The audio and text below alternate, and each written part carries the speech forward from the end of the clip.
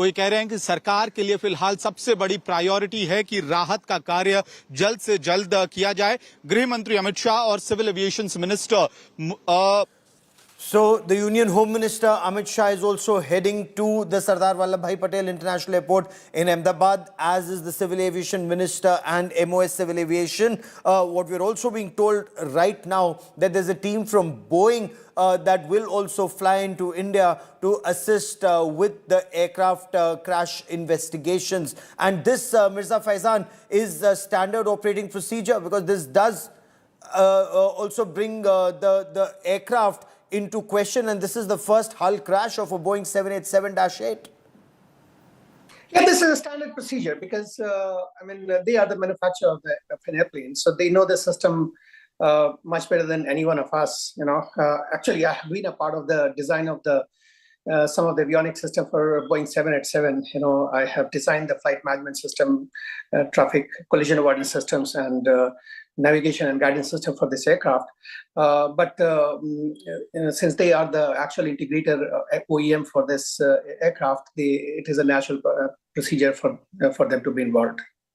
How difficult would it be for them to ascertain what exactly went wrong? What kind of information is there in the flight data recorder? I'm coming to that question, but Atul is standing by with this report. Let's quickly dip in and get you the latest from ground zero. Ahmedabad से London जा रही flight crash होने की जानकारी जो है वो सामने आई हुई है। फिलहाल तस्वीरों में आप देख पा रहे हैं अहमदाबाद एयरपोर्ट के बिल्कुल पीछे जो इलाका आया हुआ है जिसे मेघानी नगर के तौर पे जाना जाता है, वहाँ पे प्लेन क्रैश हुआ है। 240 जितने जो मुसाफिर हैं वो जो लंदन जा रही फ्लाइट थी उसमें बैठे होने की जो जानकारी है वो भी मिल रही है। आप तस्वीरों में भी देख पा रहे हैं एम्बुलेंस के माध्यम से जो भी लोग हैं जिनको रेस्क्यू किया जा रहा है उन्हें यहाँ से निकाला जा रहा है। फिलहाल तस्वीरें जो हैं वो कहने के लिए काफ़ी हैं कि किस प्रकार से ये पूरा हादसा हुआ है, क्योंकि जिस बिल्डिंग पर ये प्लेन जो है वो क्रैश हुआ है उसको भी आप तस्वीरों में देख पा रहे हैं। अभी भी जो धुआं है वो दिखाई पड़ रहा है। 1:38 को लंदन की ये जो फ्लाइट है वो टेक ऑफ हुई थी और 1:40 के आसपास ये प्लेन क्रैश होने की जानकारी भी मिली है। और फायर ब्रिगेड की टुकड़ियों को आप देख पा रहे हैं, साथ ही में जो BSF है, SDRF और NDRF टुकड़ियाँ हैं, ऑपरेशन को काफ़ी तेजी से आगे बढ़ाया जा रहा है। और 240 जितने जो मुसाफिर हैं वो होने की जानकारी। और जिस प्रकार से यहाँ पे जो बिल्डिंग भी दिखाई दे रहा है वो करीब 5 मंजिला बिल्डिंग है। बिल्डिंग में क्या कोई था और बिल्डिंग में किस प्रकार की नुकसानी हुई है उसको आप तस्वीरों में भी देख पा रहे हैं। The Air India flight AI-171 that crashed in Ahmedabad today crashed into the roof of the BJ Medical College Civil Hospital, damaging the building. The explosion not only wrecked the building, but the aftermath. Look at these images. They show the debris of the aircraft. It also damaged the mess building of the hospital and some residential areas. The crash led to the tail fin of the aircraft being lodged in the hostel roof. This caused the wall to collapse. The landing gear was stuck in the debris. Pictures also show a part of the aircraft stuck in the students' hostel. So far, the information is that there are no reports of injuries to students. They were not there either in the hostel building or the mess building, according to initial reports. But the damage to the building is severe. Rescue operations continue. A student's mother detailed how students were startled by the crash. मेरा लड़का है ना, वो break पड़ा था खाने का, तो हॉस्टल में खाने गया था। हॉस्टल में ही प्लेन क्रैश हुआ, पर मेरे लड़का को कुछ हुआ नहीं। बात हुई मेरी, इसके भाई बंधन ज्यादा है तो लोग मर गए। फिर मेरा लड़का को देखने जाना है अंदर। लड़का बोला है कि मैं अच्छा दूसरे मन से कूदा था ना, तो थोड़ा खाली लगा है, ऐसा बोला है मेरे को। और मैं जाऊँ अंदर तो मालूम पड़े ना। मैं यहीं मेरे ऑफिस में बैठी थी, जैसा धड़ाका हुआ मैं वहाँ ऑफिस से वहाँ गई। बहुत बड़ा प्लेन क्रैश हुआ था, तो बहुत धुआं और आग लगी थी। जो डॉक्टर्स के फ्लैट थे उनको बहुत डैमेज हुए हैं, और उसमें से कितने डॉक्टरों को हमने निकाला है, लोकल कार्यकर्ता और सब मिलके। बाद में जो प्लेन में से निकाले हैं वो लोग भी बहुत बड़ी दुखद दुर्घटना। बहुत कुछ अभी कोई अंदाजा नहीं लग रहा है। ये ऐसी खबरें चल रही है रूपानी साहब थे, ऐसा कुछ नहीं, अभी ऐसा कुछ पता नहीं है कि क्या है। Air Marshal Kapoor, the last conversation between the ATC and the pilot was Mayday, Mayday, and then total radio silence. But the flight data recorder, what information will we be able to glean from that, and how long does that process take, sir? You should understand that in colloquial term, we call it the black box. That is designed to take temperatures of over 2000 degrees centigrade. So even in fire, it is not supposed to get damaged. It is designed to take seawater. It is designed to take high impacts, both vertical and lateral. So it is designed to take crash. So in all probabilities, it has just got airborne. So it is, and it has gone and mushed into the ground. So the crash is not very severe as far as, taking out these flight data recorders, cockpit voice recorders, and other things go. That is my appreciation. And these are strategically located at the tail part. So the building which you are just showing, the rear part, it looks rather intact. And this thing is an area which immediately detaches on any impact on the ground. So all these devices are generally housed in this area, so that by research and probability, they find that it is safe to house it here where the least damage takes place, because the other parts of the aircraft burn very fast. The wings hold the fuel. Yes. So the wings and the area surrounding this thing, they do not keep very things specifically required for accident investigation and this. Now coming down to specifically the area would have to be cordoned off totally, and I'm sure at this stage it would be done. The investigating agencies would be arriving on scene to look for the telltale signs. But the video which somebody has taken would be the correct indication to ascertain. So I can make out that the undercarriage is down and the aircraft has yawed slightly to the left. So it means there is some issue. You can see here that the aircraft is slightly, yawing to the left. So yawing to the left is like moving to the left. The yaw means the aircraft, the right side wing precedes the left wing. In the air, it's a lateral movement. It's called. Yeah, there are three movements in any aeroplane: roll, pitch, and yaw. So roll is along so the aircraft rolls around the 4.5 direction. That is called roll. In the horizontal or the azimuth direction, when it moves, it is called yaw. And pitch is along the vertical direction. Yes. When you take off and land, that is in the pitching plane. When you turn for any place, it is a rolling motion. And yaw is just when you align the aircraft for landing, or in this visual which I am seeing. So in my appreciation, it indicates that there is some malfunction with the left engine. It could be a fire, it could be engine failure, it could be bird ingestion, it could be any other reason. I have no idea. And a fully loaded aeroplane in a summer afternoon on a short runway. In my appreciation, the Ahmedabad runway is just around 11,500 feet long. So it is not a huge runway, unlike IGI or other airfields. Though it is adequate, I'm not saying, but the height which you gain, because you take a long runway length to get airborne, and correspondingly, if you get airborne early, if the aircraft is lighter or the temperatures are lower, the aircraft generally unsticks earlier. But in a heavy aircraft in an afternoon time, the rolling time exceeds. So the aircraft generally gets airborne towards end of the runway. So what happens if you get airborne at the end of the runway? Your height which you gain after you get airborne is less. Yes. So this may be another reason why the aircraft is at that height. Okay. Evasive actions were delayed. We will continue to look at these images. We'll get you what our experts are saying and ground reports. Gentlemen, stay with me. This Air India aircraft, London-bound flight bound for Gatwick, sadly crashed moments after takeoff from the Sardar Vallabhbhai Patel International Airport in Ahmedabad. The tragedy has sent shockwaves across the nation. Let me get you some more details. So this Air India flight AI-171 had 242 passengers on board. It crashed barely 5 minutes after takeoff. According to Flight Radar 24, flight AI-171 was at 625 feet when it suddenly started descending at a speed of about 475 feet per minute. The Air India aircraft that departed from Ahmedabad around 13:28 hours, that's 1:28 in the afternoon, had 169 Indian nationals, 53 British nationals, 1 Canadian national and 7 Portuguese nationals on board. The pilot gave a mayday call to the ATC, but thereafter there was no response by the aircraft when the ATC called back. The pilot struggled to stay inclined. Eventually, the aircraft crashed into the building. As of now, all flight operations have temporarily been suspended at the Sardar Vallabhbhai Patel International Airport following the crash.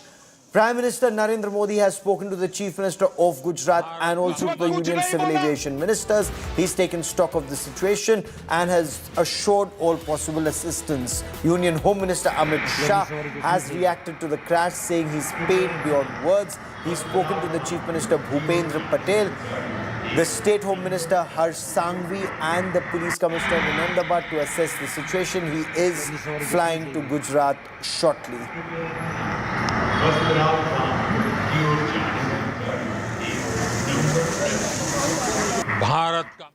So this is deeply disturbing when you look at these images. These are also some of the equipment that's been recovered, and every bit of equipment is very essential. Part of the damaged engine and the undercarriage. We're told that this Air India aircraft hit 2 buildings. The first, it first crashed into the junior doctors hostel. The flight then crashed into the senior doctors hostel, and at the junior doctors hostel, that's the first building that took maximum impact. But given the size of the aircraft, so as it yawed and then came crashing down, before it went up in that huge orange ball of smoke, it first hit the first building and then the second building, and then sadly the aircraft broke into multiple pieces. The aircraft, since it was bound for London Gatwick for a 9-hour-long flight, both the wings were full of fuel. Because of the impact, the engine caught fire, the fuel caught fire, and that orange ball of smoke. So the flight data recorder, as our experts were telling us, is in the tail end of the aircraft. A lot of information, in fact, every little bit of information is recorded in the black box or the FDR flight data recorder. Though it's called the black box, usually it's orange in color so that it can be seen whether at sea or in snow. The aim is to get all the flight data from the point that the aircraft was in motion, or when all the drills were on, every conversation between the pilots, the announcements made, conversation between the pilot and the ATC, every bit, every movement is recorded in the FDR. Thousands and thousands of parameters are recorded in the flight data recorder, and it's a painstaking job to go through every bit, but then that's the way aircraft accident investigators, they piece together what could have led to this crash. From the initial images, some of our experts on flight safety, they've been able to glean some information. Soon after takeoff, it appears that the engines lost power. Yawed to a side, perhaps the left engine lost power, but then there wasn't enough time for the other engine. Again, it's a matter of investigation and details would be available. Did both engines suddenly lose power, and the aircraft, it didn't have enough altitude to even climb, take a loop and then come back and land. Because there was hardly any altitude, it just crashed, and there are damages and losses of life on ground and in the aircraft. The crash was moments after takeoff. The multiple images that you see on your television screen are of the damage to the aircraft, damage on ground, the fire that engulfed those buildings. The last image there, of course, is of that huge ball of fire that led to the crash. Faizan, if you're still with us, I'd like to understand from you, sir, how long, Mirza Faizan, how long before the black box is recovered and decoded and deciphered? So, I'm a trained air crash investigator as well. So it is a very long and painstaking process. So first it has to be recovered. And this black box, the CVR and FDR, the cockpit voice recorder and the flight data recorder, jointly called as a black box. Then it is, because since it has gone through immense heat, so it has to go through the process to preserve the data, and then the data is taken out bit by bit. Now, you just do not take the data and infer something. So the data is corroborated with different phases of the flight, height of the aircraft, and different other situations in an aircraft or around situations leading to the crash, and then a story is built. So flight data recorder just tells which what are the different parameters, flight parameters. They just give us data. But the story has been built by combining everything, combining the environmental situation, combining the other situation, a lot of other situations. So it's a painstakingly slow process.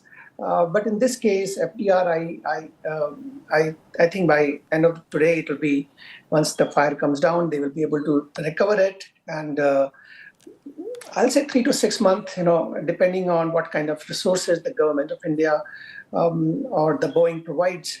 It will take 3 to 6 months for us to get the whole proper story. Would this, Air Marshal Kapoor, lead to those bigger questions? Okay, Faizan, Mirza Faizan, if I would come back to you, there were some issues that were raised, of course, with another aircraft, with the 737 Boeing, safety issues, out-of-court settlements, of course, a different aircraft, different category. But are there issues that have been raised in the past with the 787 too? Oh, no. 787 is a perfect bird, and no major issues. When a new aircraft comes into service, there are some hiccups here and there, and like any other system, any other thing, but no major issues with 787. Yes, Boeing 737 MAX got into issues with its MCAS system.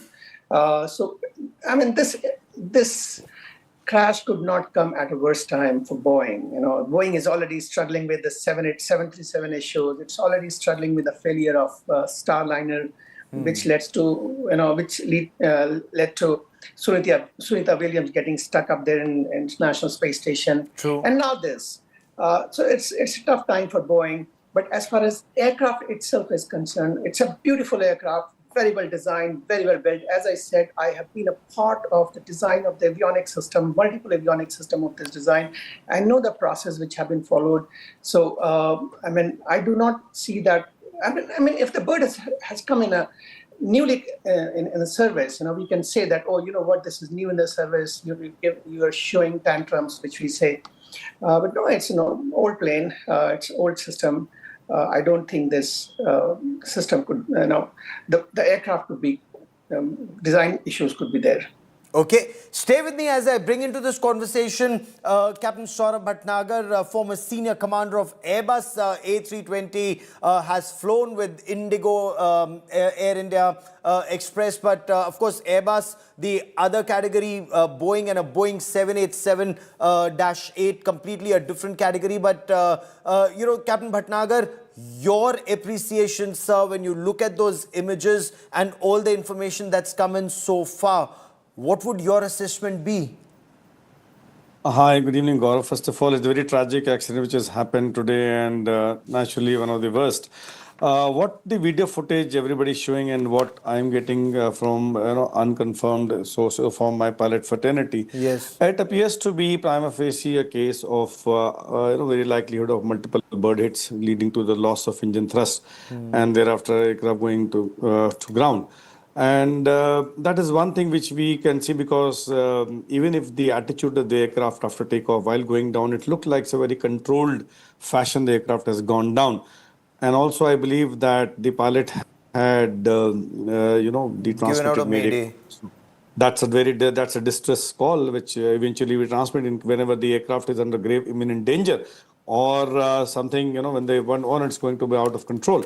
So it is very unlikely that there is some technical fault, as been told. 787 Dreamliner is one of the wonderful fly-by-wire, latest aircraft, and having a technical fault, and that too for an international flight with VIPs on board, is very unlikely. Right? That's a good point you make, sir. Stay with me. I'm quickly cutting across, taking the top stories and coming back to you for more. Let's quickly take a look at the headlines. Co-powered by Sardar University. The world comes together at Sardar University. Admissions open now. Airtel, the safe network.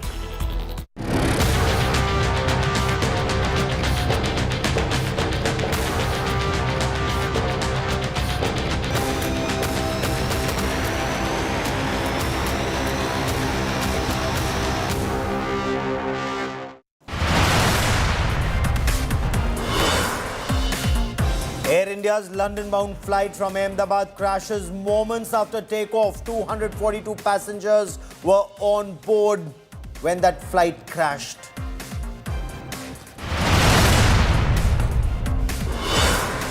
"169 Indians, including former Chief Minister of Gujarat Vijay Rupani, were on board the ill-fated flight. 52 British, 7 Portuguese, 1 Canadian national were among the passengers.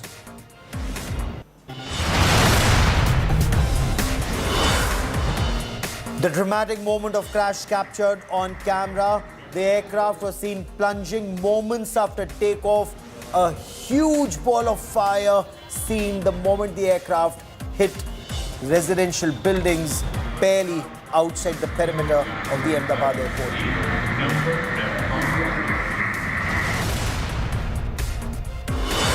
Flight data shows Air India flight attained a takeoff altitude of 625 feet and then plunged into a virtual free fall. Pilot made a mayday call moments before the crash.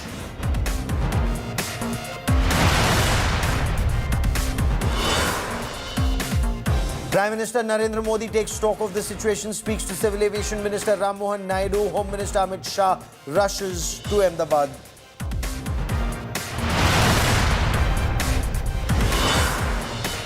It's the first ever crash of a Boeing 787-8 Dreamliner. Boeing stocks get a massive beating at the global markets.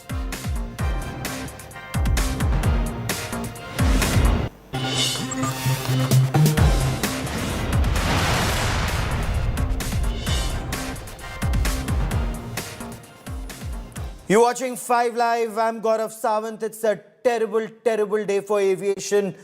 An Air India flight bound for London Gatwick Airport, an AI-171 flight, a Boeing Dreamliner 787-8. It crashed moments after takeoff. The pilot had 8,200 hours of flying experience. But moments after the plane took off, and we will show you those images, it's been caught on camera, the plane started yawing to a side, apparently loss of engine power. Of course, an inquiry will reveal the truth, and suddenly it slid and crashed down onto a couple of buildings of a medical college.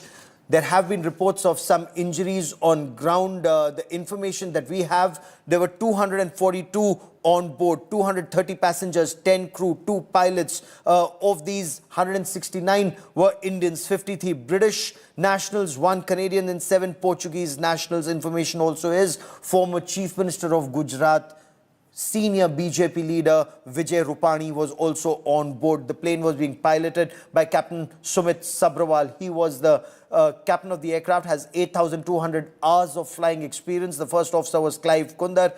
He was the first officer. He's the first officer of the aircraft. 1,100 hours of flying experience. Took off from runway 23 and gave a mayday call moments after takeoff. And I want to show you these images of the moment that plane crashed within 5 minutes of taking off. But before any action could be taken, it crashed outside the Sardar Vallabhbhai Patel International Airport perimeter wall.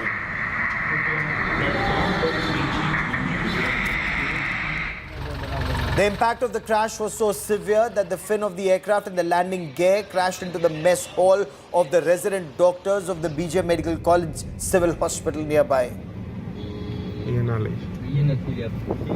The plane crashed into the roof of the resident doctor's hostel, sending them scrambling for cover. Smoke quickly engulfed the building. The situation was described as very dangerous by eyewitnesses.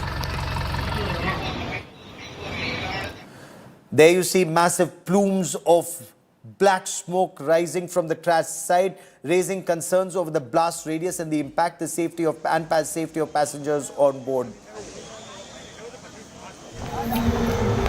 Emergency services, including fire brigades and medical teams, rushed to the crash site for rescue operations. The injured were rushed to hospital for treatment.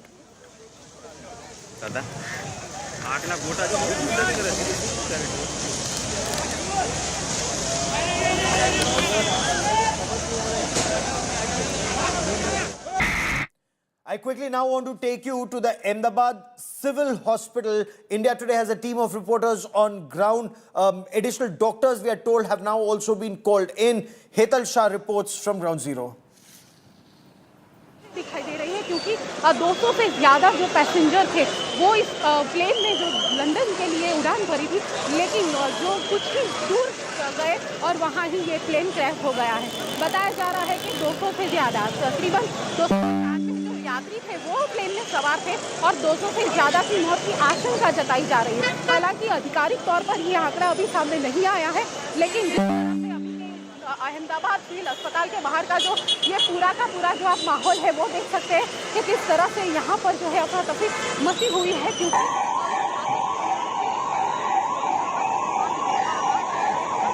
अभी कोई जानकारी नहीं मिल पा रही है कि उनके जो परिजन थे वो यहाँ पर आए हैं और उनकी क्या स्थिति है।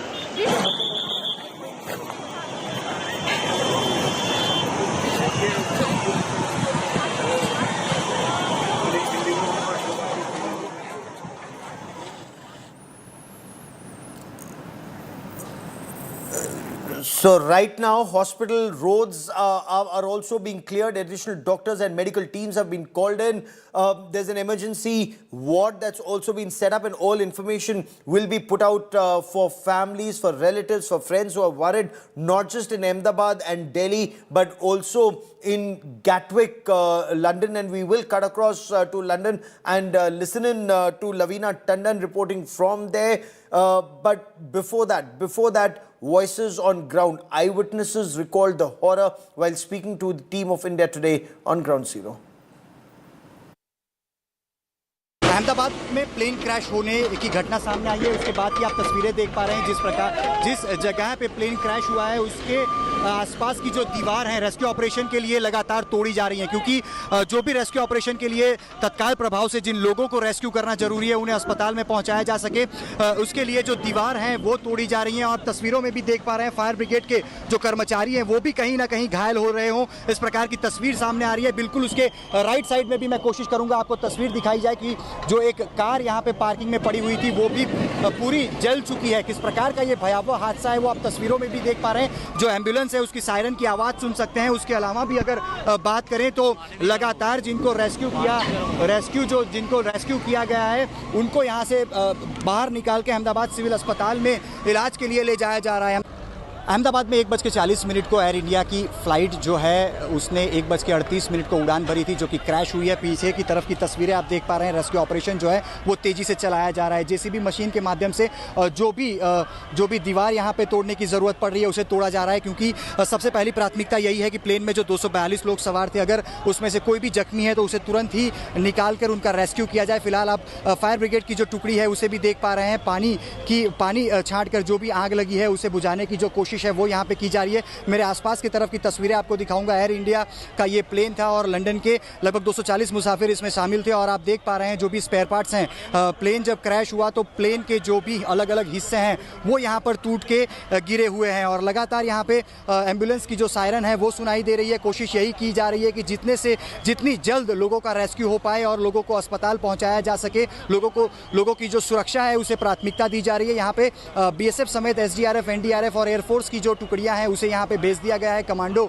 भी यहाँ पे नजर आ रहे हैं और खास करके प्राथमिकता यही है कि तत्काल प्रभाव से रेस्क्यू ऑपरेशन जो है वो तेजी से चलाया जा सके। और किस प्रकार का ये बेहद ही डरावना हादसा है, अगर उसके ऊपर भी नजर करें तो ये जो बिल्डिंग है जो कि मेघाणी नगर इलाके में आई है और एयरपोर्ट के बिल्कुल पीछे की तरफ का हिस्सा है, आप तस्वीरों में भी देख पा रहे हैं। अभी भी जो आग है वो आग दिखाई पड़ रही है बिल्डिंग के ऊपर की तरफ और यहीं पे वो प्लेन जो है वो जाके सबसे पहले वो टकराया और टकराने के बाद जो पेड़ है वो आप समझ सकते हैं तस्वीरों में देख के, प्लेन के जो पेड़ है उसके ऊपर का जो हिस्सा है वो टूटते हुए जो प्लेन है वो आगे जाके गिरा हुआ है। जहां फिलहाल आप तस्वीरों में जो भीड़ देख पा रहे हैं ये वही जगह है जहां पे प्लेन जो है वो जाकर क्रैश हो गया।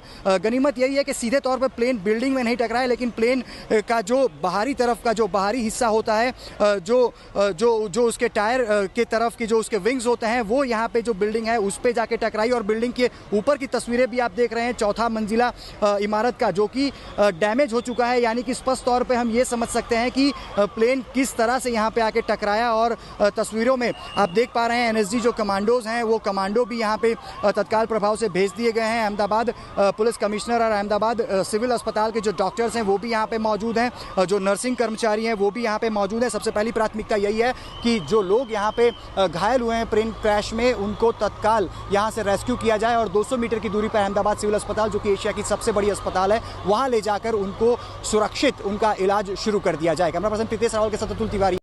अहमदाबाद एयरपोर्ट से सटे हुए मेघाणी नगर रहीशी इलाके में प्लेन क्रैश की घटना है वो सामने आई हुई है। फिलहाल तस्वीरों में भी आप देख रहे हैं प्लेन क्रैश होने के बाद तत्काल प्रभाव से रेस्क्यू ऑपरेशन चलाया जा रहा है। ना सिर्फ पुलिस लेकिन फायर ब्रिगेड समेत बीएसएफ, एसडीआरएफ और एनडीआरएफ की जो अलग अलग टुकड़ियां हैं उसे रेस्क्यू ऑपरेशन के लिए लगा दिया गया है। और जिस जगह से ये प्लेन क्रैश हुआ है अगर उसकी भी बात करें तो मेघाणी नगर का ये इलाका है और जो बिल्डिंग आप देख पा रहे हैं 5 मंजिला इमारत है और इसी इमारत के बिल्कुल बाजू में जो प्लेन क्रैश है वो हुआ है। फिलहाल अभी भी 1 घंटे जैसा वक्त हो चुका है, लेकिन जो काले गुब्बार हैं वो भी जहाँ पे प्लेन क्रैश हुआ है वहां पे देखे जा सकते हैं। और 108 एम्बुलेंस की जो गाड़ियां हैं लगातार उनकी सायरन की आवाजें जो हैं वो यहां पे सुनाई दे रही है। और जो भी रेस्क्यू ऑपरेशन चलाया गया है उसके बाद लगातार जो लोगों को बचाया जा रहा है या जिन्हें इलाज की जरूरत पड़ रही है उन्हें तत्काल प्रभाव से अहमदाबाद सिविल अस्पताल, यानी कि ये जहां पे प्लेन क्रैश हुआ है वहां से बिल्कुल 200 मीटर की दूरी पर अहमदाबाद सिविल अस्पताल में लोगों को भर्ती करने के लिए ले जाया जा रहा है, उनका इलाज करने के लिए ले जाया जा रहा है। लेकिन ये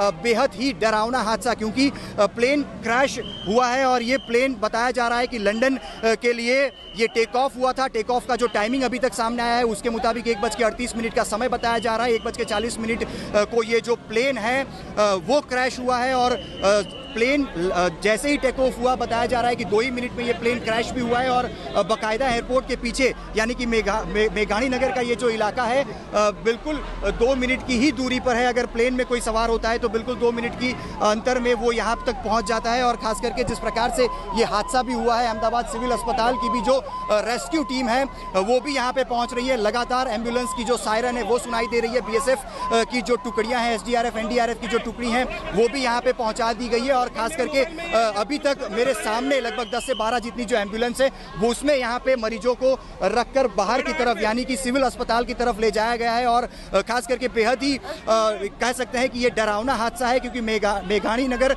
जो कि एयरपोर्ट के बिल्कुल पीछे की तरफ का हिस्सा है। हालांकि उम्मीद यही है कि इस बिल्डिंग में किसी प्रकार की भारी नुकसानी नहीं हुई होगी। बिल्डिंग के अंदर मौजूद बहुत ही कम संख्या में लोग रहे होंगे और लेकिन फिलहाल 242 लोगों में से कितने घायल हैं और किस प्रकार की जानकारी है इसके लिए जो आधिकारिक जानकारी एयरपोर्ट अथॉरिटी या तो सरकार या तो पुलिस की तरफ से जब दी जाएगी तब पता चलेगा। कैमरा पर्सन प्रीतेश रावल के साथ अतुल तिवारी, आज तक, अहमदाबाद। बिल्डिंग पर प्लेन जाके टकराया था, वो बिल्डिंग की तस्वीर आप देख पा रहे हैं। इस बिल्डिंग के ऊपर का जो हिस्सा है वो पूरा तहस नहस हो चुका है।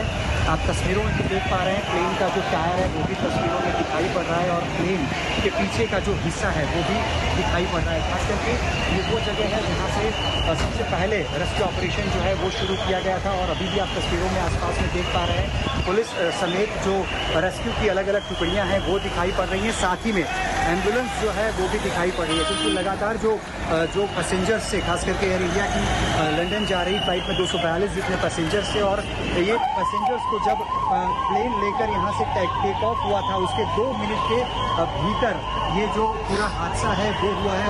और तस्वीरों में भी आप देख रहे हैं कि बड़ी संख्या में लोग आसपास में दिखाई भी पड़ रहे हैं, जिसे पुलिस बाकायदा लगातार दूर भी कर रही है। और प्लेन के जो पीछे का हिस्सा है, जो इमारत में जाके अभी भी फंसा हुआ दिखाई पड़ रहा है, ये वो कहने के लिए काफ़ी है कि कितना भयावह तरीके से ये हादसा हुआ है। लेकिन 242 जितने जो पैसेंजर्स हैं वो प्लेन में मौजूद थे, और फिलहाल रेस्क्यू ऑपरेशन जारी है। आधिकारिक तौर पर कितने लोग इसमें घायल हुए हैं, कितने लोगों की मौत हुई है, इसकी पुष्टि होने के बाद जो आंकड़ा है वो सामने आएगा। कैमरा पर्सन कृतेश रावल के साथ Atul Tiwari. You know, these images are truly heartbreaking. The images that you see of the aircraft that crashed and the destruction that's also been caused on ground. We're told there were injuries and severe injuries even on ground at the students' hostel is the information that's coming in. And imagine this is a Boeing 787-8, considered amongst the safest aircraft in the world. But what led to both engines collapsing and almost simultaneously moments after takeoff? Joining me on this special broadcast are Group Captain MJ Augustine Vinod. He's a former fighter pilot, and Captain Saurabh Bhatnagar is a former senior commander of the Airbus. Both have flown extensively, but I first want to cut across. Joining me from London Gatwick is my colleague Lavina Tandon. Lavina, families, friends, relatives, they must be rushing to Gatwick. What can you tell us? What's happening in England? Indeed, Gaurav, I'm outside the international arrivals of Gatwick, which is the south side of Gatwick, where the flight was to arrive in a few hours from now, so which is at 6:25 p.m. in the evening. So not many relatives are here, but I have been in touch with other people. They are frantically wanting to find out where and how they can reach out for information about these relatives. After having contacted the Gatwick airport, they have said that they are in the process of setting up a team or to give out information with Air India. It is being set up. I have gone to the information centers and various other places, and it is not, the information is not yet available, but that it is in the process of being set up in tandem with Air India. So here, the flight was to arrive in a few hours. The relatives are very panicked. They haven't arrived at the airport, but they are trying to figure out what can we do. And at the moment, the information is yet to be given out at the airport, as Gatwick is trying to set up an information desk with Air India. So no relatives as yet at the airport, but we heard a reaction from Keir Starmer, the British Prime Minister. He's been briefed about it. More information is being sought. What kind of assistance or help is Air India in a position to provide in the United Kingdom? What kind of information can or is Air India providing either at Gatwick or at Luton or elsewhere across England? Yes, Gaurav, there is no particular desk for Air India here. And it is, as we said, that Gatwick Airport is in the process of setting up a desk with Air India. So there is no information center or information being given out at the information center, which is present at Gatwick Airport.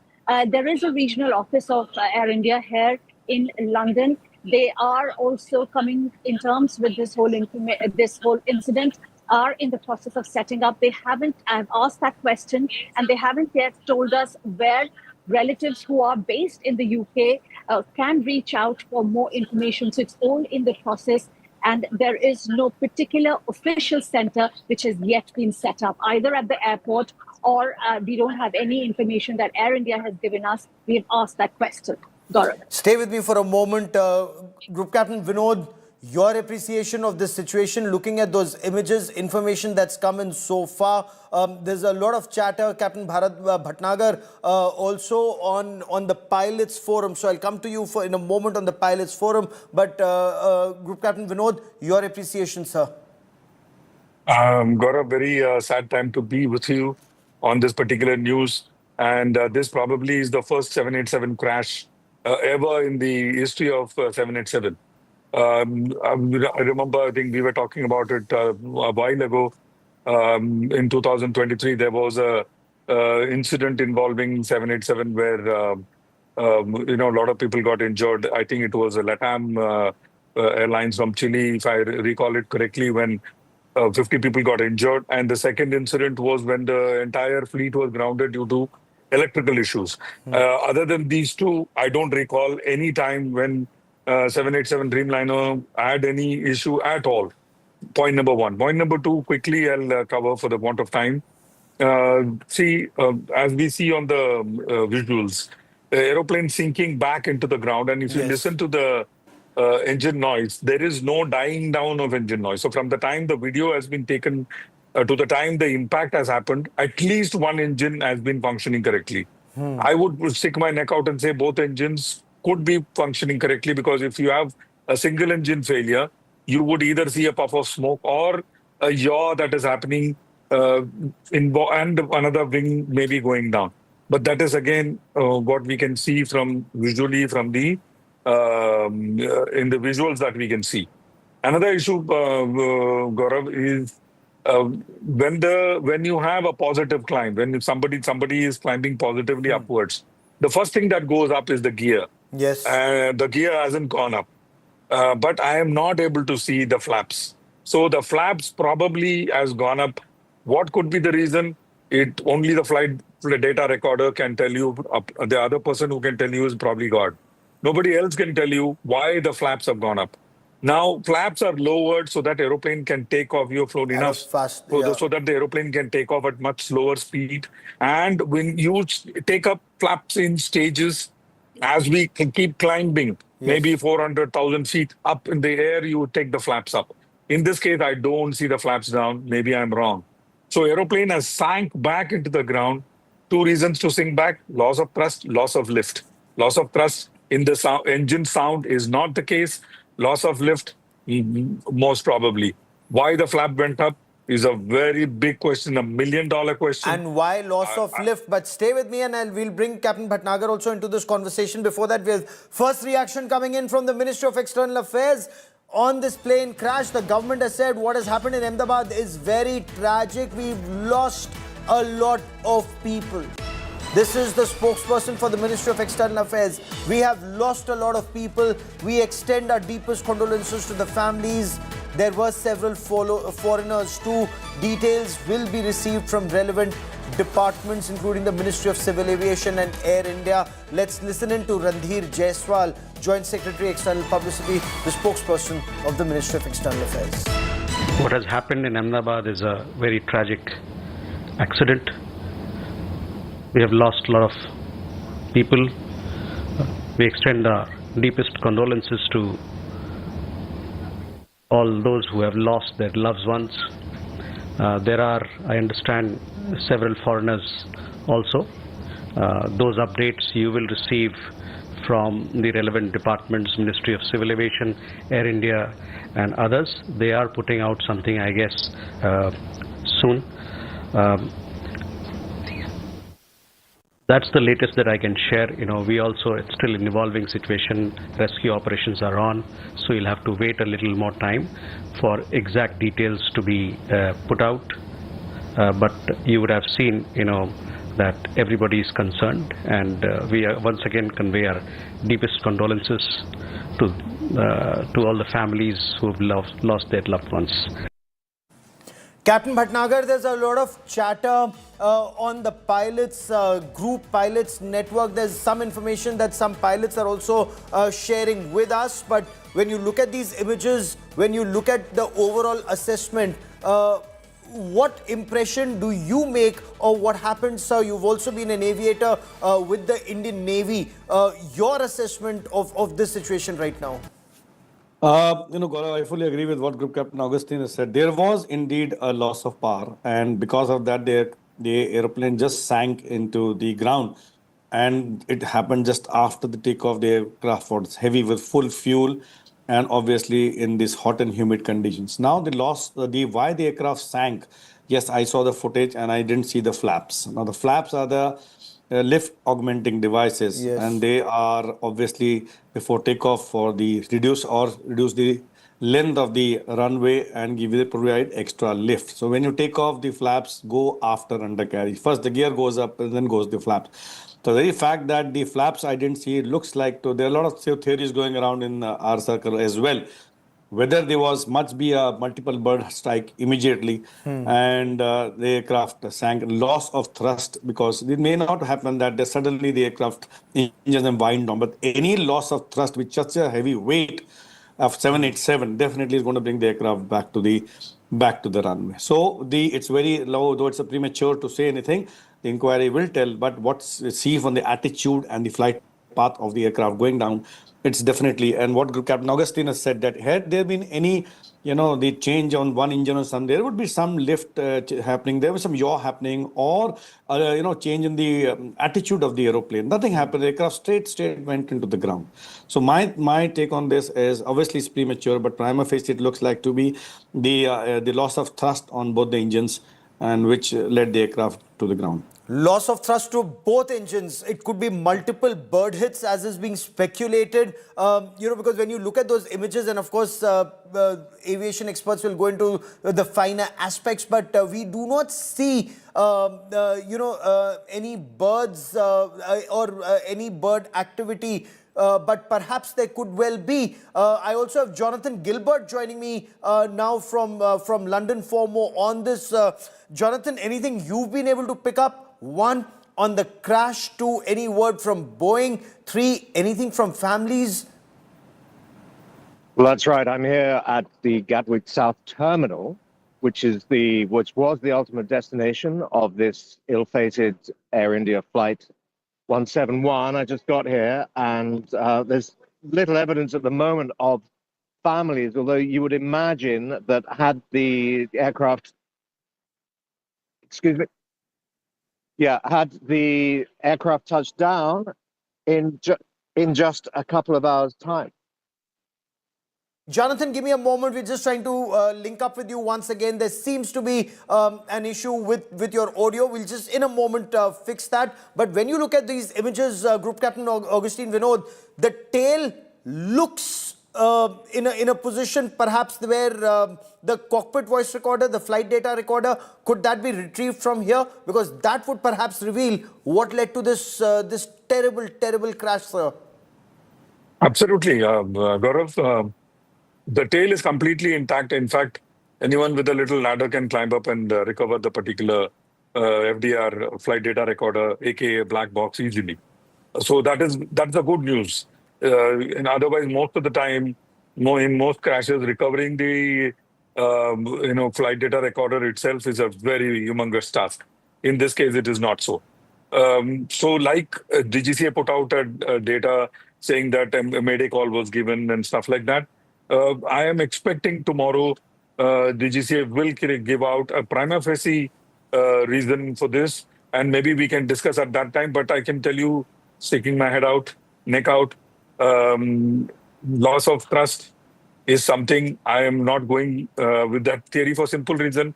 Not only visual, we need to listen to the audio as well. Yes. The audio that I'm listening to, definitely one engine.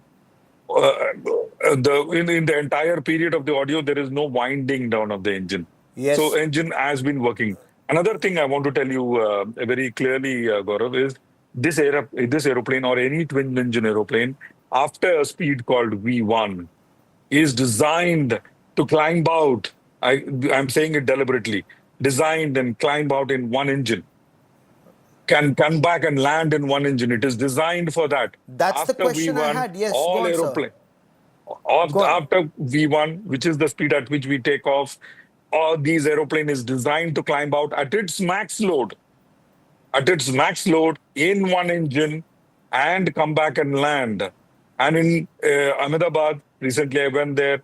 We have in hilly terrain, we have something called single engine out procedure.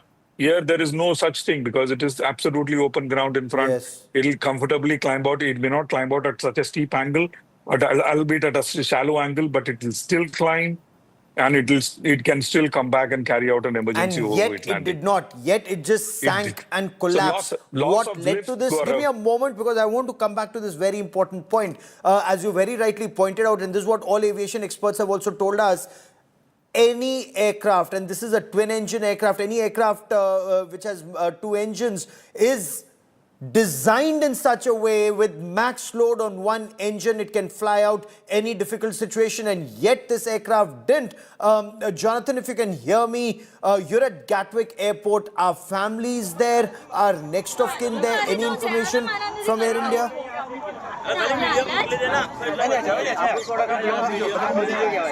Air India Flight 171 was scheduled to have landed without complications in just a few hours' time. Clearly, that's no longer the case.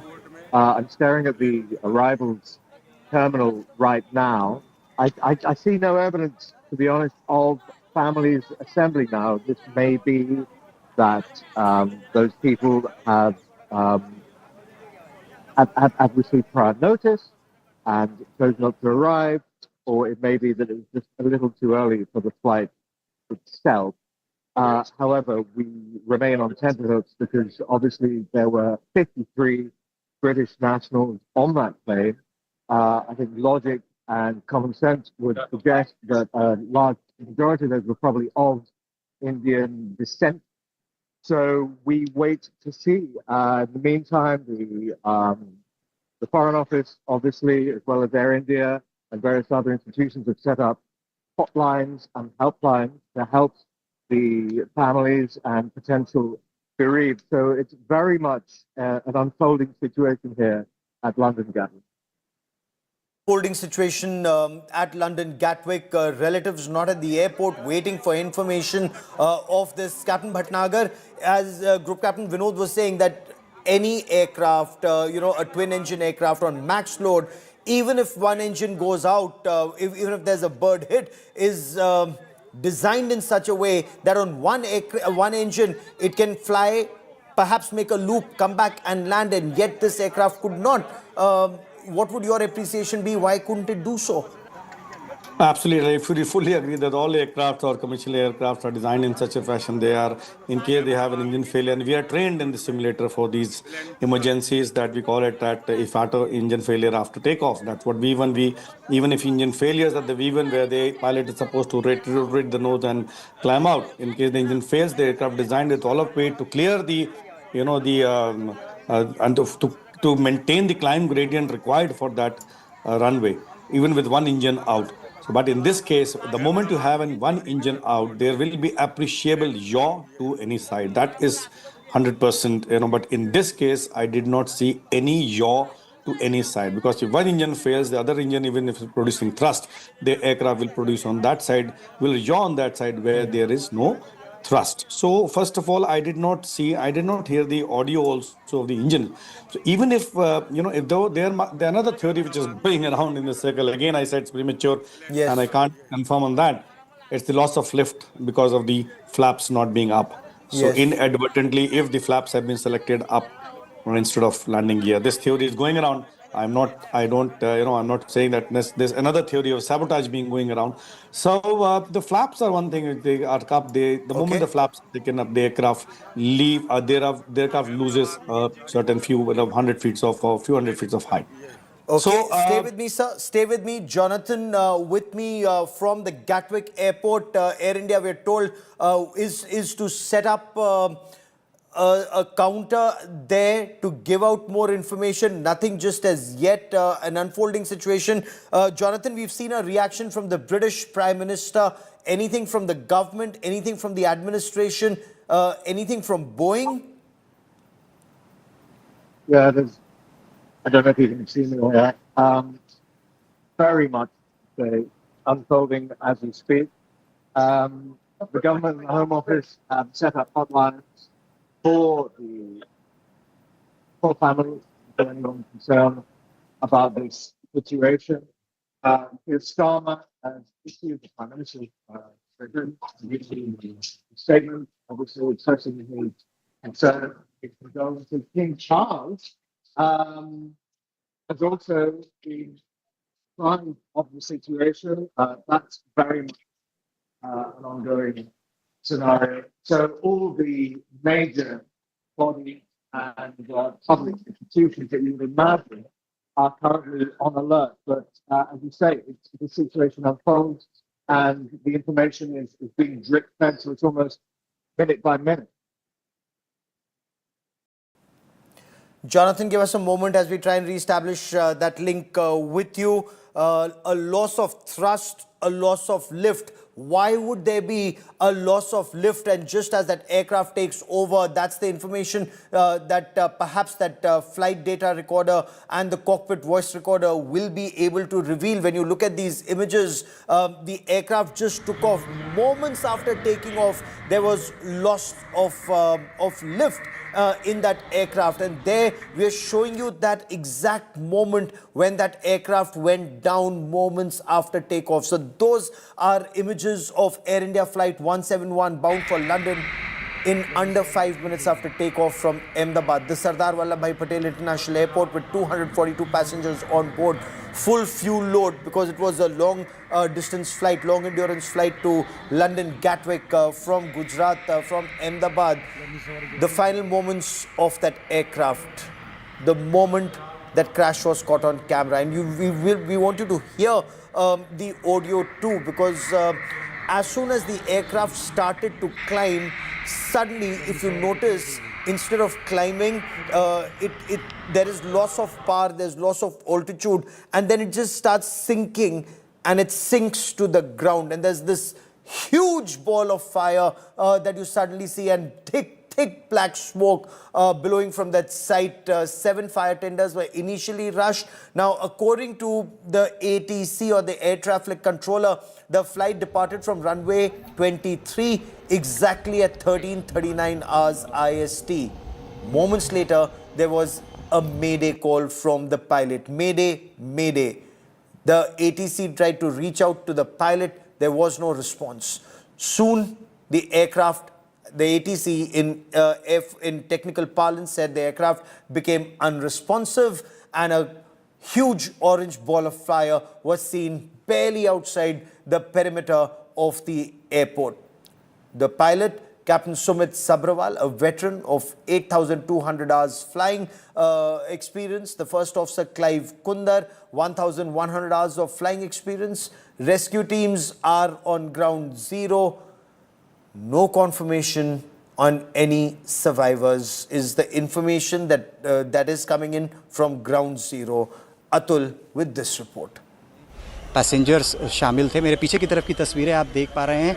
जिस building से जाके plane के अलग अलग जो हिस्से हैं वो टकराए, उसके बाद बिल्डिंग की क्या हालत हुई है वो तस्वीरों में भी आप देख पा रहे हैं। इस 5 मंजिला इमारत की बात करें तो सिविल अस्पताल के जो नर्सिंग और जो मेडिकल का स्टाफ था, डॉक्टर्स खास करके जो स्टूडेंट डॉक्टर्स थे वो यहाँ पे रहा करते थे, और किस प्रकार से विमान जो क्रैश हुआ है, क्रैश होने के बाद जो बिल्डिंग से जाके टकराया है उसकी क्या हालत हुई है आप तस्वीरों में भी देख पा रहे हैं। मेरे आगे की तरफ की तस्वीर है, मैं विजय प्रीतेश से कहूँगा, आगे जो प्लेन का जो टायर है वो भी यहाँ पे ज़मीन पर दिखाई भी पड़ रहा है, और ख़ास करके आपको वो टायर भी दिखाने की कोशिश करेंगे, क्योंकि जो बिल्डिंग पे सबसे पहले प्लेन क्रैश हुआ और वो मैथ्स का बिल्डिंग बताया जा रहा है, जिसमें नर्सिंग समेत जो मेडिकल के कुछ स्टूडेंट थे वो दोपहर के समय भोजन कर रहे थे, जिनमें से कुछ स्टूडेंट या नर्सिंग स्टाफ के जो कर्मी हैं उनकी मौत भी हुई है। उसके अलावा आप तस्वीरों में भी देख पा रहे हैं जो प्लेन के अलग अलग हिस्से हैं वो यहाँ पे देखे जा रहे हैं। जेसीबी मशीन्स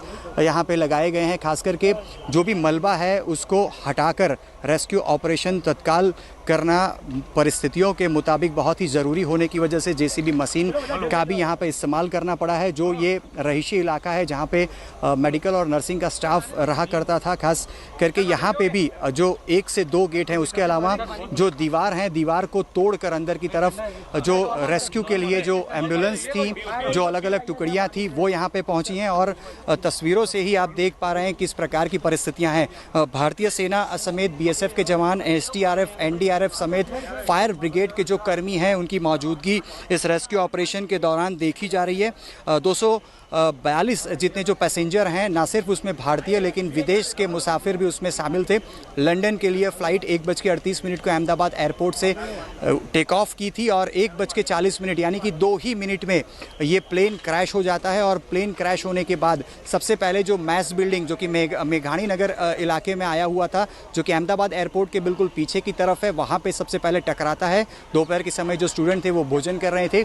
सबसे पहले जिनकी मौत होती है वो वही स्टूडेंट और नर्सिंग का स्टाफ है जो कि दोपहर के समय अपना भोजन कर रहे थे, और जब प्लेन वहाँ से टकराया तो छत पर आगे बढ़ते हुए, घसीटते हुए जो भी आगे की बिल्डिंग थी वहाँ पे जाके टकराया, और प्लेन के जो विंग्स होते हैं वो भी यहाँ पे जो बिल्डिंग है, जो बिल्डिंग में डैमेज है आप देख पा रहे हैं, ये डैमेज प्लेन के विंग की वजह से हुआ है। और तस्वीरों में जब नीचे की तरफ मेरे आसपास के जो पेड़ हैं वो भी आप देख पा रहे हैं कि प्लेन के ऊपर के सारे हिस्से जो हैं वो टूट चुके हैं। और फिलहाल तस्वीरें आप देख रहे हैं, और पुलिस की तरफ से भी जो पुलिस के अधिकारी हैं वो भी यहाँ पे फिलहाल पहुँचे हुए हैं, और पूरा किस प्रकार से ये पूरी घटना हुई है उसका जायज़ा भी ले रहे हैं। खास करके अगर बात की जाए तो 5 जितने जो मेडिकल स्टूडेंट हैं उनकी मौत की जो खबर है वो भी सामने आ रही है। हालांकि यहाँ से जिन किसी को भी रेस्क्यू किया गया है, यहाँ से 200 मीटर की दूरी पर अहमदाबाद सिविल अस्पताल है, वहाँ पे सबको ले जाया गया है। कैमरा पर्सन प्रीतेश रावल के साथ अतुल तिवारी, आज तक, Ahmedabad.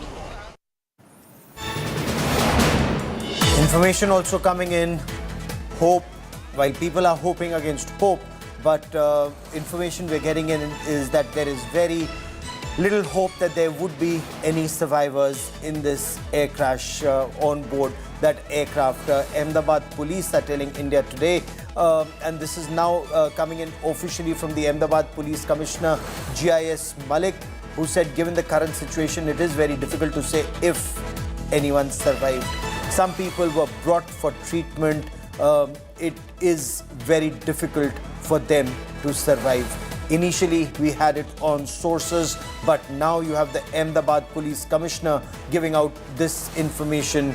Chances of any survivors, prima facie, looks very, very low at this point of time. We're also getting the first reaction from Boeing, the original equipment manufacturer or the makers of this Dreamliner 787-8 Boeing airplanes.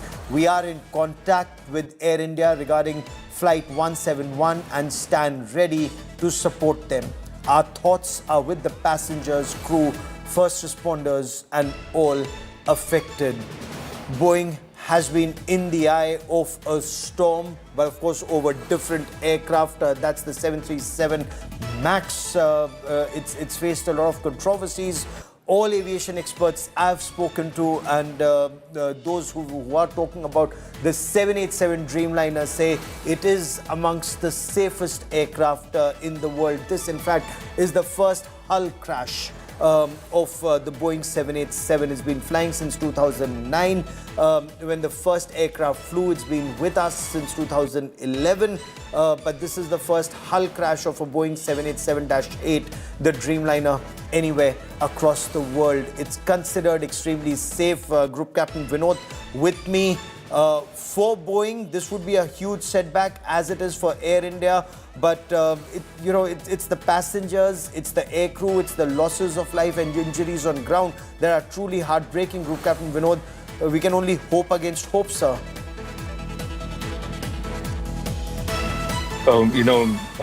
As we are discussing and as I'm seeing more and more, loss of lift appears to be more plausible reason. Of course, the black box will tell us, the FDR will tell us the complete details. But like you said, absolutely safe aeroplane. It is not, I repeat, it is not 737 MAX. It is a 787 Dreamliner. It is one of the safest aeroplane. I accept that 2013 electrical issues and the LATAM turbulence, which had nothing to do with the aeroplane or Boeing. This is probably the first occasion where a 787 hull crash has happened, and that too in India, and that too in, with so many people on board, with so much of fuel. And as you were confirming, that is not any survivors from this aeroplane is again a very big heartbreaking news for me, because a couple of days ago, I was here on this runway. So, and a lot of fondness for Gujarat and Ahmedabad. Lived a long time moment, in sir, all because these I want places. to talk. I want to continue talking about what could have led to a loss of lift if there was no loss of thrust. We will talk about that in just a moment, but I want to cut across to Brijesh Doshi, my colleague, who is joining us from Ahmedabad with the latest on this. Brijesh, you've been speaking to the police, you've been speaking to the first responders, you've spoken to doctors at the hospital. What's the information that you can share with us on survivors? See, as per the latest information, the police commissioner, the city chief, has confirmed that in the certain situation, it is very difficult to save anyone's life. So, very rare chance if someone has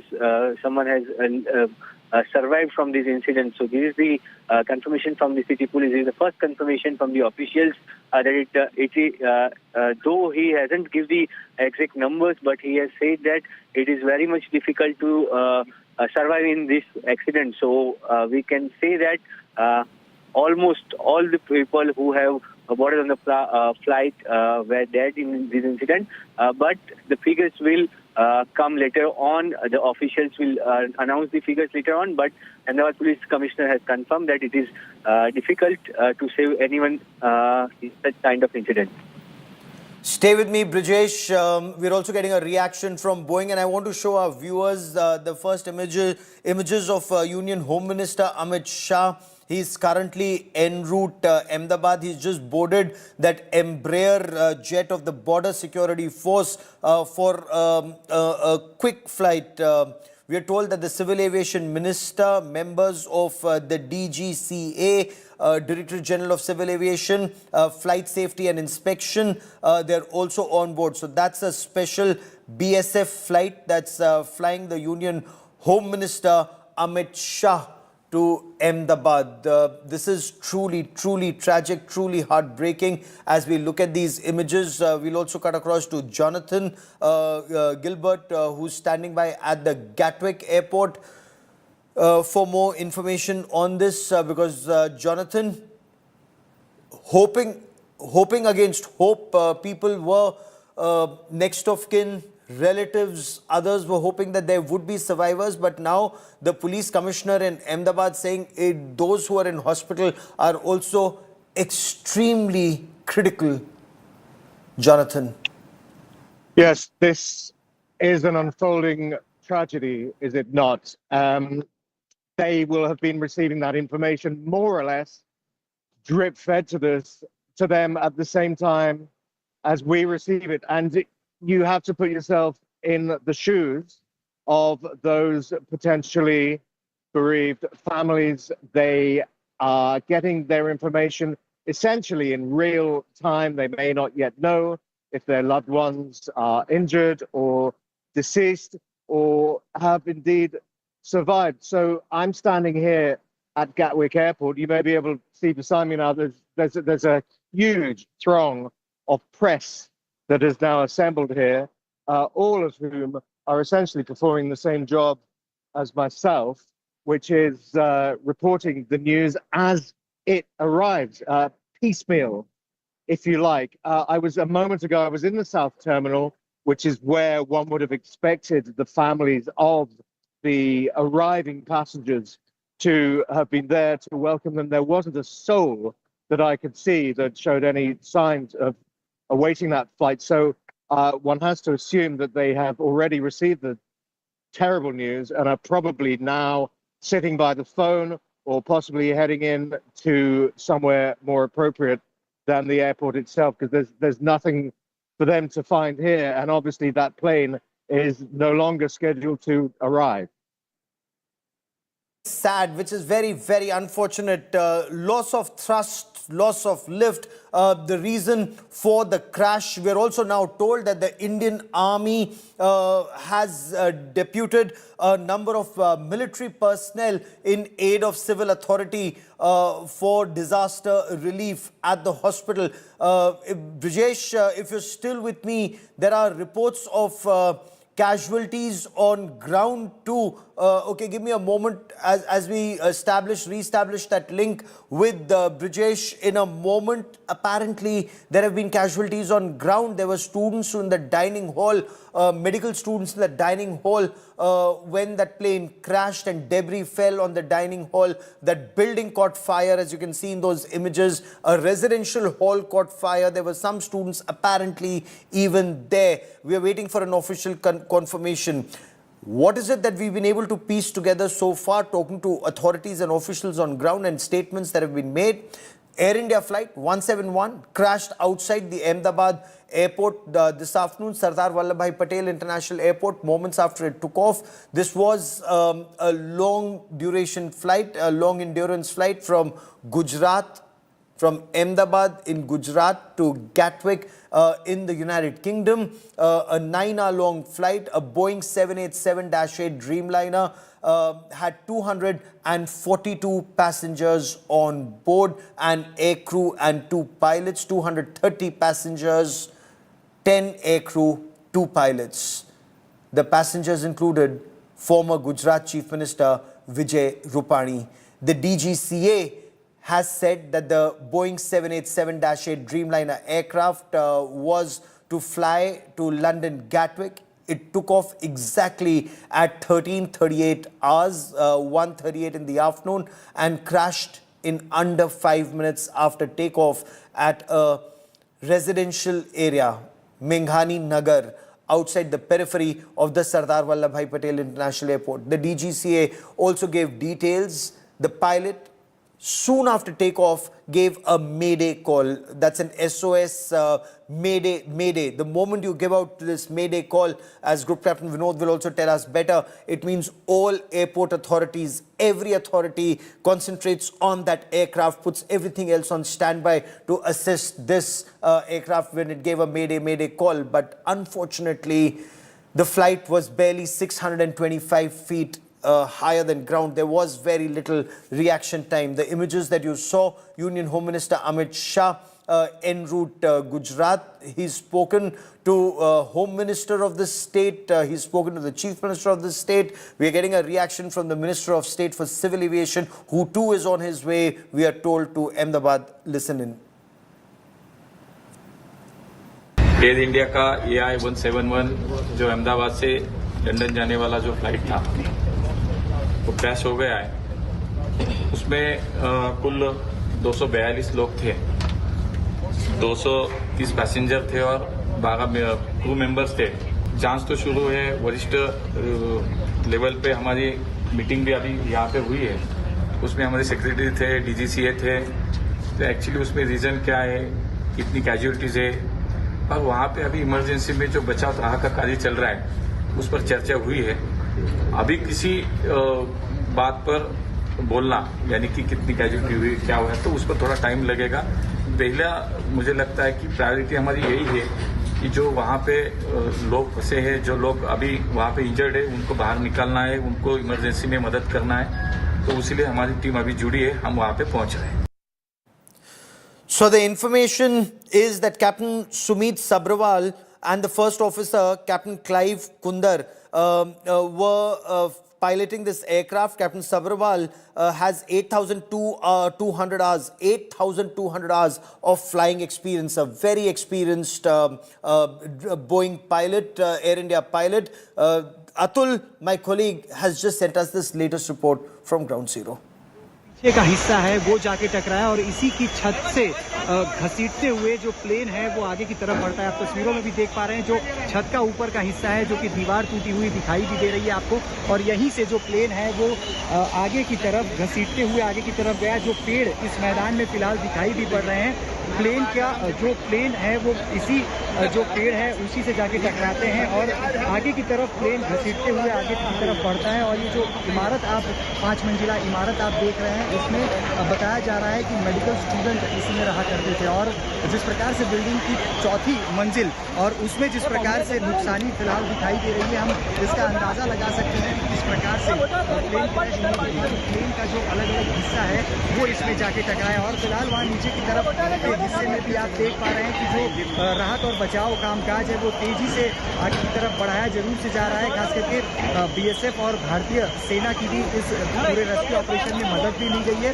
Ahmedabad civil अस्पताल यहाँ से 200 metre की दूरी पर है, तो जो भी कोई जख्मी परिस्थितियों में यहाँ से पाया गया उसे तुरंत ही सिविल अस्पताल में इलाज के लिए ले जाया गया है। लेकिन बताया जा रहा है कि जहाँ सबसे पहला कॉन्टैक्ट प्लेन क्रैश होने के बाद प्लेन का हुआ है वो यही मैस वाली बिल्डिंग है। इसके जो कांच है वो भी टूटे हुए दिखाई पड़ रहे हैं और ऊपर का जो पूरा हिस्सा है वो पूरा टूट चुका है, और इसी में लगभग 5 जितने जो स्टूडेंट हैं उनकी डेथ इसी में हुई है। ये जो जानकारी है वो अब तक हासिल हो रही है, और खास करके जो भी अभी तक सत्तावार तौर पर डेथ का कोई आंकड़ा जाहिर नहीं किया गया है, लेकिन इसी मैच के अंदर 5 लोग जो कि अपना दोपहर का भोजन ले रहे थे, उनकी डेथ हुई है। ये स्पष्ट तौर पे जो साथी जो आसपास में रहने वाले जो अन्य मेडिकल और नर्सिंग के स्टूडेंट्स हैं, उनकी तरफ से बताया गया है। अभी भी बचाव और राहत कार्य जारी है। साथ ही में एयर इंडिया का जो प्लेन था वो जब क्रैश हुआ तो उसके जो अलग अलग हिस्से हैं अभी भी यहाँ पे अलग बिखरे हुए दिखाई पड़ रहे हैं।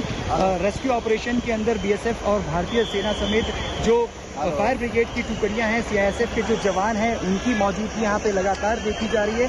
अहमदाबाद सिविल अस्पताल के डॉक्टर्स के साथ अहमदाबाद पुलिस कमिश्नर भी जब 1:40 में ये प्लेन क्रैश हुआ उसके लगभग आधे घंटे बाद यहाँ पे पहुंच चुके थे और बचाव कामकाज लगभग ये कह सकते हैं हम 2 बजे के आसपास से शुरू कर दिया गया था। कैमरा पर्सन प्रीतेश रावल के साथ तुम तिवारी, आज तक, Ahmedabad. This is also the first crash of a Boeing 787-8, the first hull crash of this aircraft, and it's truly tragic. There were 242 people on board. The plane was being piloted by extremely experienced pilots. But what led to the loss of thrust and lift is a matter of investigation, perhaps from the cockpit voice recorder and the flight data recorder. That information will be gleaned and lessons learnt. We will continue to get you more on this big and terrible, terrible story. But time now for us to slip into a quick break. Back with the headlines and our top story. Stay with us.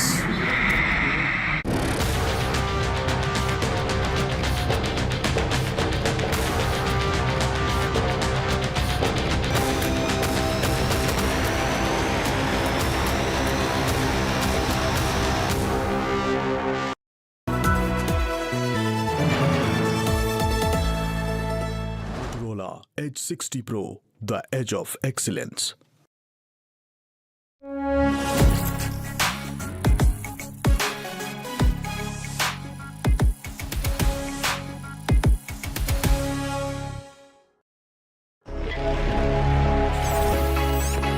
Long night?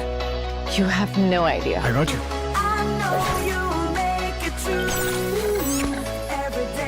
Motorola Edge 60 Pro. Hello, Moto. Yogi Adityanath faces huge challenges even here in Uttar Pradesh. What's the biggest win as far as India is concerned for a section that's completely silent on the atrocities that Hindus are suffering in Bangladesh? Look at how it's happening in style. Crores of devotees. That is the Divya Bhavya Ram temple where the Pran Pratishtha will take place. A shivling-like structure that has been found in the Gyanvapi premises. India Today special broadcast that comes to you from the Honi Kedarnath Shrine. Gaurav Sawant, India First, 8 p.m. on India Today Television.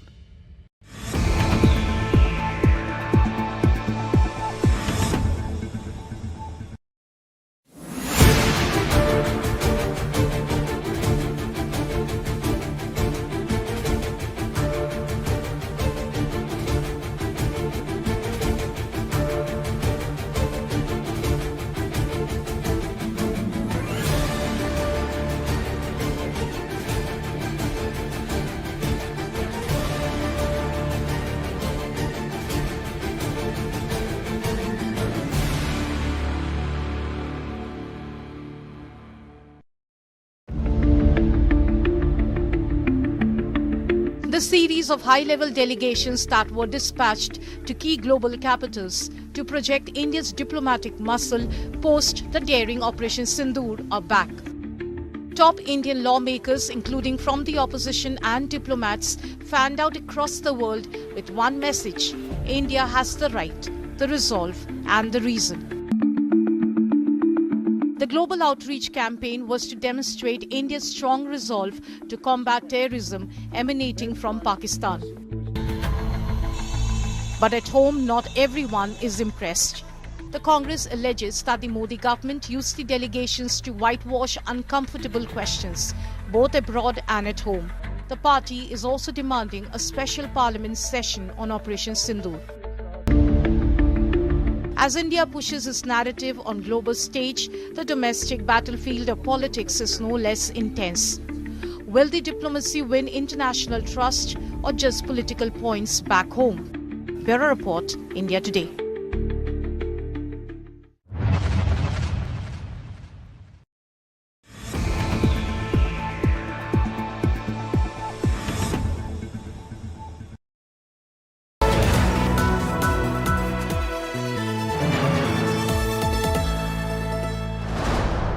Co-powered by Ramaiah University. Lead, innovate and transform the world. JioMart saves both time and money.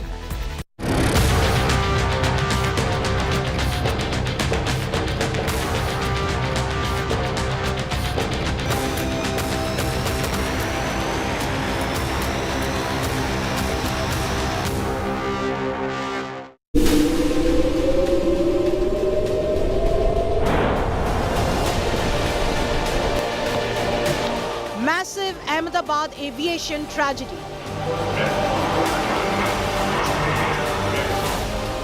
Air India London flight crashes. 5 minutes of flight, mayday call, death plunge. Deadliest crash of a Boeing Dreamliner. Technical snag, bird hit or pilot error. India's worst tragedy in the skies. Top focus on India Today. Good evening, ladies and gentlemen. This is a day which is steeped in darkness. An Air India London-bound flight from Ahmedabad has crashed. More than 200 people were on board, and it crashed into an area in Ahmedabad where there was a hostel for medical young students. As of now, the rescue operations are on. Over the next few hours, we will bring you all the updates. We will do it in a manner that puts sense above sensation. We will try and bring you all the news without the noise. But first, the headlines. Air India's London-bound flight from Ahmedabad crashes moments after takeoff. 242 people were on board flight that crashed. 169 Indians, including the former Gujarat Chief Minister Vijay Rupani, were on the ill-fated flight. 52 British, 7 Portuguese nationals among passengers. Ahmedabad's top cop tells India Today survivors are unlikely. The dramatic moment of the crash of the Dreamliner captured on camera. Plane seen plunging only 5 minutes after takeoff. An orange ball of fire seen hitting a residential area near Ahmedabad's airport. The flight data shows Air India flight attained a maximum takeoff altitude of 625 feet, then plunged into a virtual free fall. Pilots made SOS calls, then fell silent. Prime Minister Modi takes stock of situation, speaks to Civil Aviation Minister Ram Mohan Naidu. Home Minister Amit Shah rushes to Ahmedabad. All hands are on deck. It's the first ever big crash of a Boeing 787 Dreamliner. Boeing stocks get a massive beating at global markets amid speculation over what went wrong with an 11-year-old Dreamliner.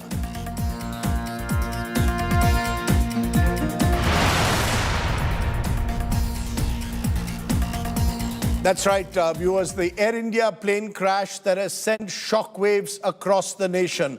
A flight en route to London from Ahmedabad with over 200 passengers coming crashing down within 5 minutes after takeoff. Let's start by first giving you a look at some of those devastating visuals coming in from Ahmedabad. We want to warn you that we will try and keep away any graphic visuals. Our focus is, as I said earlier, on only reporting the facts. These visuals, though, capture the terrifying moment of the Air India flight, a 787 Dreamliner crashing into a residential area near Ahmedabad airport shortly after takeoff. The plane was seen flying at an alarmingly low altitude. It made a mayday distress call before slamming into the ground, erupting in flames. Ahmedabad's Police Commissioner G.S. Malik has told India Today that he fears there may be no survivors. The aftermath of the footage shows plumes of smoke and debris strewn across the crash site as fire tenders and rescue teams battle the blaze. The aircraft struck the roof of a resident doctor's hostel, forcing the occupants to flee. Many of them were having lunch at the time. The tail section caused significant structural damage. India Today has also accessed footage from inside the hostel where thick smoke fills the room. The roof has collapsed, benches lie broken, and the kitchen is completely gutted. Over 700 personnel from the Indian Army and Coast Guard are now involved in rescue and relief efforts. The National Disaster Response Force is also on site assisting operations. A deadly tragedy in the Indian skies. As I said, Air India's London-bound flight took off from Ahmedabad at 1:38 p.m. this afternoon. In less than 5 minutes, the aircraft crashed near Ahmedabad airport. There were 242 people on board, including Indian, British and Portuguese passengers and cabin crew, including a former Gujarat Chief Minister, Vijay Rupani. The plane's final moments have been captured on camera. Take a look at just what happened in those deadly moments. It began as a flight like any other. Air India Flight 171 took off at 1:38 p.m. from Ahmedabad Airport's runway number 23 as it set course for its destination of London Gatwick Airport. Within 5 minutes, that takeoff turned into tragedy as the Boeing 787 Dreamliner crashed and erupted into a ball of flame.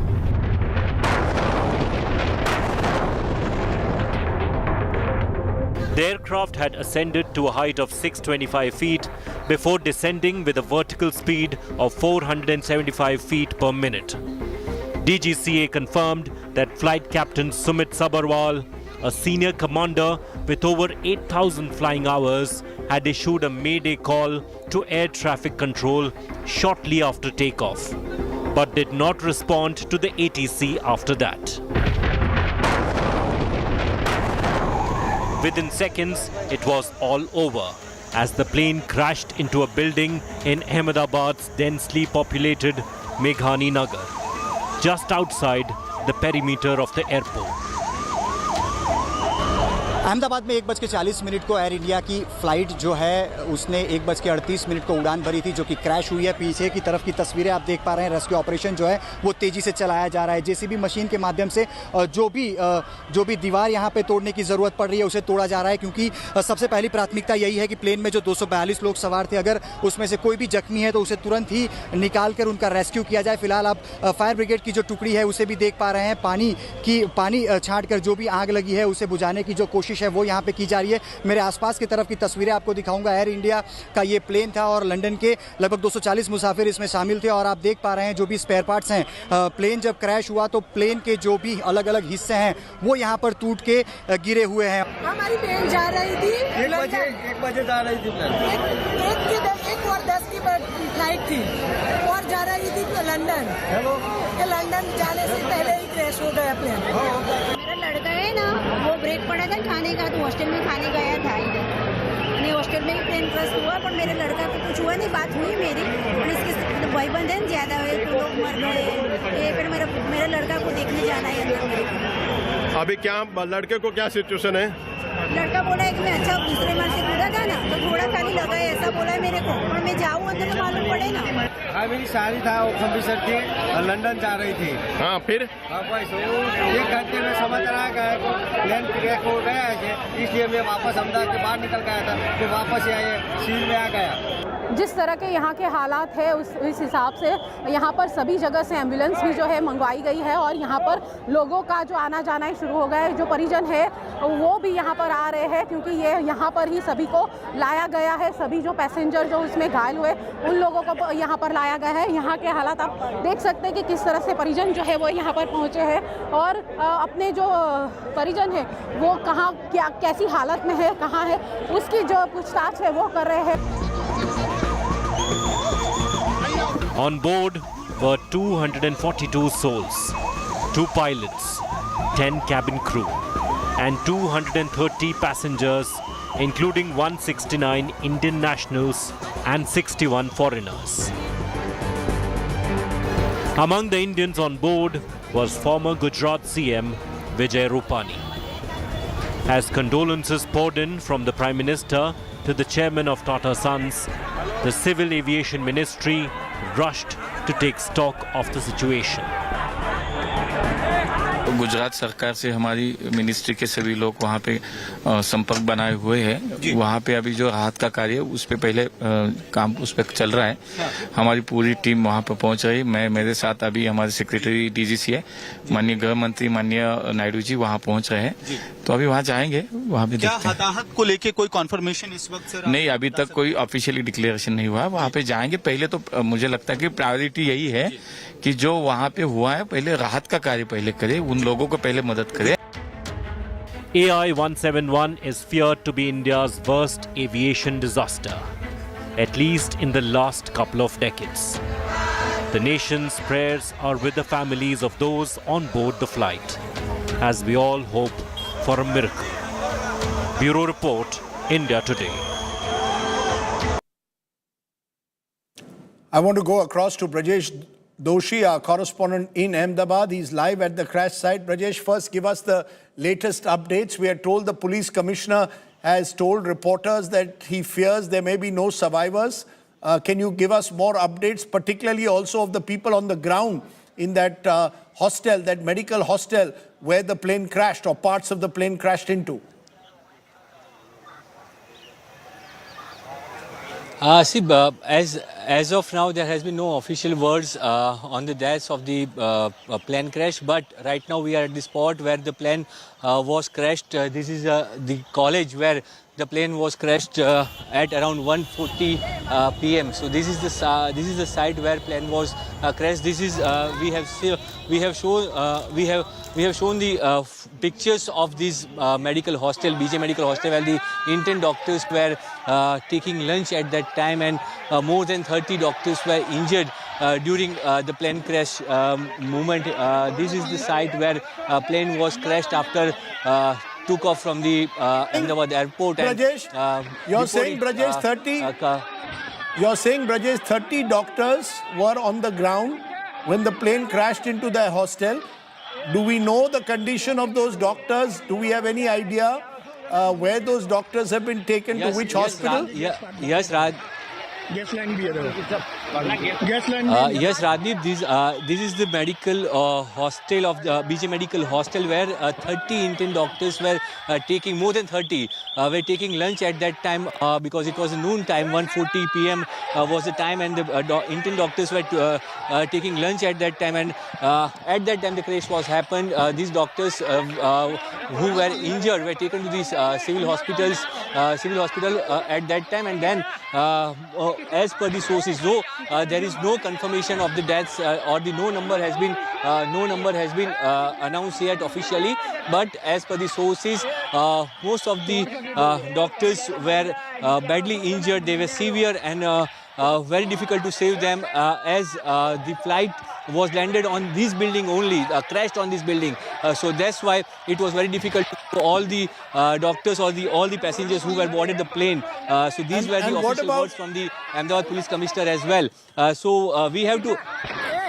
What is the police commissioner? What is the police commissioner saying about there were 243 passengers on board? What is the police informing you?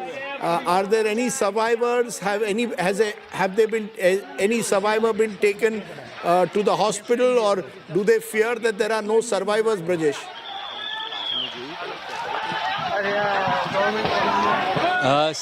At this moment there is no official confirmation given by any of the police officials, but I had a word with Ahmedabad Police Commissioner Narendra Singh Malik, and he has confirmed that it is very difficult to save any one of the passengers in such kind of horrible incident. So it is very difficult that any of the passenger was saved or were rescued during that time. So these were the words of the Ahmedabad Police Commissioner, though he has not given any official statement yet. We are awaiting for the official statement of any of the officials, whether it is police official or the government officials. There is no word from the government as well. Everyone is waiting. The Union Home Minister is reaching to the spot. Also, the Union Aviation Minister is also reaching to the Ahmedabad as well after this horrifying incident. Okay, I want to go from Ahmedabad to London. Remember, there were lots of relatives in London. 169 of the passengers held Indian passports, but about 53 were British nationals. I'm joined by Jonathan Gilbert, reporting from London. Appreciate your joining us, Jonathan. What more details can you give us about who these people were on board? About 53 British nationals, we're told, were on board this Air India flight which crashed. Well, that's right. That's the tragic figure we have to work with at the moment. 53 British nationals out of a total passenger manifest of about 230. Obviously, that's at least a quarter of those passengers on board would have been British passport holders. Now, common sense would suggest that the majority of those were almost certainly Britons, British passport holders of Indian descent, so very much connected with both the UK and India itself, tragically. Now, I was in the South Terminal where this flight was scheduled to land roughly within the next couple of hours. I saw no sign of any families expectant of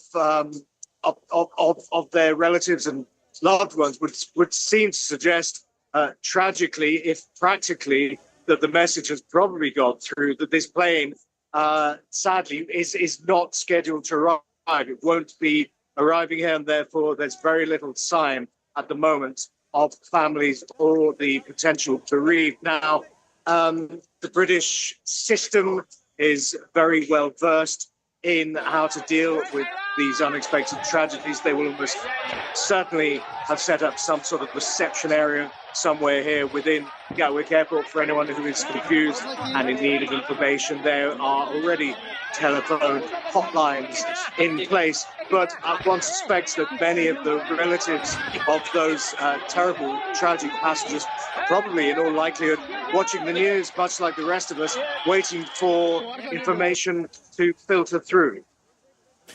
This flight, Jonathan, taking off at 1:35, would have landed at Gatwick later this evening, India time about 10 o'clock, which would be about 5:30 in the United Kingdom.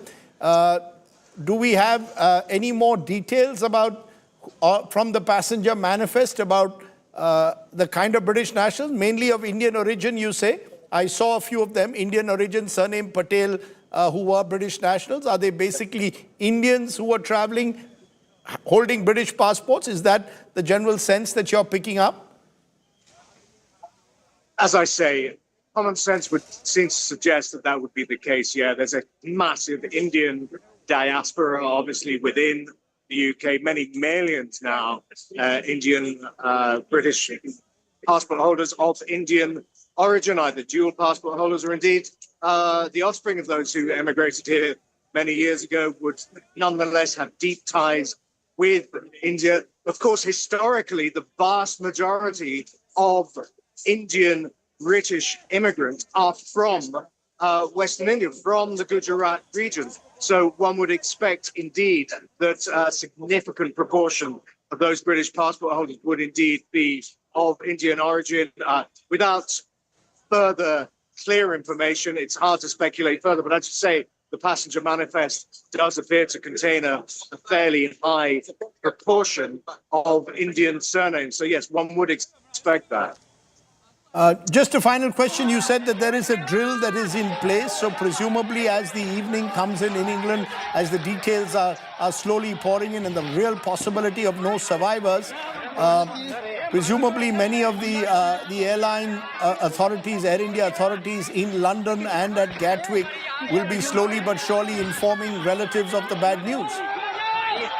That's right. The responsibility for the disbursement of that information really falls to many bodies, not only the airline itself, but also the UK Foreign Office, which always swings into action promptly at times like this. They've set up already an emergency hotline for anyone who needs further information. I would confidently expect that they probably have or are in the process of setting up some sort of help desk here within the confines of the airport itself, just to help anyone who may have come here either accidentally or literally out of desperation, seeking any further information. You can imagine the mindset of these poor souls at the moment.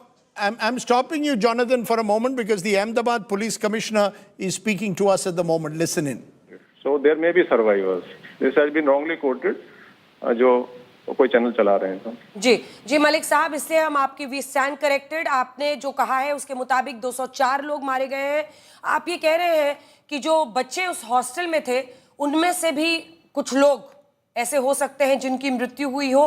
घायल लगभग 40 लोग आप बता रहे हैं sir? हाँ जी, लेकिन अभी rescue relief is still continuing. The final figure will be in थोड़ा फाइनल जो वो हम बाद में बता सकते हैं, अभी नहीं। अभी तो ये मैं जस्ट 10 मिनट पहले का फिर बता रहा हूँ। अभी रिलीफ रेस्क्यू चल रहा है, तो survivors chances are there. We can not say anything on that count. बिल्कुल, मैं भी आपकी बात से इत्तेफाक रखती हूँ सर कि कोई भी ऐसी जानकारी में जल्दबाजी नहीं करनी चाहिए। दूसरी तरफ सर, जो यहाँ से कम जो मौका वारदात जहाँ पर ये घटना घटी है, वहां से क्या सब कुछ हटा लिया गया है? लोगों को हटा लिया गया है? मतलब अब रेस्क्यू ऑपरेशंस यहाँ पर तो नहीं चल रहे होंगे, अस्पतालों में इलाज चल रहा होगा, हम ये माने? हाँ, अस्पताल में चल रहा है। Rescue relief is continue. Thank you जी, thank you so much. Thank you. ठीक है सर, बहुत धन्यवाद। So there you have GS Malik. He is saying that it is premature. Important news bit being given by GS Malik, Ahmedabad's Commissioner of Police, making it clear it is premature at this stage to say all passengers have died. There is no official confirmation. Remember, therefore, the hope will remain till there is official confirmation that there could be some survivors. That's the hope, of course. And given the nature of the crash, of course, the Ahmedabad police and all the rescue workers, extremely difficult task that they're having to try and ensure that there could be some survivors. We live on that hope.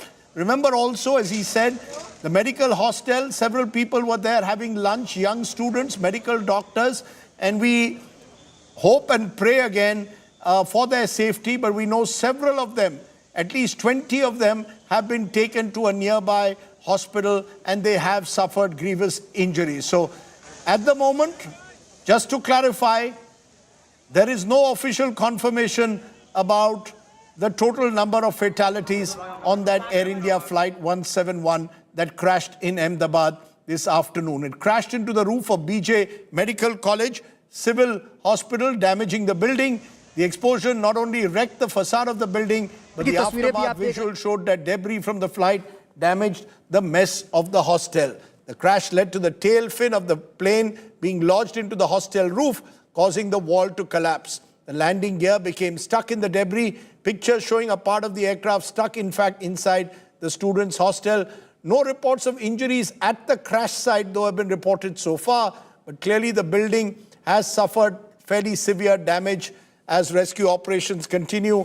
A hostel student's mother detailed how the students were simply startled by the crash. Think about it. You're having lunch one moment and an airplane crashes into your hostel. Listen in. मेरा लड़का है ना, वो break पड़ा था खाने का, तो हॉस्टल में खाने गया था नहीं, हॉस्टल में ही प्लेन क्रैश हुआ, पर मेरे लड़का को कुछ हुआ नहीं। बात हुई मेरी, इसके भाई बंद है ज्यादा हुए तो लोग मर गए। फिर मेरा लड़का को देखने जाना है अंदर। लड़का बोला है कि मैं अच्छा दूसरे मन से कूदा था ना, तो थोड़ा खाली लगा है, ऐसा बोला मेरे को, और मैं जाऊँ अंदर तो मालूम पड़ेगा। We'll of course get more details on that in a moment. Remember, the tragedy at 625 feet, just a little after takeoff, has sent shockwaves to the nation. I also want to tell you that among those who was on board was the former Gujarat Chief Minister Vijay Rupani. He was among the passengers on board Air India flight A171. Remember, Vijay Rupani was Chief Minister of Gujarat for 2 years. He was passenger number 12 on that passenger manifest. In fact, Union Minister Muralidhar Mohol has confirmed that it was indeed Vijay Rupani's name that was on the flyers list. Meanwhile, people in Rajkot have been praying for the well-being of one of the senior-most BJP leaders of Gujarat. Take a look. Ahmedabad में London जा रही air India की flight जो crash हुई है उसमें पूर्व मुख्यमंत्री प्रधान गुजरात के विजय रूपाणी भी उसमें सवार थे, ऐसी बात सामने आ रही है। और लंदन अपनी बेटी के घर जा रहे थे, ऐसी बात भी सामने आ रही है। और ये बात उनके जो नज़दीकी बीजेपी के नेता है उन्होंने भी कन्फर्म की है। विजय भाई के घर के पास जो मंदिर है वहाँ पर बड़ी संख्या में लोग आए और उनकी स्वास्थ्य के लिए कामना कर रहे हैं। महामृत्युंजय जाप भी किया जा रहा है। उनके पड़ोसी हैं, उनसे बात करने के प्रयास करेंगे। क्या कहेंगे विजय भाई इस फ्लाइट में सवार थे, आप अब उनके लिए प्रार्थना कर रहे हैं? हाँ, उनके लिए हम प्रार्थना कर रहे हैं, जल्दी स्वस्थ होके ठीक होके वापस आ जाए, है ना। अंजलि बहन उनके जो पत्नी है वो पहले से ही लंदन थे, ऐसी बात सामने आ रही है। जी, वो पहले से 3 महीने से लंदन ही है, ऐसी बात। क्या प्रार्थना कर रहे हैं आप? बस जल्दी ठीक होके आइए, जितना भी जो भी हुआ है एक्सीडेंट जल्दी ठीक होके आ जाए, और कुछ मैं बोल नहीं सकती इसके लिए। All right, joining me now on the phone line, N. Chandrasekharan, chairperson with Air India, is joining us. Sir, your first thoughts about the incident that you've heard, and how exactly is the Air India ensuring to cooperate with all the authorities, sir? It is very devastating, most horrific accident. So we are extremely sad, and our thoughts are with the families and all the people affected. And we have set up an emergency response team. Our immediate priority is to help the families from this situation. And parallelly, we are in touch with the regulators to ensure that we provide all the information and work with them. And in fact, getting into a flight to go to Ahmedabad at this point. And we are assessing all the information. As we get, we will relay all the information to you. So what is the confirmed information that you can bring to us? Because I believe there were foreign nationals. I can't give you the confirmed information in terms of the cause of the crash. I'm equally anxious and waiting for that. But at this point in time, our priority is to address the people issues immediately. Sir, would you also be heading to, I'm sure your team would be heading to Ahmedabad right away, and what would be... I am at the airport. I am getting into the aircraft shortly to go to Ahmedabad. So how would you like to take this ahead? There have been incidents earlier as well. How will the Tata Sons, the Air India, ensure that together there has to be a joint probe, and to, of course, ensure at this juncture to be with the family members and to ensure that the passengers are safe and sound? Yes, we will do everything in our power to support the families at this point in time, and definitely work with the authorities to a whole accident and things that have to be done. But at this point in time, immediate priority is to be with the people and see what needs to be done, and we will do everything we can in our power. So as the experts are referring to the Boeing aircraft, do you think that also will be looked at in the days to come? Give us some time and we will come back to you, okay? All right, so one message for the family members whose loved ones are on the passenger list, and if you have confirmation about the former Chief Minister Vijay Rupani. I don't have specific information on any passenger. All I would say today is, at this point in time, is that we are deeply saddened and devastated. And our hearts and prayers are with the families, and we are with them. We will do everything we can to support them at this juncture. Jonathan Gilbert, I want to come back to you. As I said, there is still some hope. The police commissioner has made it clear that they haven't made any official statement on casualties as yet. At this time of the year, most of the people who come in to India, presumably for the summer break, go back to England. I asked you this earlier. Do we have any profile at all of those involved? I also stopped you, Jonathan, when you were explaining what the process and protocol in Britain now will be. Well, two questions there. So no specific information about those passengers, but like I said earlier, common sense would seem to suggest that those British passport holders who were known to be on the plane, 53 of them is the number we've been given. The majority of those would almost certainly have been either dual nationality or British passports holders of Indian descent. They could be business people. they could be holiday makers. There are many millions of Britons of Indian heritage, and we know that they go back and forth to the motherland, India, on a frequent basis. And as I was saying earlier, the majority of those, through a quirk of history, who settled in the UK are almost all from the Gujarat region. So there's a huge connection between Gujarat and the UK's Indian diaspora. Now, in terms of your second question, yes, there is a help desk that I understand, a reception area, they're calling it, that's being set up as we speak, that will be manned, I suspect, by officials from Gatwick Airport, representatives from Air India, and almost certainly representatives from the British Foreign Office. And they will be there in order to provide information, reassurance, and probably comfort to any relatives who have come here erroneously or chose to come here out of a sense of desperation and a desire to discover more information about their missing loved ones. Right. And just on a final point, Jonathan, you said that there'll be multiple agencies now involved in this. Presumably, this involves Air India staff at Gatwick, but also British aviation authorities? Yeah, absolutely. There are multiple organizations, commercial and public, who will now feel a responsibility for this episode. I would say, yes, definitely representatives from BAA, possibly the owners of Gatwick Airport itself, which I understand is a foreign-owned consortium, Air India, quite obviously, but taking the lead almost always at times like this, as I say, the UK Foreign Office, they have very well-established protocols in place in order to deal with tragedies and disasters like this. So they will be dealing with this as sensitively as you might imagine. Okay, Jonathan, we'll come back to you for more updates. As I said, there's still plenty of speculation swirling around what could have caused this air crash. Why should an airline which has a 100% safety record, the 787 Dreamliner, crash in this manner barely minutes after takeoff?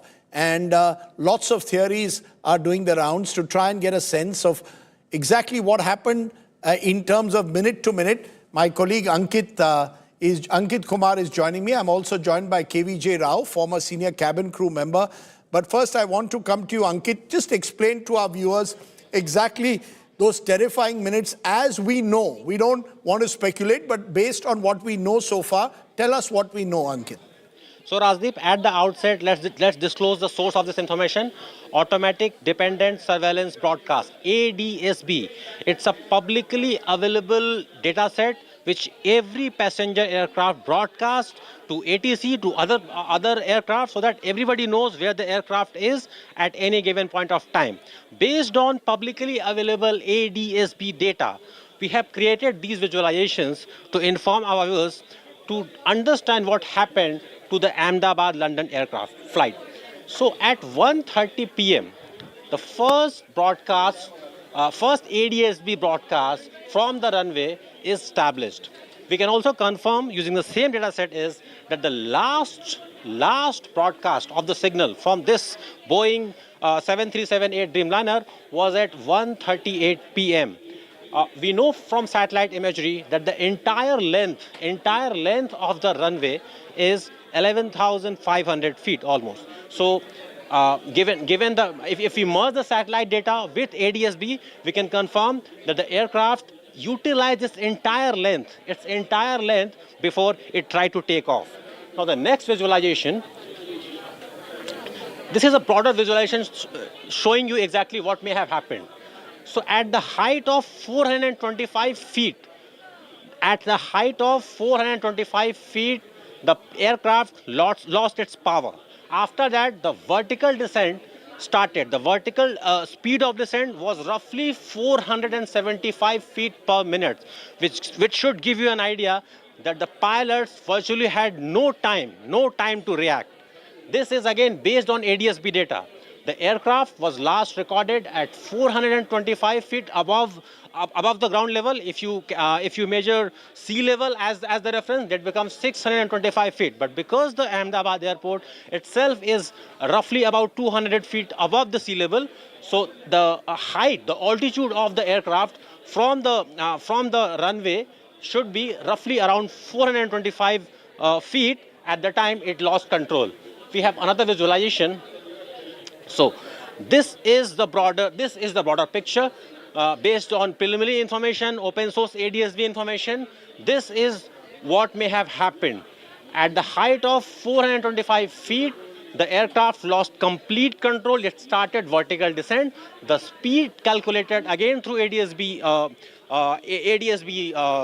inputs was 475 feet per meter, giving virtually no time to the crew and the pilots to make any adjustments. Rajdeep? Very interesting, Ankit. What you're saying effectively is that the pilot at best had 1 minute, given that he was at that particular height, not more than even or barely 1 minute to try and make any attempt to control the aircraft, simply not enough. Am I correct? That's broadly what you're saying. It was such a speed. Probably less than a minute. Less than that, Rajdeep. Given the size of the aircraft, if you calculate the vertical descent speed, 475, the vertical height is just 425, so not even complete 1 minute.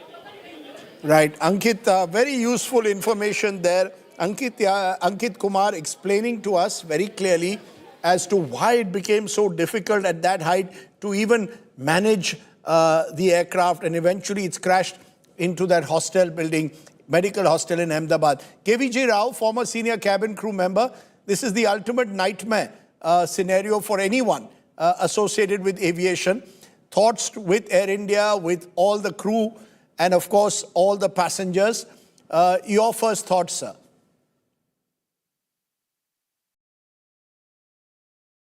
Mr. Rao. Mr. Rao, you're on mute. Can you unmute yourself, please? Yeah, sorry. Yeah, go ahead. It's a very sad incident. This could have been avoided if certain precautions were taken, but to be very honest with you, DGCA has been lax on a lot of issues, and this is not the first time that we're looking at it.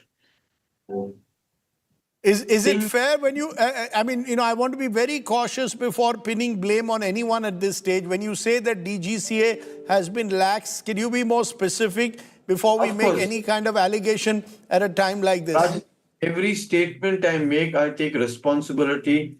I have a DGCA letter here to Air India where the breathalyzer tests of the pilots were forged. I have another letter here where wrong crew were rostered for a flight. An inexperienced pilot was on board. You see, I have been raising these issues time and again. We were just waiting for a tragedy to happen. Rajiv, and this is not from today. It is from 2008. Let me put it very blunt. I've been to the courts.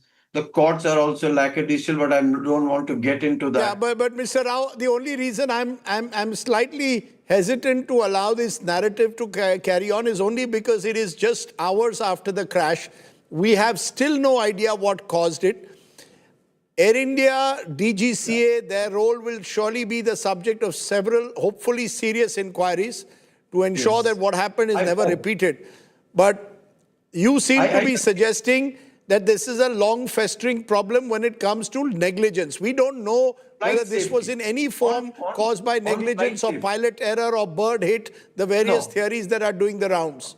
As of now, there are all theories, and I totally agree with you. My only contention now, Rajdeep, to be very honest with you, is had we taken precautions at time, maybe this could have been averted. This is not only regarding flight safety, it is the area around the airport. It was a residential area where the aircraft went down. We could have avoided that if proper precautions were taken. Like in Bombay, we have the funnel effect. We had to file cases. So I am not pinning a blame on any particular one person at this point of time. Sir, just a minute, sir. Mr. Patel, can you join us? I've sent you a Zoom link. Yeah, on your two. यहाँ आ चुकी है और सभी में एक दो बूथे Sorry, I had a live call from the former Civil Aviation Minister Praful Patel. He'll join us in a moment. I just want to stop you, Mr. Rao, for a moment. Devesh Agarwal, aviation expert, also joining us. Mr. Agarwal, lots of speculation, but prima facie, this appears a 1 in a million kind of incident that has occurred. A flight taking off, a Dreamliner, 787, double engine, should crash in this manner within a minute or two or less than 5 minutes of takeoff. Thank you for having me and giving me the opportunity. First, let me preface, as everybody, prayers for those who are in the hospital for their recovery, and prayers for the Almighty to give strength, to the families of the bereaved. Accidents on takeoff are not rare. They have happened quite frequently.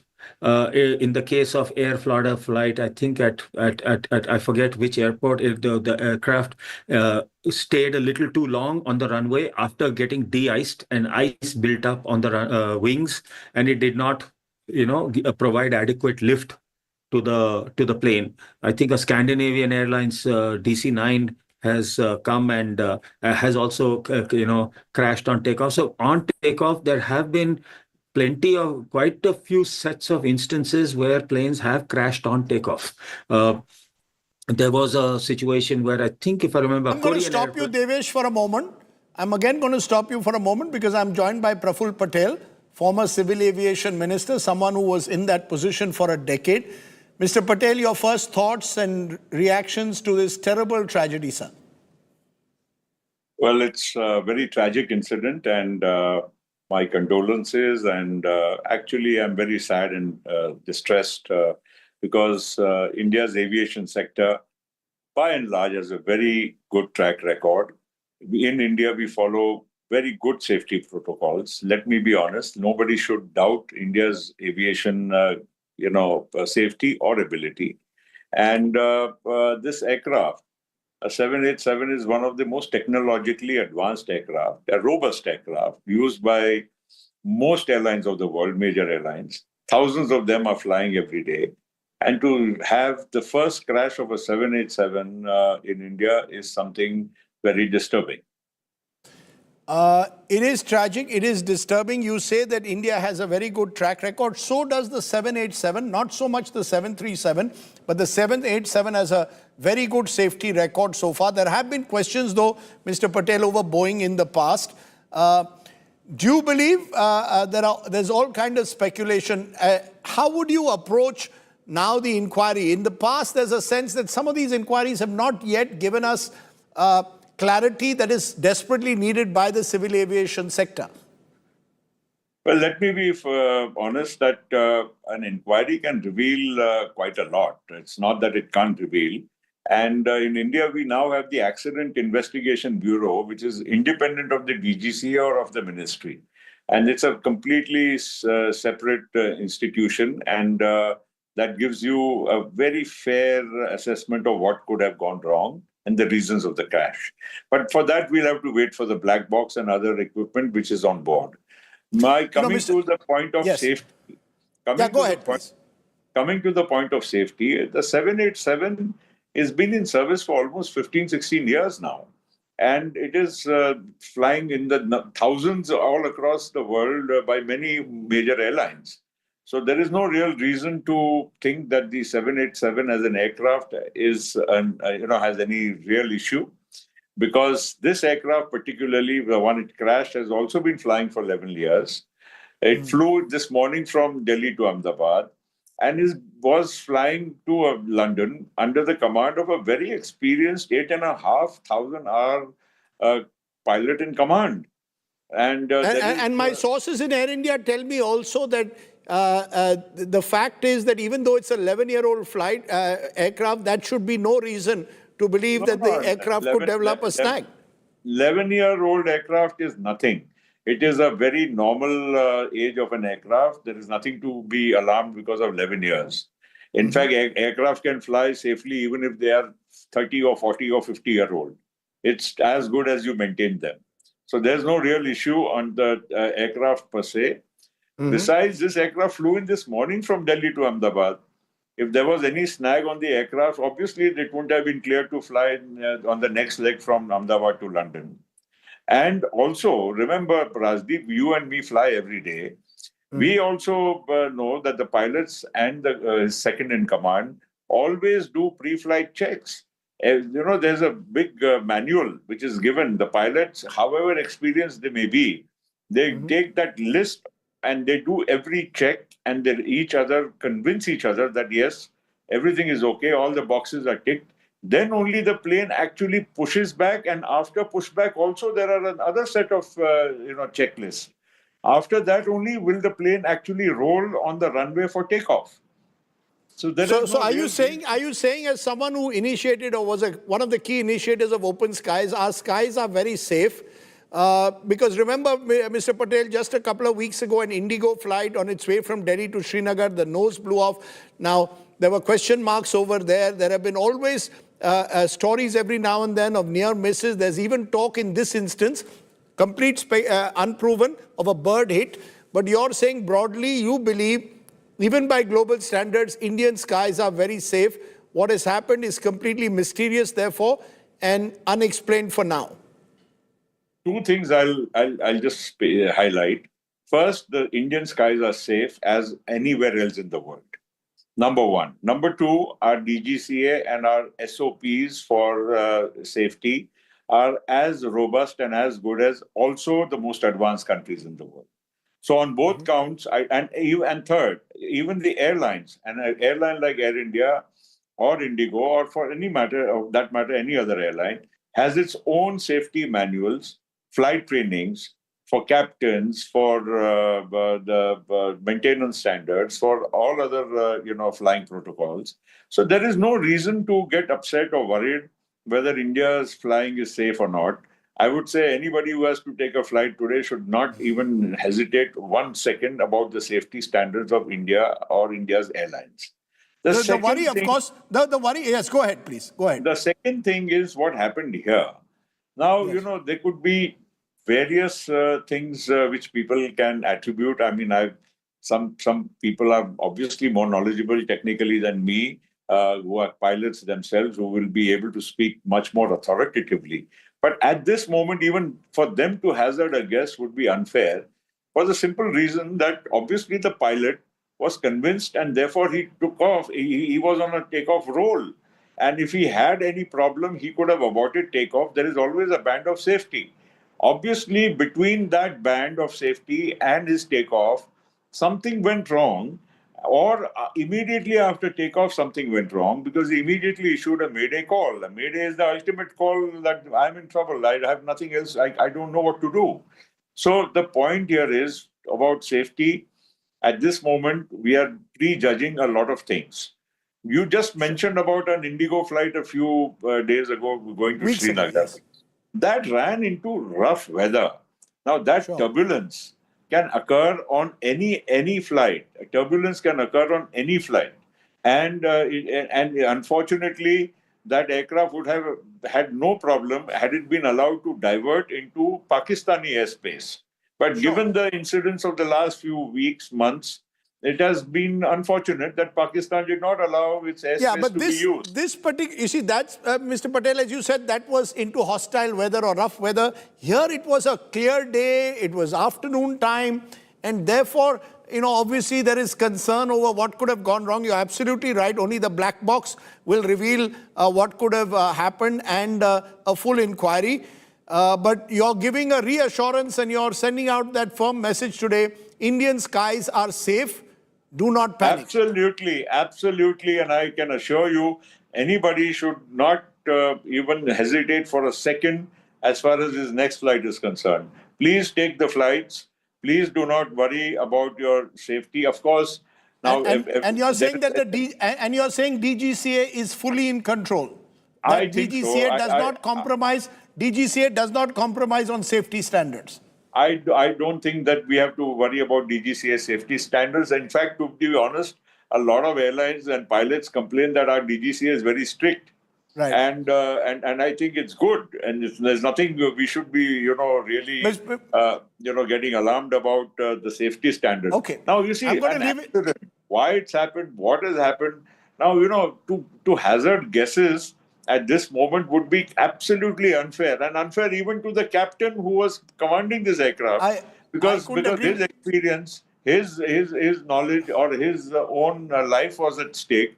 Would he do something stupid unless he was sure? I couldn't agree with you more, Praful Patel. 8,000 hours plus of flying, very experienced pilot. And Air India tells me that he was one of their finer pilots. I appreciate, Praful Patel, you joining me at this hour of grief and tragedy in Ahmedabad. Thank you so much for taking the time. At this moment, I'm also joined by the present Civil Aviation Minister. He's been speaking, Mr. Raman Naidu. He's the youngest minister, remember. We'll play it in a moment. He's gone to the site, remember. Ahmedabad airport itself has been completely blocked out for now. Meanwhile, news coming in, a US probe team will be coming to India. US investigators traveling to India shortly to assist the aircraft accident investigation. The National Transportation Safety Board, that's the NTSB, is an independent US government investigative agency responsible for civil transportation accident investigation as per international protocols under the International Civil Aviation Organization's Annex 13. All information on the investigation will be provided to the government of India. So that's the other news that we are getting. A US probe team will be traveling to India. Let's listen in at the moment to the Civil Aviation Minister.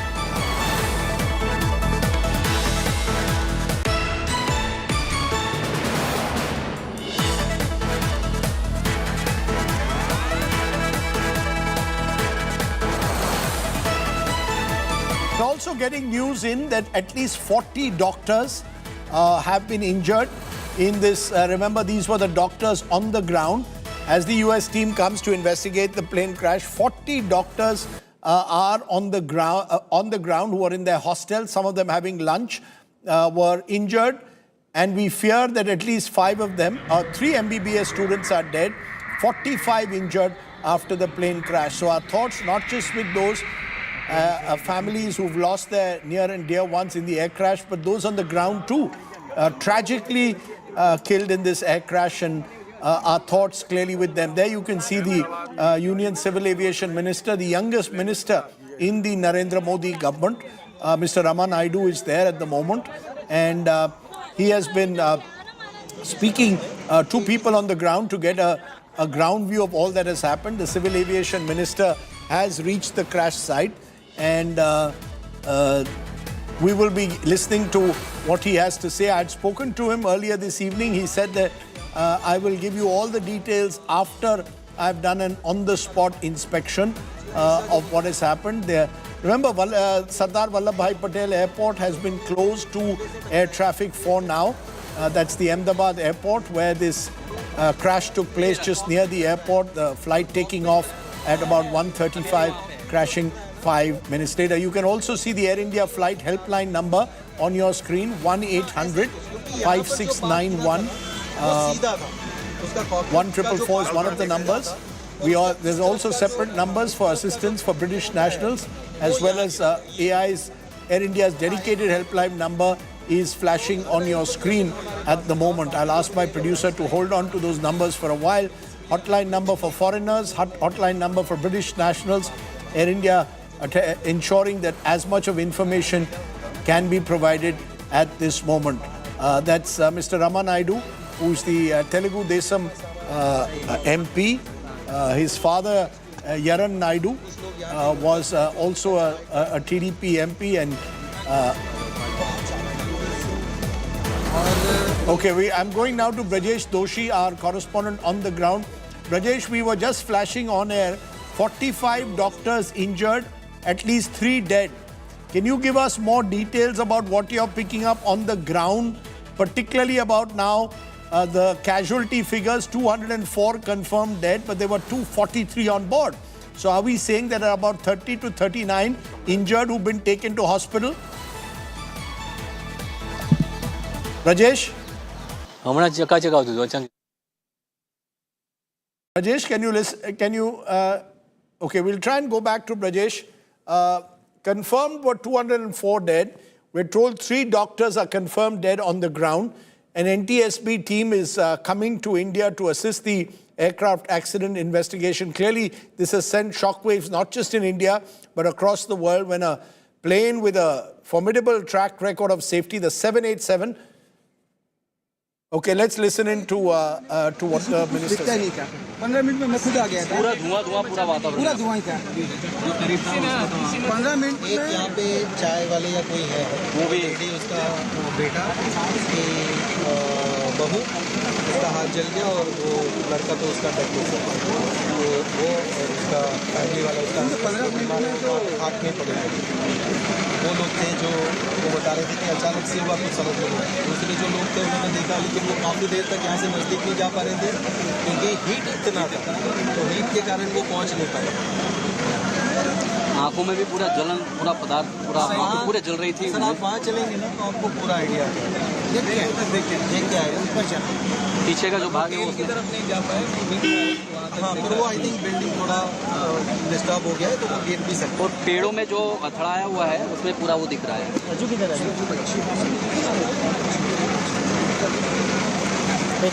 Sir एक post incident जो आप बता सके थोड़ा statement है sir only statement. हाँ एक साथ चल रो एक minute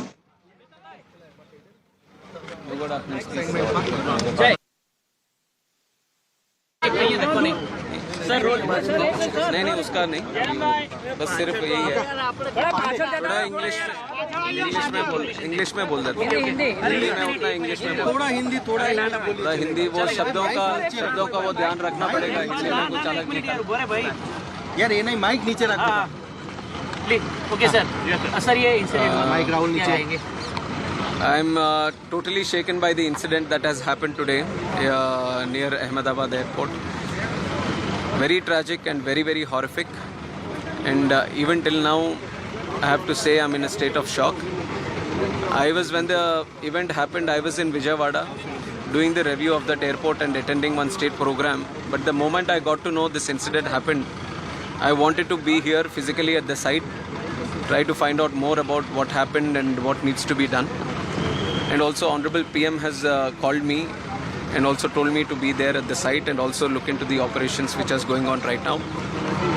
And right now, if you ask me, I can only think about the passengers, their families, what they might be going through, and especially the civilians also who are there near the crash site. A lot of relief effort has been done already, right from Indian Army, NDRF, state police, medical departments, including aviation concerned departments. Everyone has attended immediately. The fire department, to the best of their abilities, they have been functioning here and doing the rescue operations. And we still have to find out the numbers. I don't want to put any wrong numbers to you, so we still have to go through the numbers.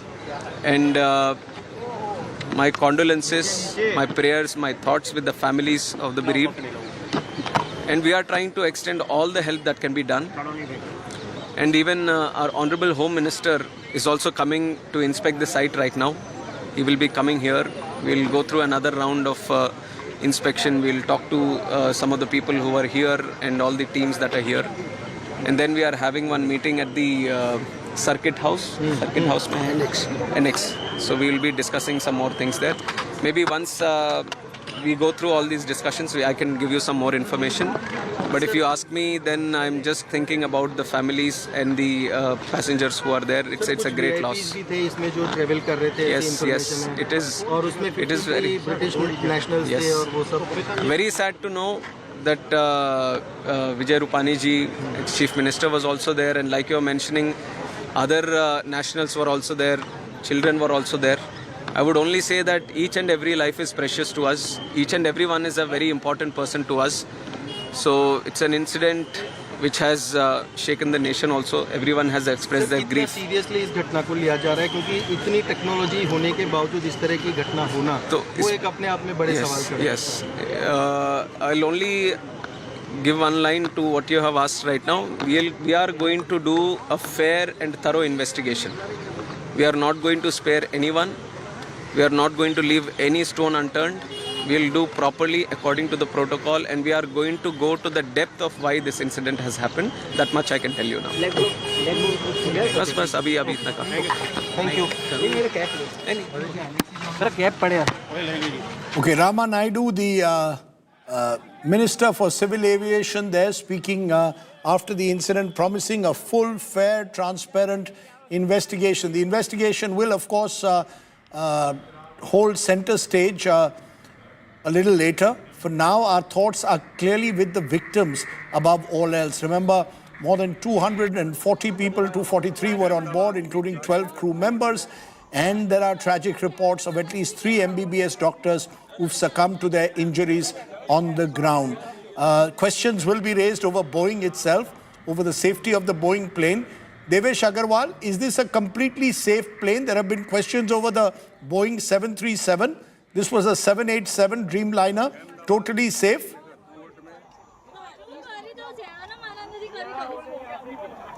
You're on mute, Devesh.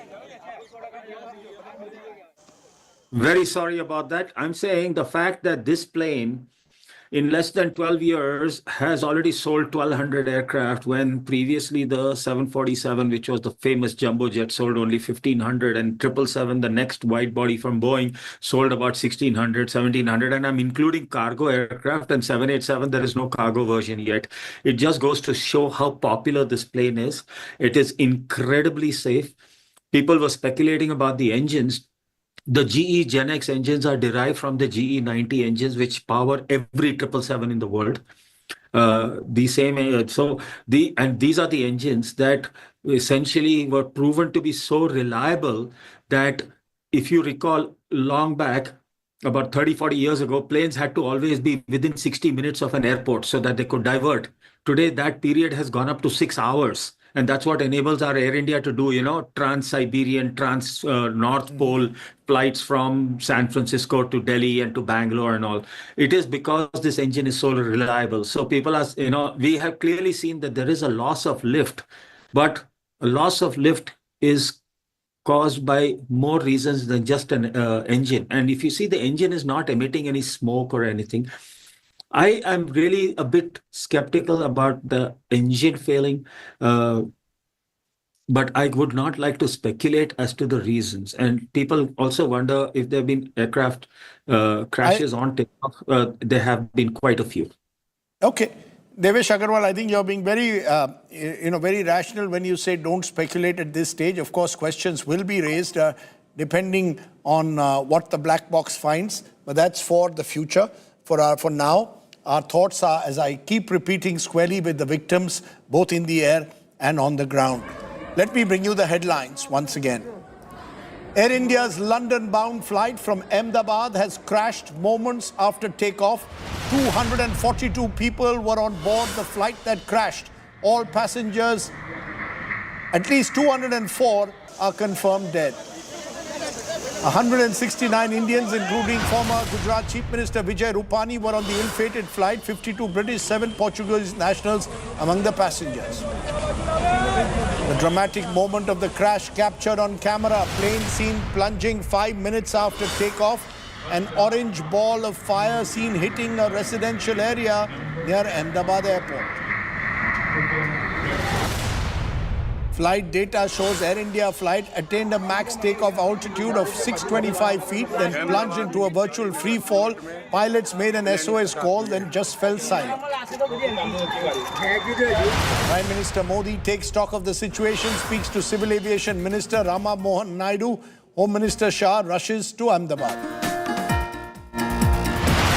It's the first ever big crash of a Boeing 787 Dreamliner. Boeing stocks get a massive beating in global markets as questions raised over the airliner.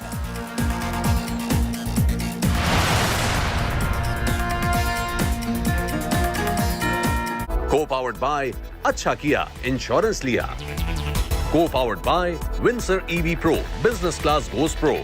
Ramaiya University, lead, innovate and transform the world.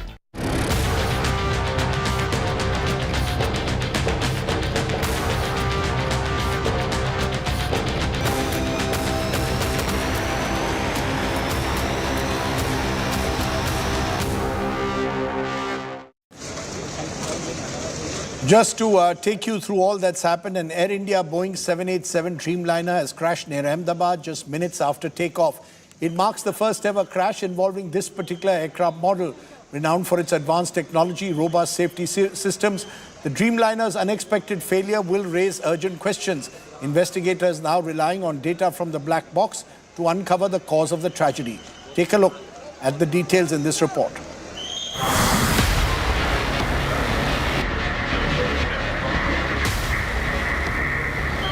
The air crash in Ahmedabad on Thursday is the first ever crash of a Boeing 787-8 Dreamliner. The Air India plane en route to London from Sardar Vallabhbhai Patel International Airport crashed just minutes after takeoff.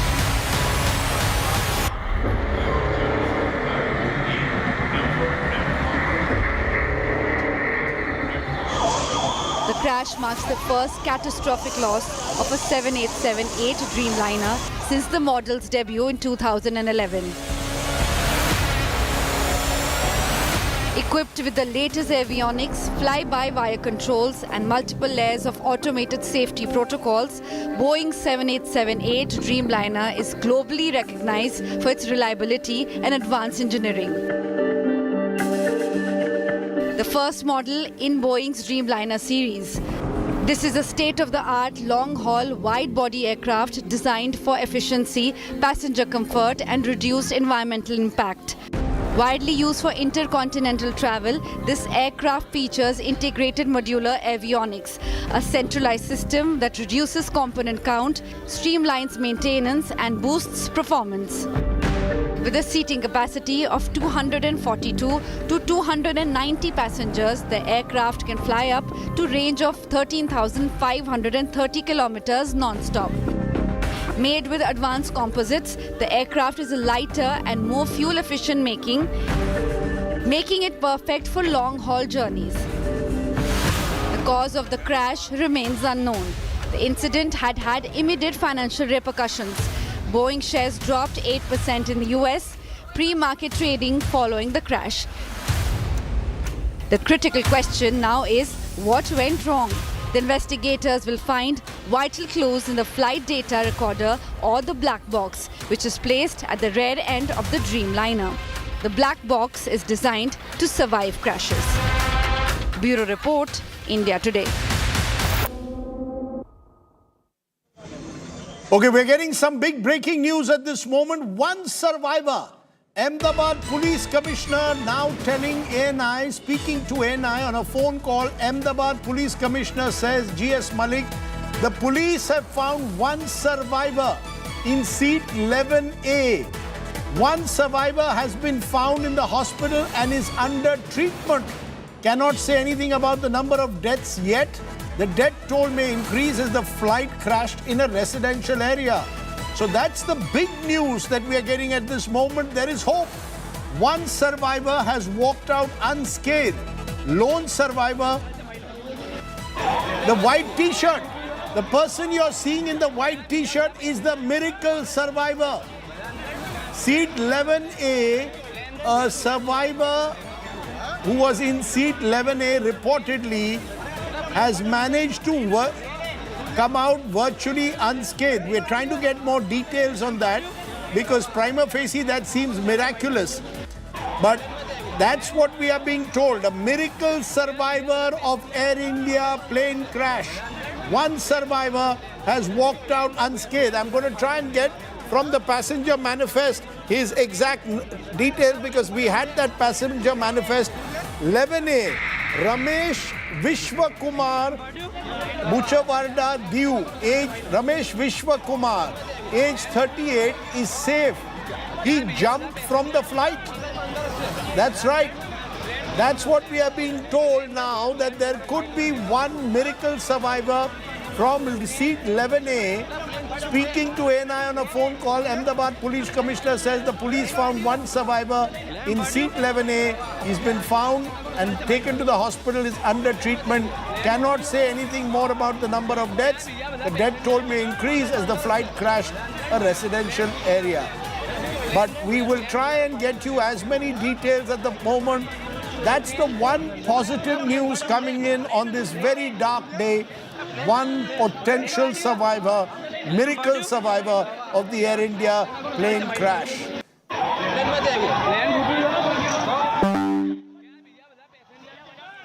Brajesh Doshi is now joining us live from Ahmedabad. Brajesh, we're just getting this news that there could be one survivor from seat 11A. Definitely, Radib, this is a big miracle if this news comes true. As per the Ahmedabad Police Commissioner, one lone passenger was jumped from the plane during this incident. So it is not less than a miracle if he is alive, and he's alive after such a horrible incident. Right now we are at the place. I would just like to show you the visuals of the plane which was stuck at BJ Medical Hostel mess, where the Indian doctor were taking lunch in the noon, and this plane was crashed on that mess where more than 30 Indian doctors were present there. Some of them are somewhere died due to this incident, but there is no official figures given yet how many doctors are alive or how many doctors have died. But this is the wreckage of the plane which is still there. And now the Gujarat Chief Minister Bhupendra Patel has reached at the spot right now, where he is taking the stock of the situation, how the incident was occurred and how it has happened. So Gujarat Chief Minister has reached to the spot, and he is taking the stock of the situation, how this incident was occurred. The Chief of the Police, DGP, is with him. He is briefing the Chief Minister here that how it was happened and how the incident was occurred, how the rescue operation was done, how the teams reached here, be it NDRF, SDRF or the armed forces were reached on the spot after the incident. So these are the review, taking a stock of the review of the situation right now. In a short while from now, Union Home Minister Amit Shah will reach here. He will also visit the site, and he will also look the situation. But this is the site where the plane was crashed, and hostel mess. We have been told that this is a BJ Medical's hostel mess, where this plane was crashed in the noon, where more than 50 people were here with doctors and their families, and the local people were there also in this mess. But there is no confirmation yet how many people are alive or how many people are died. We have to wait for the official confirmation. But the good news, as per the Ahmedabad Police Commissioner, that one lone survivor of this incident was saved, and he jumped from the flight during this incident. Do you believe in God? If that is true, in a flight like that, with the kind of crash that's taken place, if there's a survivor, it's a miracle. Now, we're trying to get you more details of this, but this is a story that gives you some hope. Remember, officially, or at least the police commissioner told us earlier on record, that 204 people reportedly had died. There were 243 on board. But we are being told that this is the possible survivor. Now, whether the survivor also, given the way he's walking, he seems relatively unscathed. But we're trying to get more details of this. Was he on the flight, seat 11A, as some are suggesting? Was he on the ground? More details will come in a moment, but clearly this could be just that one ray of light on this very, very dark day for Indian aviation, civil aviation in particular. It's given us some reason to hope amidst all the despair that we brought you over the last few hours. I'm going to try and get more details. We'll try and get the police commissioner to confirm that this indeed, the person you're seeing on your screen, he was sitting in 11A. One report is that he jumped out of the plane as it was catching fire. But even so, that needs to be confirmed as to his identity, and whether that indeed the person there is the person who has survived miraculously in this air crash. One survivor reportedly walking out unscathed. Okay, I'm joined by Sanjay Lazar at this moment, aviation expert and CEO Avia Lars, and Wing Commander Vikram Mahajan, a former military helicopter pilot presently flying helicopters commercially.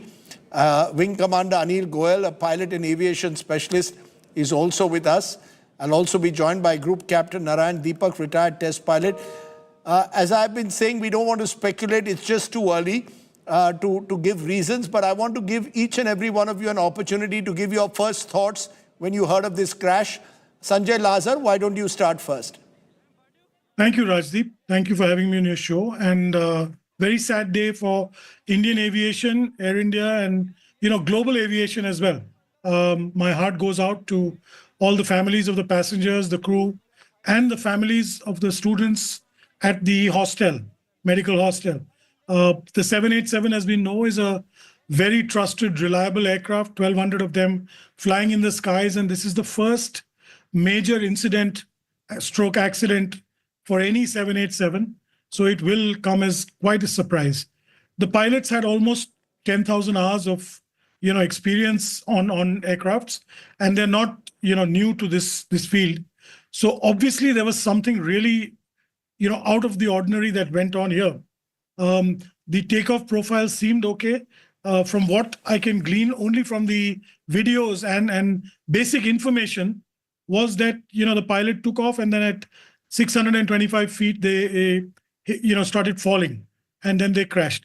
This could possibly be catastrophic loss of power in both engines, or an major ingestion of birds, or just total engine failure. That's how I can see it. Okay. Sorry. Wing Commander Vikram Mahajan, your first thoughts when you heard of this air crash, 5 minutes into takeoff, a 787 Dreamliner crashing in this manner. It's a very sad day for Indian aviation today. As I got to know, my heart goes out to all the people who've lost their lives and their families today, be it the crew, be it the passengers on the aircraft, or those on the ground there. As I went through a bit of history, it's been 40 years since any Indian airline lost a wide-body aircraft. The last crash being on the 23rd of June, 1985, which was the Kanishka crash. That was an act of terror. And prior to that, if we were to attribute it to some other reasons other than terror, then it was the 1st of January 1978. We lost Emperor Ashok flying out of Mumbai on the early morning of 1st of January. So if we go back into record, the wide-body fleet of our country has had an absolutely wonderful record. So there is no reason to believe any other way. However, as we look at the footage that we see both on TV, on social media, otherwise, something drastic has definitely gone wrong. As also it emerges from the Mayday call which has come from the pilots. No further calls have been heard from the pilots, probably because they have been busy trying to settle something that's, unnerved them, unsettle them right after takeoff. It is a very, very critical phase. The rest, I would not like to speculate. Let the inquiry happen. Let the records come out. But very, very sad day for Indian aviation. A very tragic crash. Wing Commander Anil Goyal, your first reaction, sir. Sir, very good evening to all of you.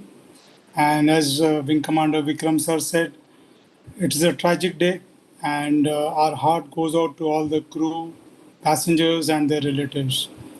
And one thing which has stood out, that both the airport, the Ahmedabad airport, and the Air India has stood to the occasion, and they've set up the sails to give all possible information to their relatives, and they're handling the situation very well. So I hope that they continue to do so and help out all the victims and their families, because a lot of people will be asking a lot of questions. And I hope we are able to go through this tragic situation in a befitting manner of as an emerging superpower. And that's all I would like to say. Let me bring in Group Captain Narayan Deepak. You're a retired test pilot. Your first reaction, sir. Thank you, Rajdeep. I suspect it's I'm just speculating. It could have been a bird strike leading to loss of power in both the engines, because it's a controlled flight into terrain. It's completely controlled, and the aircraft is just flying smoothly straight into the ground.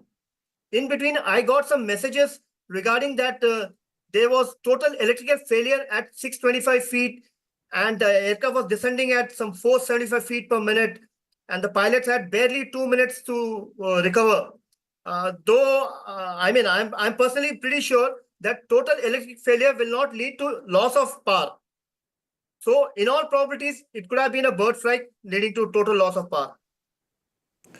You know, you're saying it could have been, I've heard pilots speaking about this off record over the last few hours, but I'm presuming that is pure speculation at the moment. Am I right? Yes, absolutely. It's just a speculation because I don't see any reason why should an engine fail.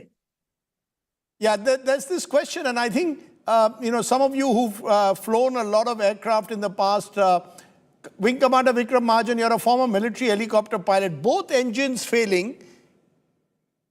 Yeah, but before that, let's just hear from the survivor, the miracle man of this aviation tragedy that's taken place. Just some piece of hope.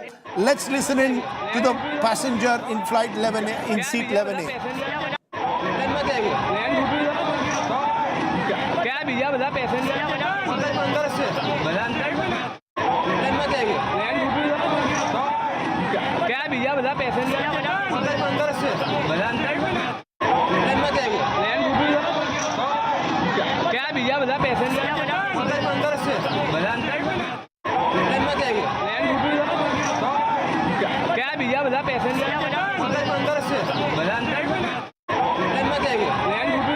His name is, I have the passenger manifest with me at the moment, and the name of the passenger that you can see on your screen at the moment, the miracle passenger of this aviation tragedy, is Vishwas Kumar Ramesh. Vishwas Kumar Ramesh was in 11A, Indian passport holder, British passport holder. Due administration is in touch with him. So, status at the moment, passenger Vishwa Kumar Ramesh is the one passenger who reportedly has survived. That's the miracle news that's coming in at the moment. The kind of story that will reinforce faith in many that there is someone above us all who's decided our time has not come. And that's the story of a survivor who's walked out unscathed in a crash of this kind, where the fear is that majority, if not all, the passengers on board and crew may have died. So we're trying to get you even more details. Listen to him. He's been asked by people about what happened, and he's just waving them away. But he doesn't seem to be too badly injured. The lone survivor, interestingly, just one seat behind him in 12A was Vijay Rupani, the Gujarat Chief Minister, former Gujarat Chief Minister. So that's the story that we'll keep tracking. The survivor reportedly jumped out of the emergency exit, is what we are being told at the moment. Okay, let's listen in again with the translations.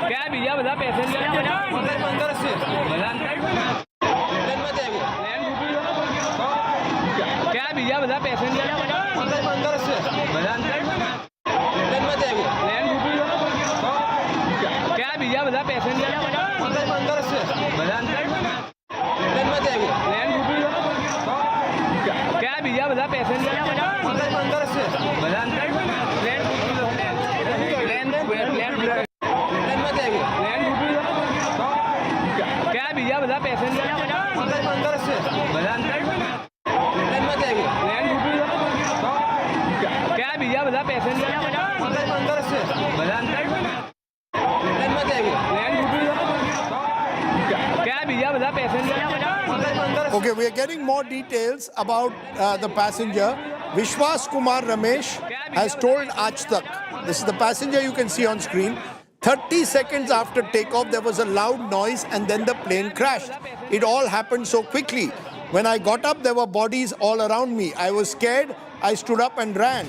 There were pieces of the plane all around me. Someone grabbed hold of me and put me in an ambulance and brought me to the hospital. My brother Ajay was seated in a different row. We had visited Diu and were traveling together. I can't find him anymore. I think that's the miracle passenger. Not necessarily the person we saw in the white shirt, but that's the face of the miracle passenger. That's the miracle passenger who still... Okay, both I'm told that's the same person, but that's him now in the hospital. He was carried there and taken by ambulance. That's Vishwas Kumar Ramesh.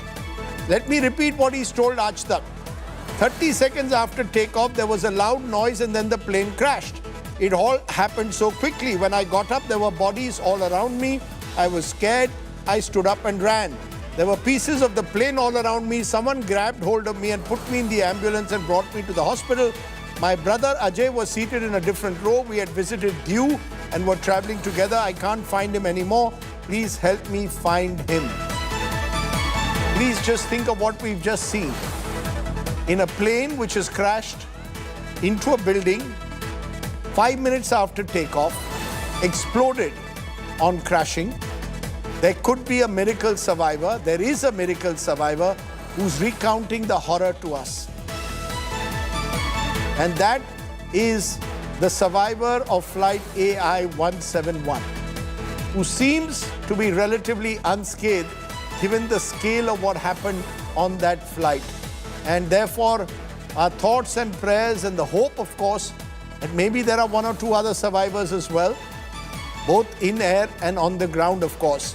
But that's the good news, in a way, on this very, very dark day, that we are getting you a miracle survivor recounting the horror of it here to India today.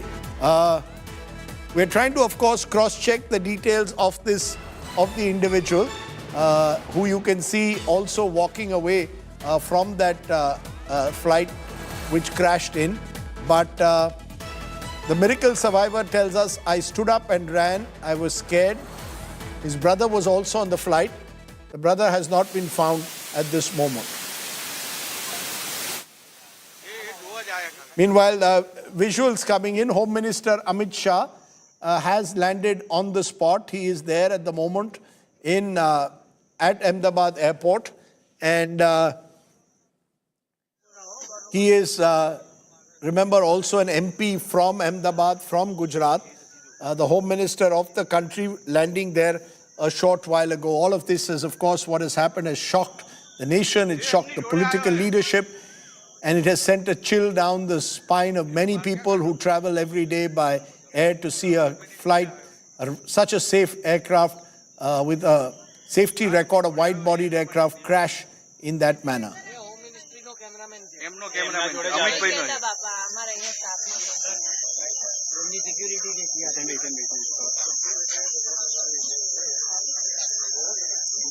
Okay, we're getting more. Those are visuals of Mr. Amit Shah. This is, of course, near the Ahmedabad airport. Remember, the plane crashed just outside the airport, just a little way away. There was a medical college, a medical hostel for MBBS students, and parts of the plane crashed into that particular area where Mr. Shah is at the moment examining what happened, being told by the officials the sequence of events that led to this horrific air crash in Ahmedabad.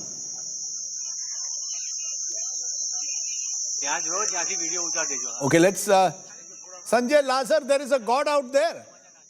When you hear that there is a miracle survivor who has survived virtually unscathed, the only impression one gets is that there is a God out there who's decided your time has not come.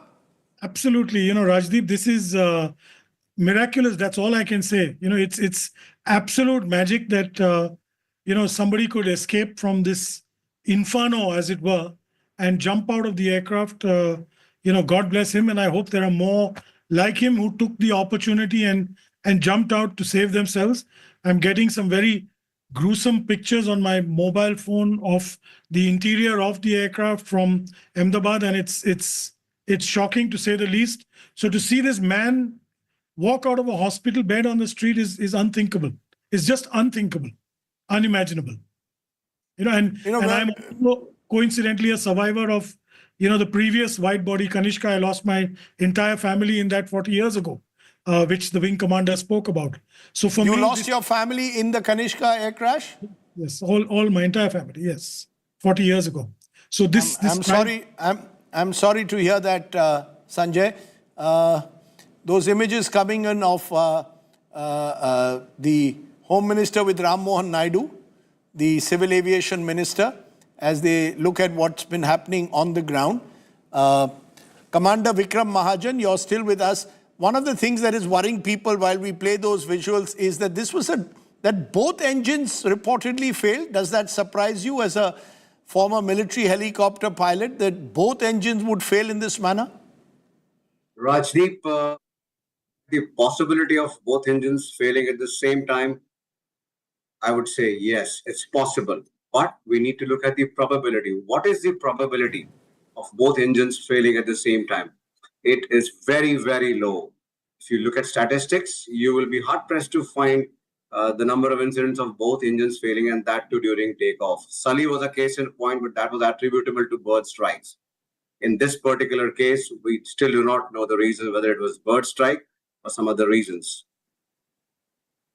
Right. You're saying that obviously we don't know. I just want to focus on a moment on the survivor. We've had helicopter crashes, Wing Commander Vikram Mahajan, where there have been on occasion a survivor or two. But in a crash of this nature, this is a pure miracle, isn't it, Wing Commander? Absolutely, sir. It's an act of God. God has been very kind to this individual, and we sincerely hope and pray that there are some more at least who've been able to find their way out of this wreckage, of this crash. Okay. Meanwhile, the tragic news that we can give you is we are also getting first reactions from the Air India CEO, Campbell Wilson. But the other tragic news is former Gujarat Chief Minister Vijay Rupani is confirmed dead. He's been confirmed by C.R. Patel, Union Minister and former Gujarat BJP Chief, has confirmed that Vijay Rupani is no more. In a moment, I'll speak to some colleagues of Vijay Rupani, including Shakti Singh Goel, who had tweeted about the Congress leader from Gujarat who'd spoken about Vijay Rupani. Remember, Vijay Rupani was Chief Minister of Gujarat after Anandiben Patel stepped down. And he remained Chief Minister of Gujarat till 2020 when he was replaced by Bhupendra Patel. But he was Chief Minister of Gujarat for almost 3 years, comes from Rajkot, and therefore there is he is, in a way, the other side of the story. We heard of the miracle survivor in 11A, and Vijay Rupani was in seat 12A. Mr. Rupani was one of the senior most leaders of the BJP in Gujarat and let's listen into what C.R. Patil had to say about his colleague. Train के हादसे जब होते हैं वो भयंकर होते हैं और वो गुजरात में अहमदाबाद में हो, ये तो कभी गुजरात के लोगों ने कभी सोचा भी नहीं था। इतना बड़ा हादसा हुआ है, इससे पूरे गुजरात और देश की प्रजा भी हिली हुई है। इंटरनेशनल प्लेन में जाने वाले सभी लोग इसमें उनको क्षति हुई है, उनको कोई मौका ही नहीं मिला और शहर के बीच में होते हुए भी हम कुछ नहीं कर पाए। इसका बड़ा दुख है। सभी दिवंगत आत्माओं को शांति मिले उसके लिए प्रार्थना करते हैं। उनके जो स्वजन है, उनके ऊपर जो आपत्ति आ पड़ी है, भगवान उनको शक्ति दे, ऐसी प्रार्थना करता हूँ। और हमारे लिए तो हमारे नेता पूर्व मुख्यमंत्री श्री विजय भाई रूपाणी भी इसी फ्लाइट में अपने परिवार को मिलने के लिए जा रहे थे, वो भी इस हादसा का शिकार हुए हैं।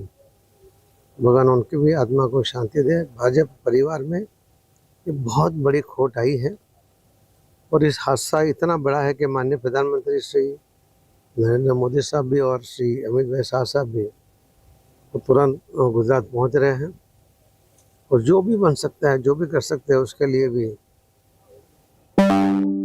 यहाँ पर आकर करेंगे। प्लेन के हादसे जब होते हैं वो भयंकर होते हैं।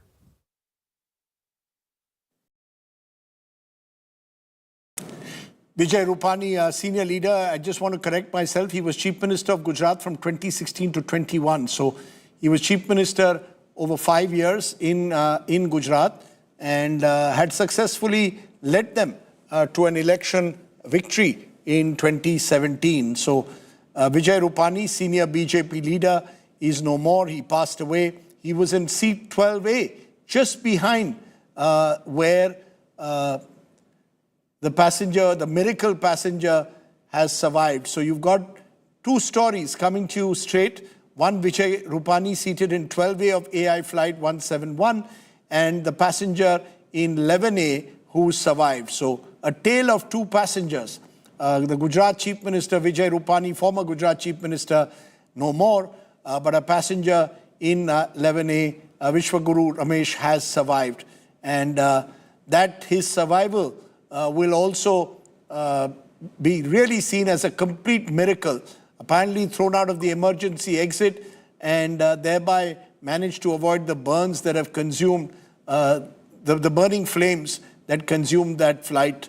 I'm trying to get more details. My Ahmedabad correspondent Brajesh is back with us. Brajesh, the Home Minister is on the ground at the moment. I'm presuming airline services at the airport have not resumed yet.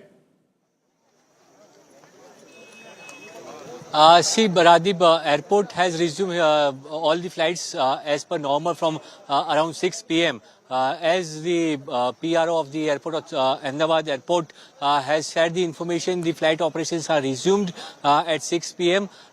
Union Home Minister and Union Aviation Minister has visited the site where we are right now.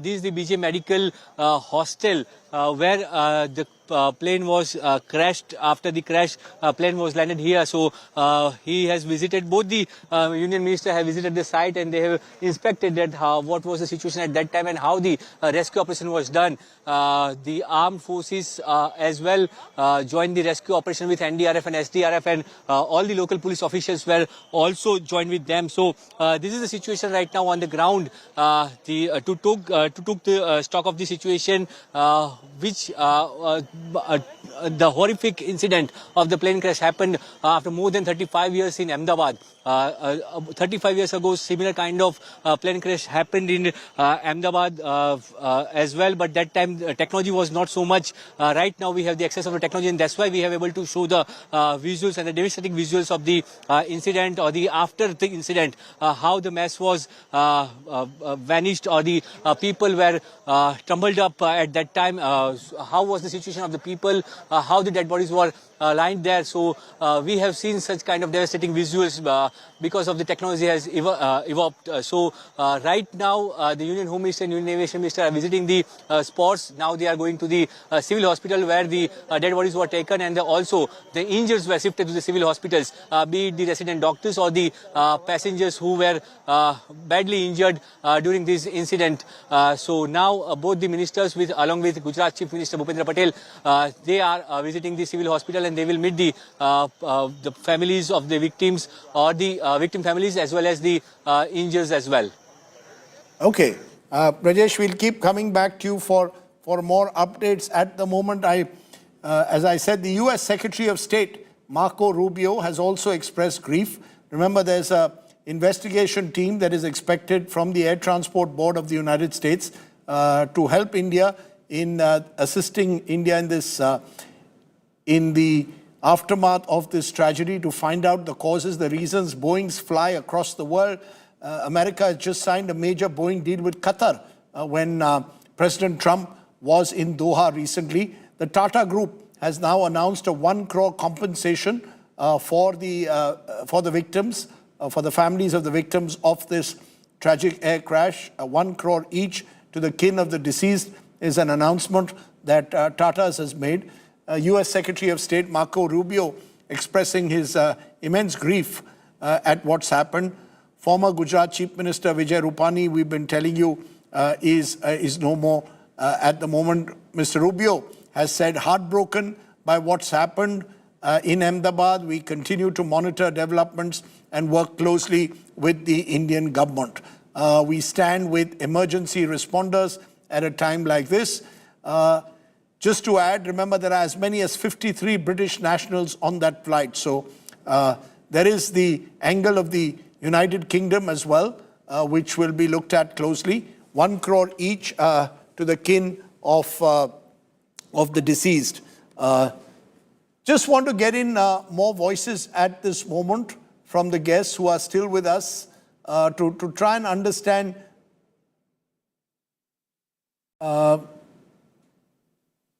Wing Commander Anil Goyal, if you are still with us, just wanted to understand, this miracle survivor. This is truly a miracle. In a flight like this, could it just be that he managed to get out of the emergency exit?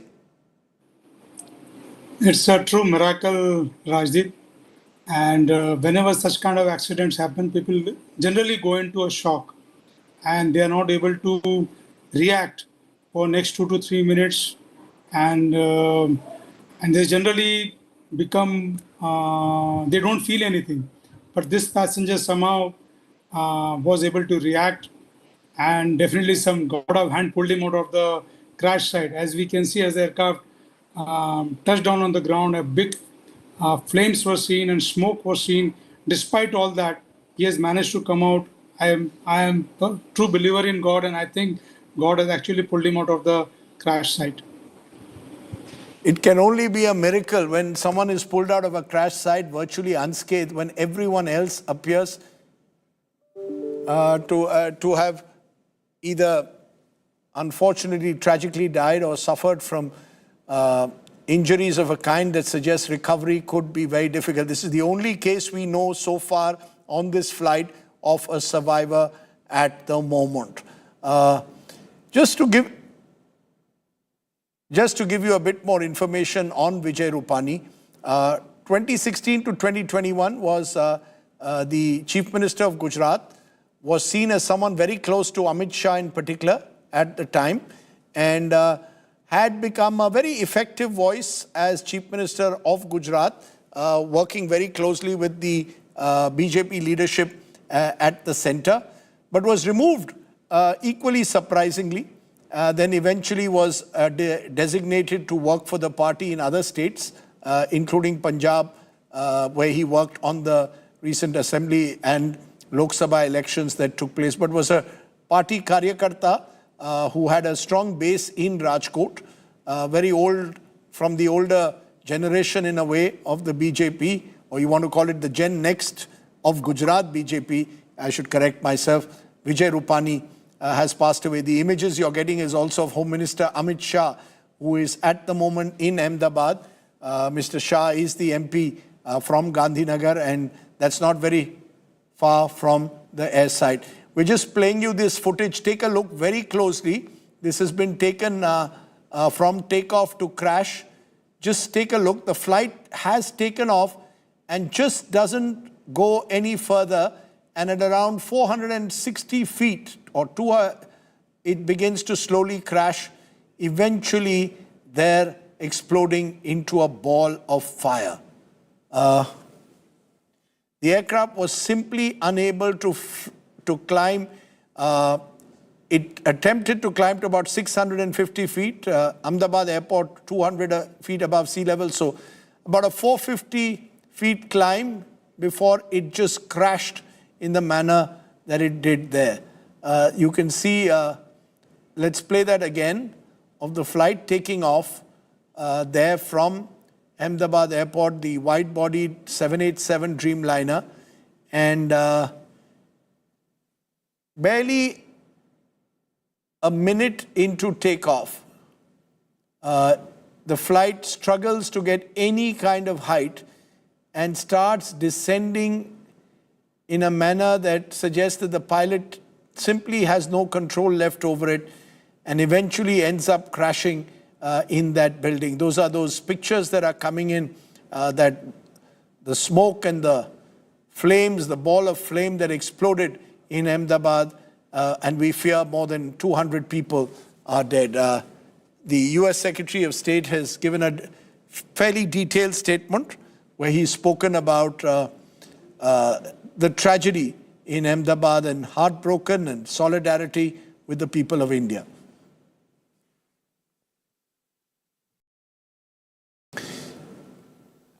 Wing Commander Anil Goyal, you're looking at those pictures, your first reaction when you see those pictures as they play out. It appears that this is something almost unprecedented, isn't it? Absolutely. When I see the aircraft descending down like a stone, actually I feel very scared.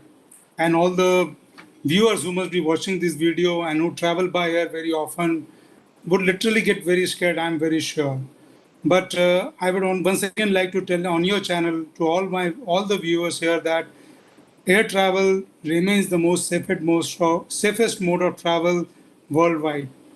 And it remains like this because of the technology which keeps evolving, the training given to the pilots and the crew, and all the infrastructure which is available at the airports and the allied services.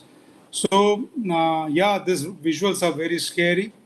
And the way the aircraft is descending is very, very dangerous. I've never seen an aircraft coming down like a stone like this. And yes, this is a wide-body double-engine aircraft that was doing a long-haul flight. Wing Commander Vikram Mahajan, have you seen anything quite like this? Not really, Rajdeep. These visuals, I mean, I would like to echo the sentiment of Anil here. It really is scary, but I'm sure there are definitely reasons which has led to this.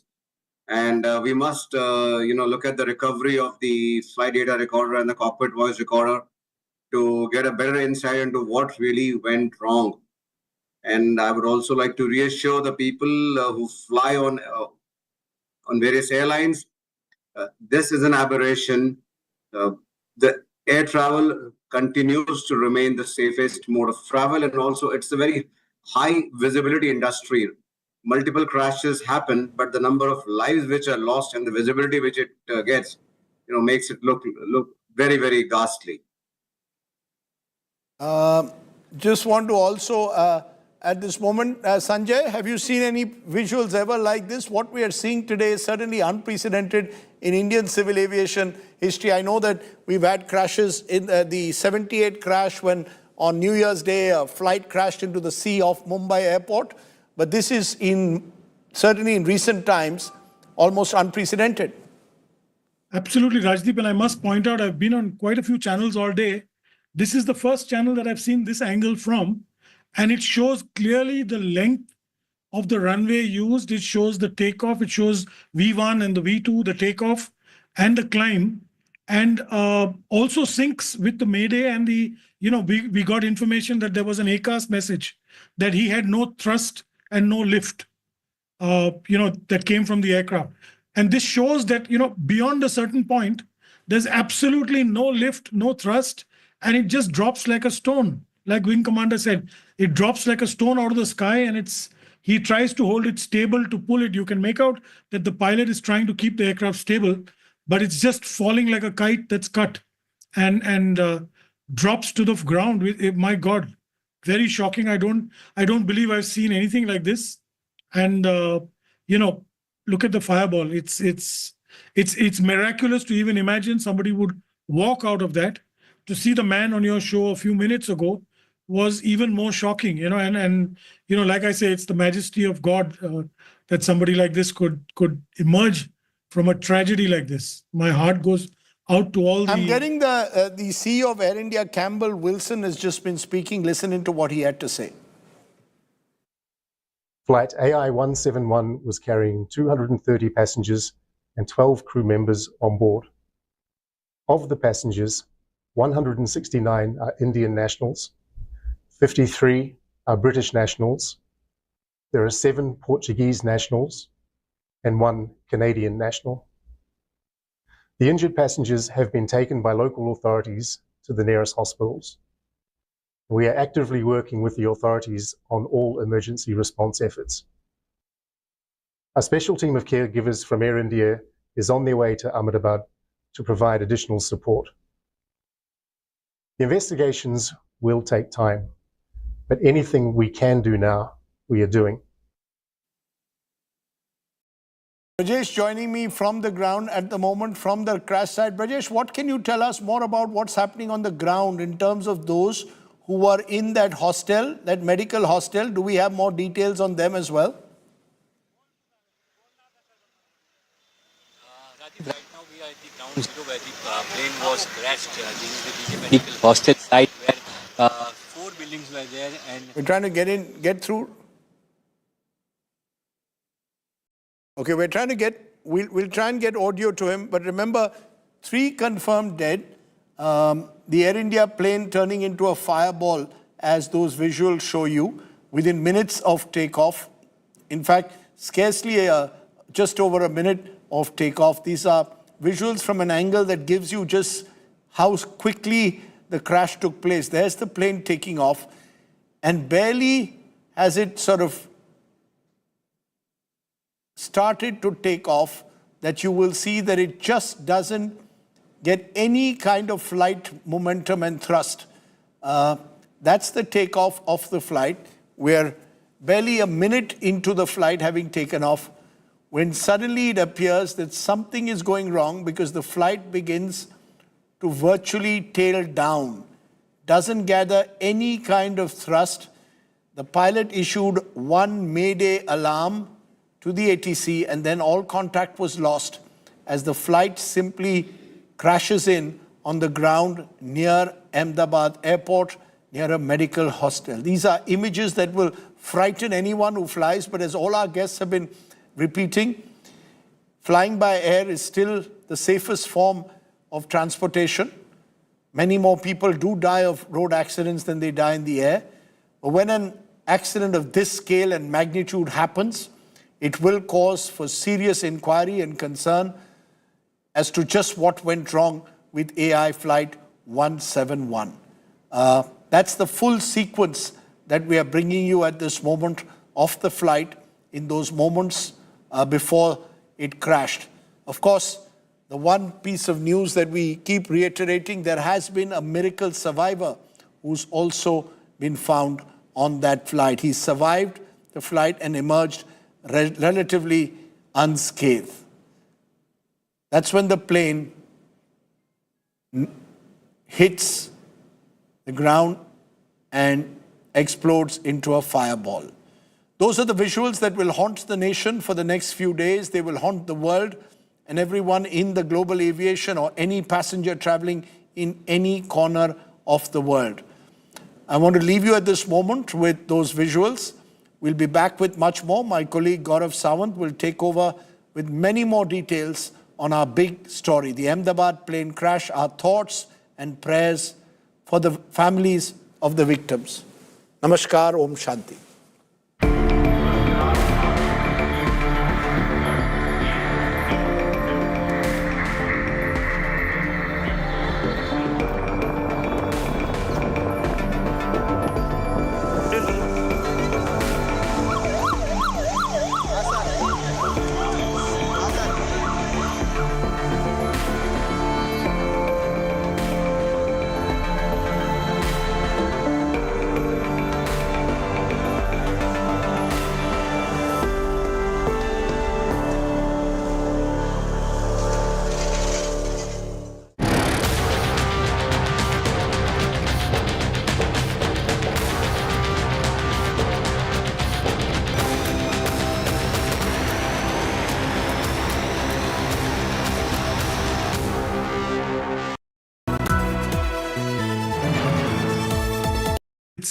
It's shocking to say the least. So to see this man walk out of a hospital bed on the street is unthinkable.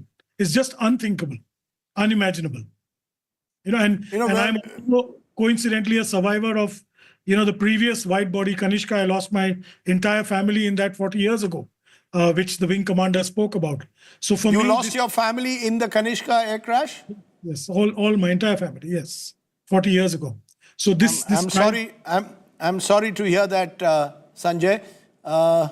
Those images coming in of the Home Minister with Ram Mohan Naidu, the Civil Aviation Minister, as they look at चलाया जा रहा है JCB machine के माध्यम से जो भी दीवार यहाँ पे तोड़ने की ज़रूरत पड़ रही है उसे तोड़ा जा रहा है, क्योंकि सबसे पहली प्राथमिकता यही है कि प्लेन में जो 242 लोग सवार थे, अगर उसमें से कोई भी जख्मी है तो उसे तुरंत ही निकाल कर उनका रेस्क्यू किया जाए। फिलहाल आप फायर ब्रिगेड की जो टुकड़ी है उसे भी देख पा रहे हैं। पानी छांट कर जो भी आग लगी है उसे बुझाने की जो कोशिश है वो यहाँ पे की जा रही है। मेरे आसपास की तरफ की तस्वीरें आपको दिखाऊंगा। एयर इंडिया का ये प्लेन था और लंदन के लगभग 240 मुसाफिर इसमें शामिल थे और आप देख पा रहे हैं जो भी स्पेयर पार्ट्स हैं।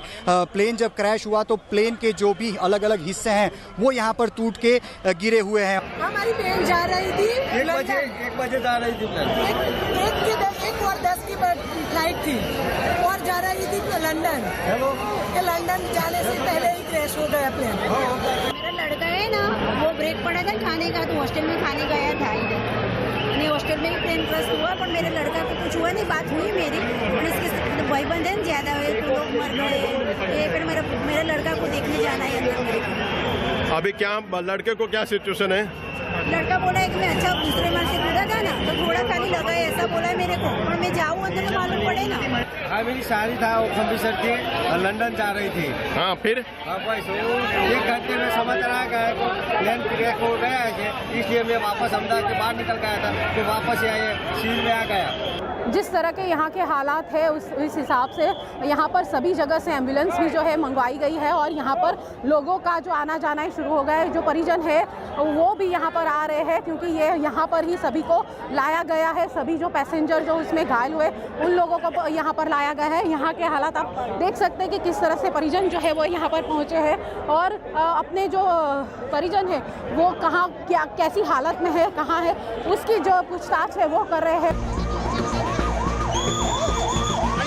On board were 242 souls, 2 pilots, 10 cabin crew, and 230 passengers, including 169 Indian nationals and 61 foreigners. Among the Indians on board was former Gujarat CM Vijay Rupani. As condolences poured in from the Prime Minister to the chairman of Tata Sons, the Civil Aviation Ministry rushed to take stock of the situation. Gujarat सरकार से हमारी ministry के सभी लोग वहाँ पे संपर्क बनाए हुए हैं। वहाँ पे अभी जो राहत का कार्य है उस पे पहले काम उस पे चल रहा है। हमारी पूरी टीम वहाँ पे पहुँच रही है। मेरे साथ अभी हमारे सेक्रेटरी डीजीसी है, माननीय गृह मंत्री माननीय नायडू जी वहाँ पहुँच रहे हैं, तो अभी वहाँ जाएंगे। वहाँ पे क्या हताहत को लेके कोई कॉन्फर्मेशन इस वक्त से नहीं, अभी तक कोई ऑफिशियली डिक्लेरेशन नहीं हुआ। वहाँ पे जाएंगे। पहले तो मुझे लगता है कि प्रायोरिटी यही है कि जो वहाँ पे हुआ है पहले राहत का कार्य पहले करे, उन लोगों को पहले मदद करे। AI-171 is feared to be India's worst aviation disaster, at least in the last couple of decades. The nation's prayers are with the families of those on board the flight, as we all hope for a miracle. Bureau Report, India Today. I want to go across to Brajesh Doshi, our correspondent in Ahmedabad. He's live at the crash site. Brajesh, first give us the latest updates. We are told the police commissioner has told reporters that he fears there may be no survivors. Can you give us more updates, particularly also of the people on the ground in that hostel, that medical hostel where the plane crashed or parts of the plane crashed into? See, as of now, there has been no official words on the deaths of the plane crash. But right now, we are at the spot where the plane was crashed. This is the college where the plane was crashed at around 1:40 p.m. So this is the within seconds of liftoff, and that huge Dreamliner, the Boeing 787-8 Dreamliner aircraft, it took off from the Sardar Vallabhbhai Patel International Airport in Ahmedabad, bound for Gatwick in London. But within a minute of takeoff, and watch those images on your television screen, there you see the liftoff, but within seconds, there is an issue, there is a problem. The pilot says, "Mayday, mayday, mayday," and then the aircraft starts sinking, and there's a huge orange ball of fire and smoke, because this aircraft was scheduled to fly 9 hours. It was full of fuel. 242 on board, one survivor. Air India Flight 171 took off from the Ahmedabad airport at 1:38. You can look at the timestamp on your screen, 1:38. Headed to Gatwick Airport, London. Within seconds, the pilot set out a mayday. The video on your screen shows the 787-8 Dreamliner struggle to gain height, and within 59 seconds, it plunges, it sinks to the ground, blowing up in a huge fireball. And there are many, many, many unanswered questions. What caused this catastrophic crash, which led to loss of so many lives? That's our top focus story on this broadcast. That's the Sardar Vallabhbhai Patel International Airport. From takeoff to crash in under 59 seconds. Former Chief Minister of Gujarat, Vijay Rupani, was also on board. The BJP just moments ago has announced he too sadly passed away. But there was a miracle survivor. The miracle survivor recounts that plane crash horror, and you will listen to him on this broadcast. Incidentally, he was just on that seat, one seat ahead of Vijay Rupani. Vishwas Kumar, that's the survivor. Even he doesn't know how he survived. Everybody else perished in that aircraft that went up in that huge orange ball of fire. He says he managed to come out of the plane. He said, go look inside. Other passengers may be inside. We are told he had siblings who were traveling with him, but within minutes, there was this huge ball of fire. We are told there have been no other survivors. And then people rushed him to hospital. He is in ICU.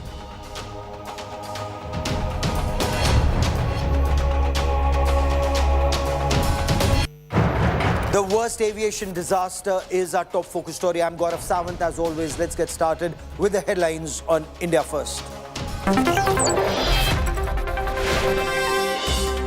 Air India's London-bound flight from Ahmedabad crashes seconds after takeoff. All passengers except one feared dead. 204 deaths have now been confirmed. 52 are British nationals, 7 Portuguese nationals among the passengers. Union Home Minister Amit Shah reaches the crash site.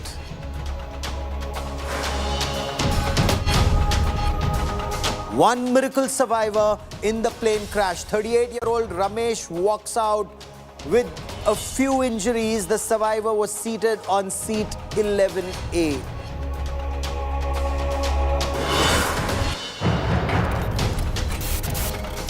That horrifying moment of crash captured on camera. The massive aircraft 787 Dreamliner seen sinking less than a moment after takeoff. An orange ball of fire seen hitting the doctor's hostel near the Sardar Vallabhbhai Patel International Airport in Ahmedabad.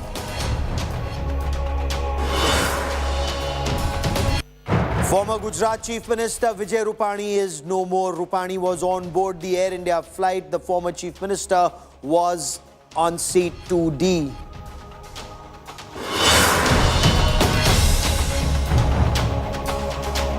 Prime Minister Narendra Modi was briefed about the situation. He's expressed his condolences. He spoke to Aviation Minister Ram Mohan Naidu, who too is now on site.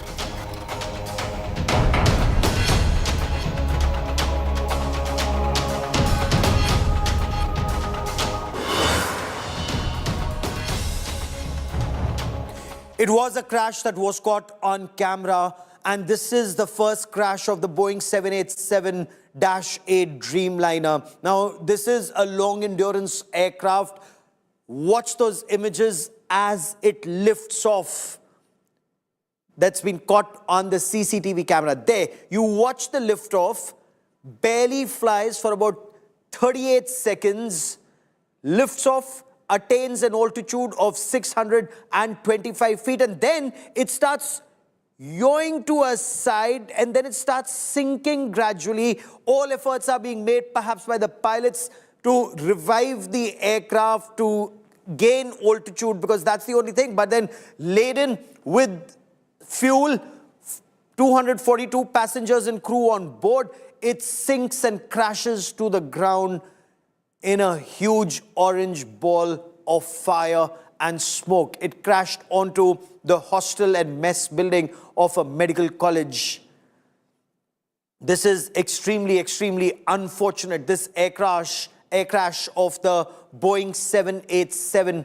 The first flight, incidentally, of a Boeing 787 Dreamliner was in 2009. It's been flying across the world with multiple airlines, considered amongst the safest. However, there have been whistleblowers in the United States of America who've raised questions about this aircraft even in the past. The FAA, or the Federal Aviation Authority in the United States of America, had initially begun an investigation a couple of years earlier when a whistleblower raised some issues about the safety of the aircraft. But then it's been flying, and it's been flying almost by some of the best airlines across the world, including American Airlines, Japan Airlines, Air India. They fly the 787-8 Dreamliner. 242 passengers were on board this aircraft when it crashed. Very, very unfortunate. Was it a loss of thrust? Why was the landing gear still down? There are some pilots who've said the landing gear, moments after takeoff, the landing gear goes up immediately, but in this case, it didn't. Was that an issue? Is it true that the plane is actually yawing to the left a bit? Pilot issued a mayday call. Mayday, mayday is what he said. And the moment he said that, the ATC went back to him. However, if you notice, the ATC then said there was no response from the pilot, and seconds later, this huge ball of fire. India Today's Sandeep Puneethan now joins me with the latest on this, and he explains how this aircraft suddenly went up in flames. And Sandeep, I mean, just look at these images. It just defies imagination that an aircraft is just lifting off, can lift off even on one engine should there be an emergency, but in this case it just starts sinking and then crashes to the ground. What happened? Air India Flight 171 was headed from Ahmedabad to London Gatwick Airport on the 12th of June when it crashed shortly after takeoff. It's one of India's worst aviation incidents. What do we know about this tragedy so far? Well, the aircraft was taking off from Sardar Patel Airport in Ahmedabad. This airport has a runway with a length of 3.5 meters. The Boeing 787 took off. It hit an altitude of about 190 meters, and suddenly there was a mayday call from the cockpit with the pilots desperately radioed an SOS, and then the plane descended and crashed in a fireball here, just 2 kilometers away from the runway. There were 242 passengers and crew on board. Now there's a video that's emerged of this tragic accident just a few minutes after the aircraft took off, and that video has something very unusual. The aircraft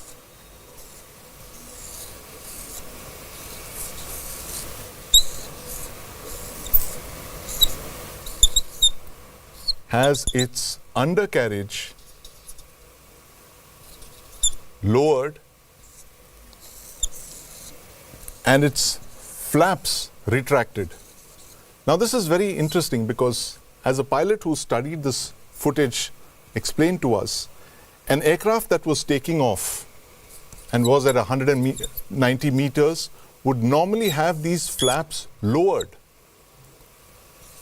because an aircraft needs to generate that kind of lift with the flaps lowered, and this is a very critical position. But in the video that we've seen, the flaps are level, they're plain, right?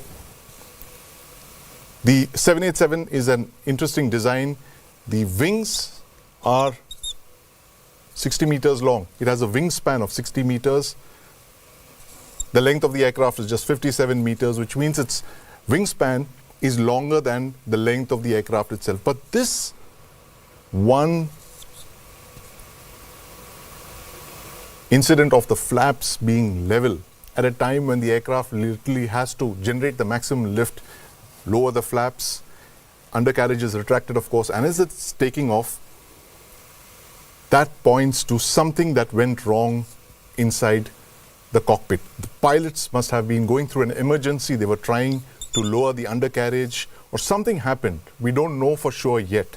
But that video is very crucial, and I'm sure in the next couple of days, as investigators try and gather the black box and collect evidence, this is going to be very crucial to understand what happened to the tragic Air India flight 171 that crashed in Ahmedabad. Air crashes, aircraft accidents, they're studied world over because there are lessons to be drawn. The cockpit voice recorder, the flight data recorder, it's in an orange-colored box that's known as the black box at the tail of the aircraft where it's relatively safe. We'll told the moment that's retrieved, that will be sent to Boeing for an analysis, and then there would be better appreciation. Of course, the last conversation between the pilot and the air traffic controller was Mayday, Mayday. But why was this distress call given out? That clarity we are still awaiting. But in this gloom and doom, there was a miracle.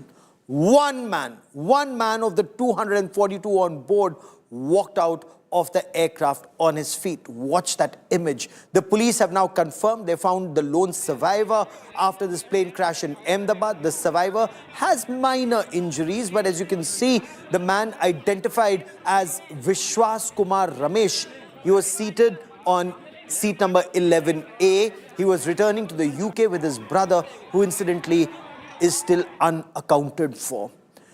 India Today has spoken to this miracle survivor. He recalled that horror. The man said there was a loud noise within 30 seconds of the takeoff. And after that, everything happened very, very quickly. He told India Today when he stood up, he was surrounded by bodies and debris all around.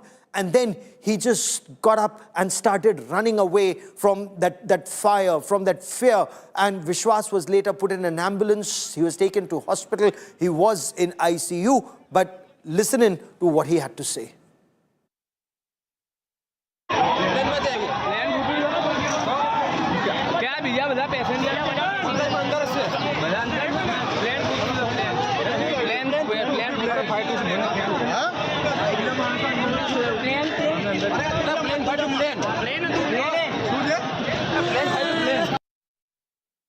I quickly want to cut across to India Today's Brijesh Doshi joining me from the crash site, that medical college. Brijesh, is there a little more clarity on survivors? Have there been other survivors? Are there people still unaccounted for? And what about the situation on ground? We believe a couple of buildings, they were burnt and they were damaged. Were there people inside these buildings?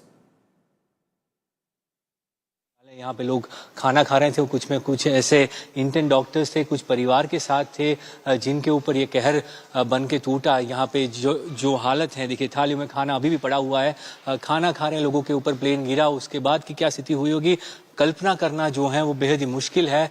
यहाँ पे कांच जो है वो टूटे हुए हैं, शीशे टूटे हुए हैं, दीवार जो है यहाँ पे देखिए प्लेन का ये जो पार्ट है वो किस तरह मैस में आके गिरा और यहाँ की दीवार टूट गई है, पूरी तरह से ये मलबे में परिवर्तित हो गया है। प्लेन का मलबा था और इसने हॉस्टल के मैस को मलबे में परिवर्तित कर दिया है। किस तरह की स्थिति यहाँ पे है, जो मैस की स्थिति थी यहाँ पे ये डॉक्टर्स खाना खा रहे थे। ये ऐसे डॉक्टर हैं कि जो इंटर्न डॉक्टर्स हैं अभी यहाँ पढ़ाई कर रहे हैं और उसके बाद वो जो हैं आगे बढ़ने वाले हैं। उनसे पहले उनकी जो है इनमें से कहा जा रहा है कि कुछ डॉक्टर्स की जान भी चली गई है। हालांकि आधिकारिक आंकड़ा नहीं दिया गया कि कितने डॉक्टर्स यहाँ पे थे और कितने जो है जिनकी मृत्यु हो चुकी है, पर 30 से ज़्यादा डॉक्टर्स ऐसे थे जिनको यहाँ से जो है तत्काल सारवार के लिए ले जाया गया, इलाज के लिए ले जाया गया और उनके साथ उनके परिवार के भी कुछ लोग थे।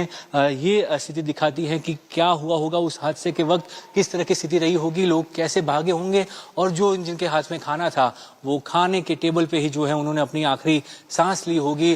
भयावह दृश्य होंगे वो, और वहाँ पे हम अभी आज पहुँचे हैं।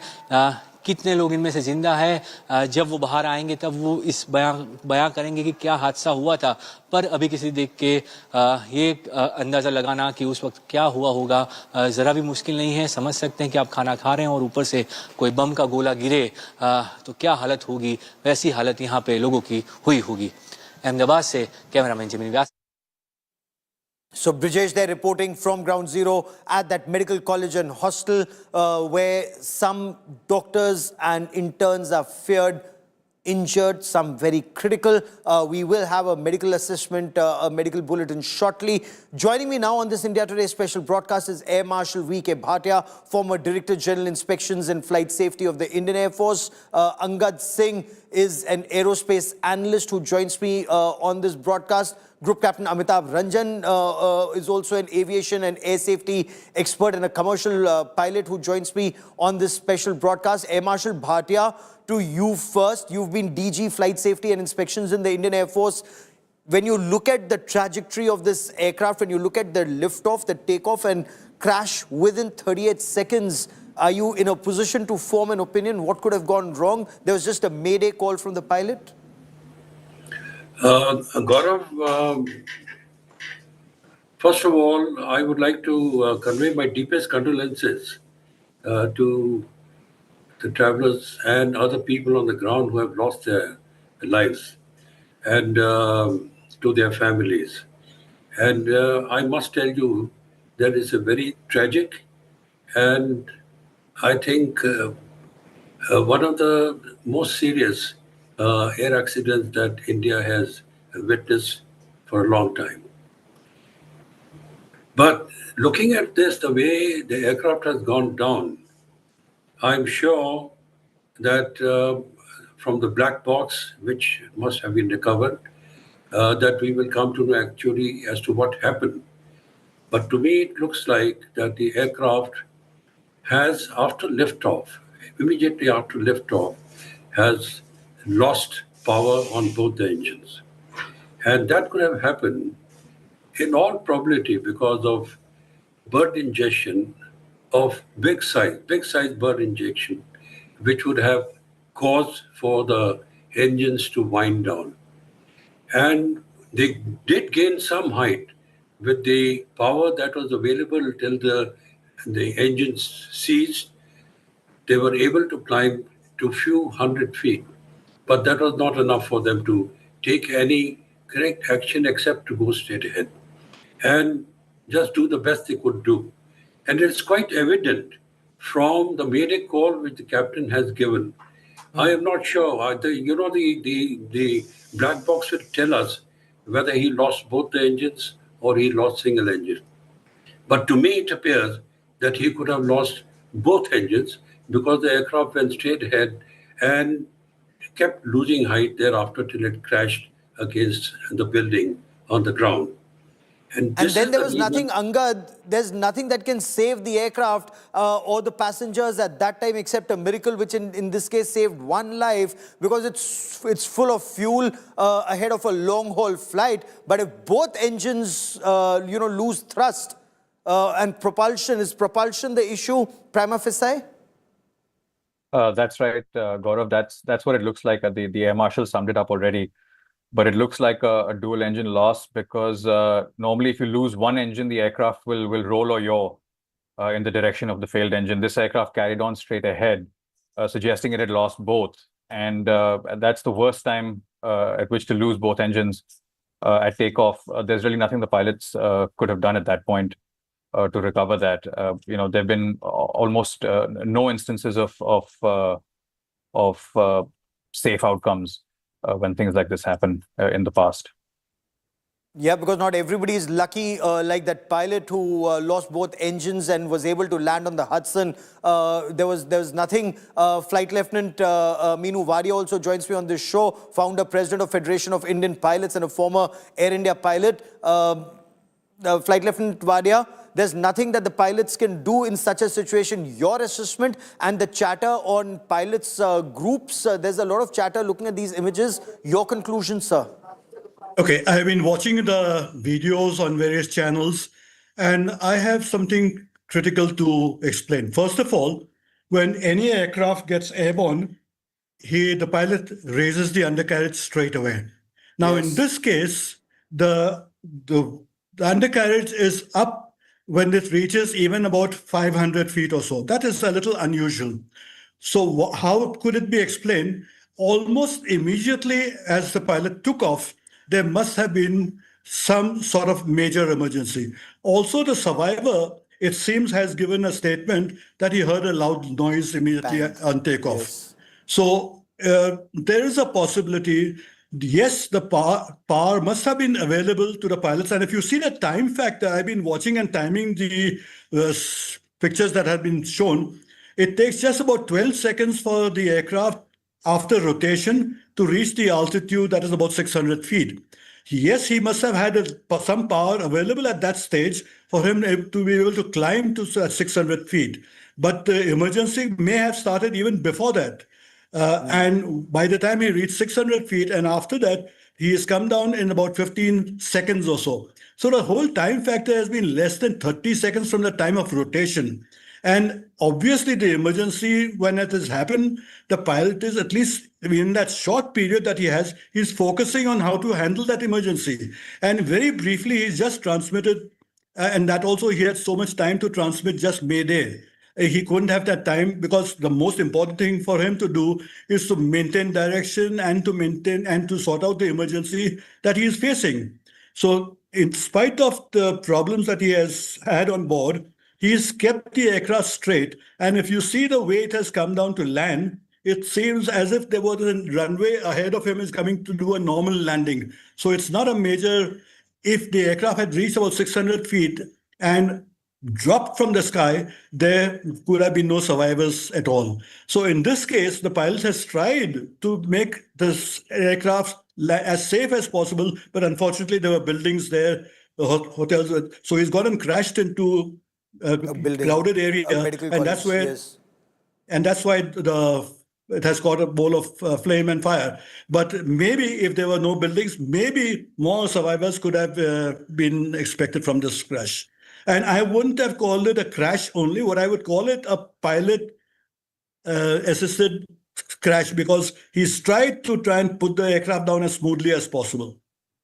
He's tried to put the aircraft down, but in that situation, I know we're only speculating, Group Captain Amitabh Ranjan, if the problem arose just as he lifted off, could it have been possible to abort the takeoff at that stage? Sir, I would, first of all, I would convey my heartfelt condolences to all the families of the people who have suffered in this tragedy. Coming to your question, the aircraft could not have aborted takeoff after it obtained its V1, that it's rotated and it's airborne. Now there is no way that it can abort its takeoff. The best action the pilot did is evident in all the videos which have come out. Like my panelist before me has covered very nicely, that it is not a crash.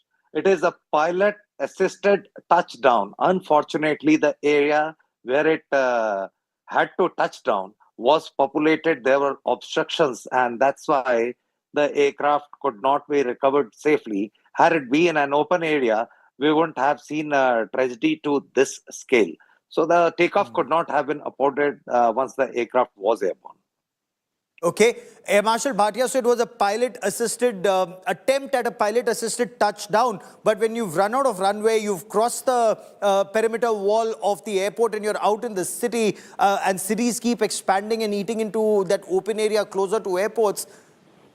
I don't know if it was even possible to continue and try and make a loop. That clearly wasn't possible in this scenario, Air Marshal Bhatia, because the lone survivor, the sole survivor, says the moment there was a liftoff, there was a loud bang. What would explain a loud bang? A bird hit?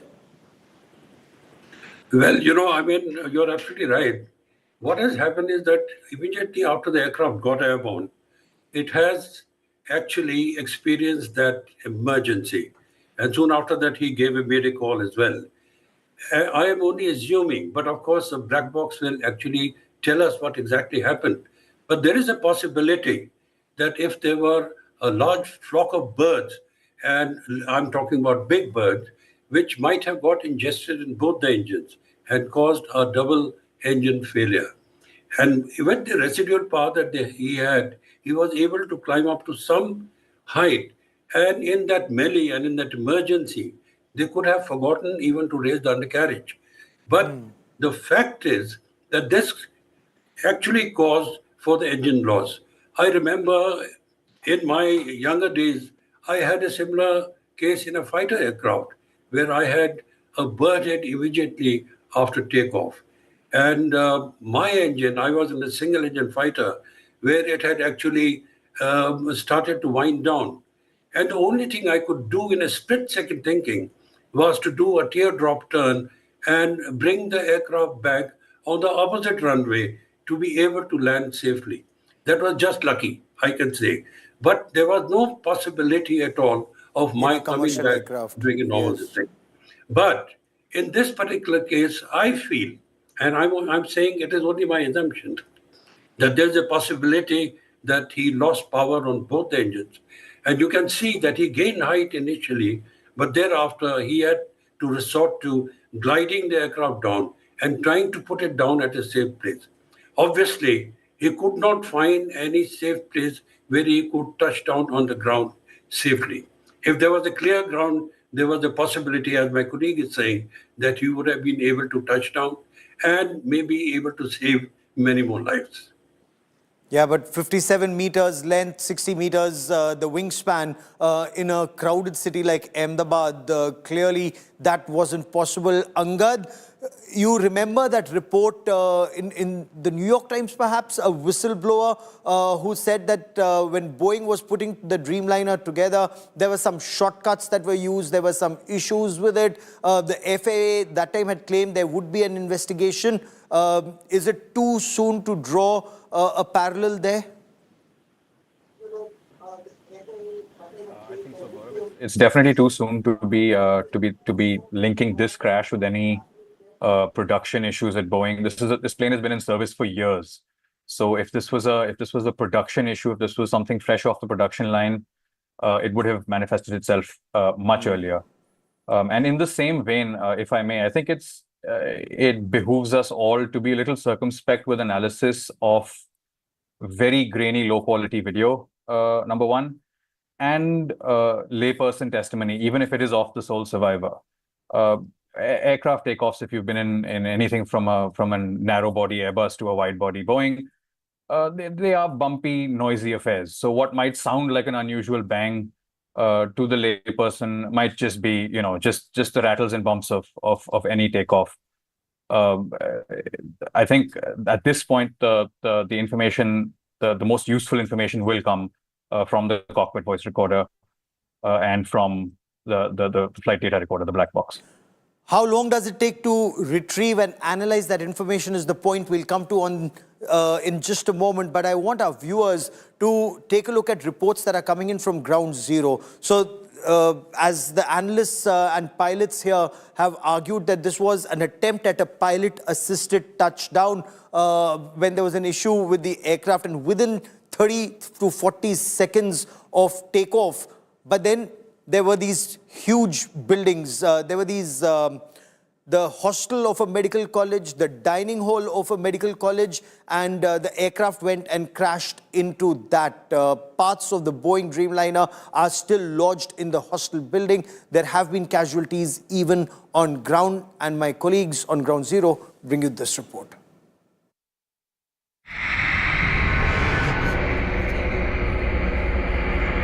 Air India Flight 171 from Ahmedabad to London crashed into a medical college hostel in Meghani Nagar. Just a few meters from the international airport. The Boeing 787 Dreamliner burst into flames as it first hit the junior wing of the hostel and then crashed into the senior student wing.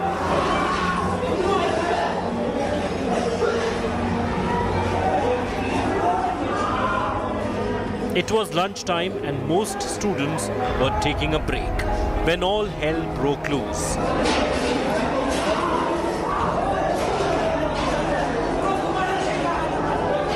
The crash charred the entire building complex.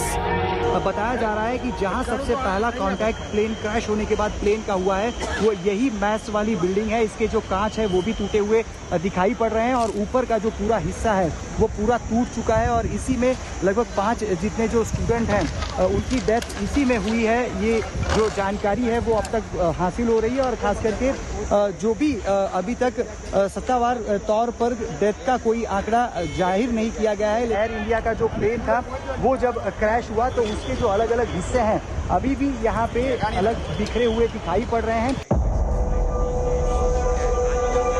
The aftermath is shattering. The plane's tail fin hit the hostel roof. Landing gear and tires lodged into one of the rooms. And other plane parts still stuck in the building. मैं यहीं मेरे office में बैठी थी, जैसा धड़ाका हुआ मैं वहाँ ऑफिस से वहाँ गई। जो डॉक्टर्स के फ्लैट थे उनको बहुत डैमेज हुए हैं और उसमें से कितने डॉक्टरों को हमने निकाला है।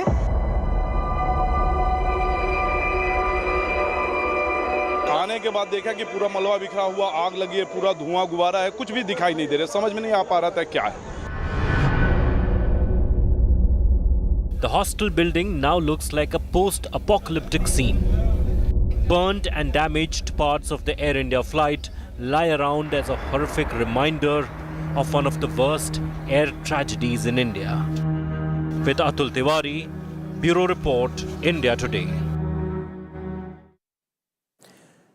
Air Marshal Bhatia, there are reports that say that aircrafts undergo A, B, C and D level maintenance checks. In your appreciation, and since you've been DG Flight Safety and Inspections, how effective are these maintenance schedules in identifying issues like those, incidentally, that have also been alleged by whistleblowers regarding so-called structural flaws in the Boeing 787 Dreamliner? You know, what you are referring to are the issues that the 787 suffered from in the initial stages of its development. These issues have been sorted out and, like they had this problem with the battery also. But I do not believe, the aircraft has been flying for more than a decade now and it must have flown millions of hours. So all those issues were taken care of. And that is how this aircraft has been declared fit for, operations. So I don't believe that there is any issue there. The problem is that something can happen, like what happened today, immediately after takeoff, when very little which a pilot can do except to take the aircraft to any safe place that he can find where he can bring the aircraft down. In this case, if he has lost both the engines. And in this case, there was no safe place to bring that aircraft down safely. Group Captain Ranjan, Captain Sabarwal, the commander of the aircraft, the pilot had 8,200 hours of flying experience. You heard, there was one mayday call. In your appreciation, in such a situation, could anything else have been done, or this was a fait accompli? A pilot with those many hours, and we have to understand it very well that the pilot till the last moment was composed. That's why he could give an mayday call. In case of a panic situation, if the pilot was not in control of the situation, if he was not over the things as they were happening, he wouldn't have given a mayday call. If he has given a mayday call, it means there is an emergency on board. The pilot is trying to convey, and thereafter the pilot gets busy. And as far as we have been talking that as to how the aircraft was still flying, if there was loss of thrust, there is a residual thrust. And please remember, a Dreamliner with the tons it carries, the weight, the momentum by itself will keep it in a shallow climb, and thereafter it starts its descent towards Mother Earth. So there was not much in the control of the pilot in case it was a loss of thrust. And that loss of thrust has been reported in the Mayday call. So it could have been a bird hit. It could have been both engine failures. Both engine failures is a very, very, very unlikely scenario which can happen in this class of an aircraft, which have different fuel lines, different fuel tanks, different fuel pumps feeding both the engines. So loss of thrust that's the point. Mechanical or technical reason is. Yes, that's the point I was coming to, Flight Lieutenant Vadia. There would be multiple levels of redundancies in an aircraft. So what explains loss of thrust and loss of thrust in two engines? We are told that an aircraft can take off even on a single engine, can make a loop and come down and land. Did every level of redundancy fail? Yes.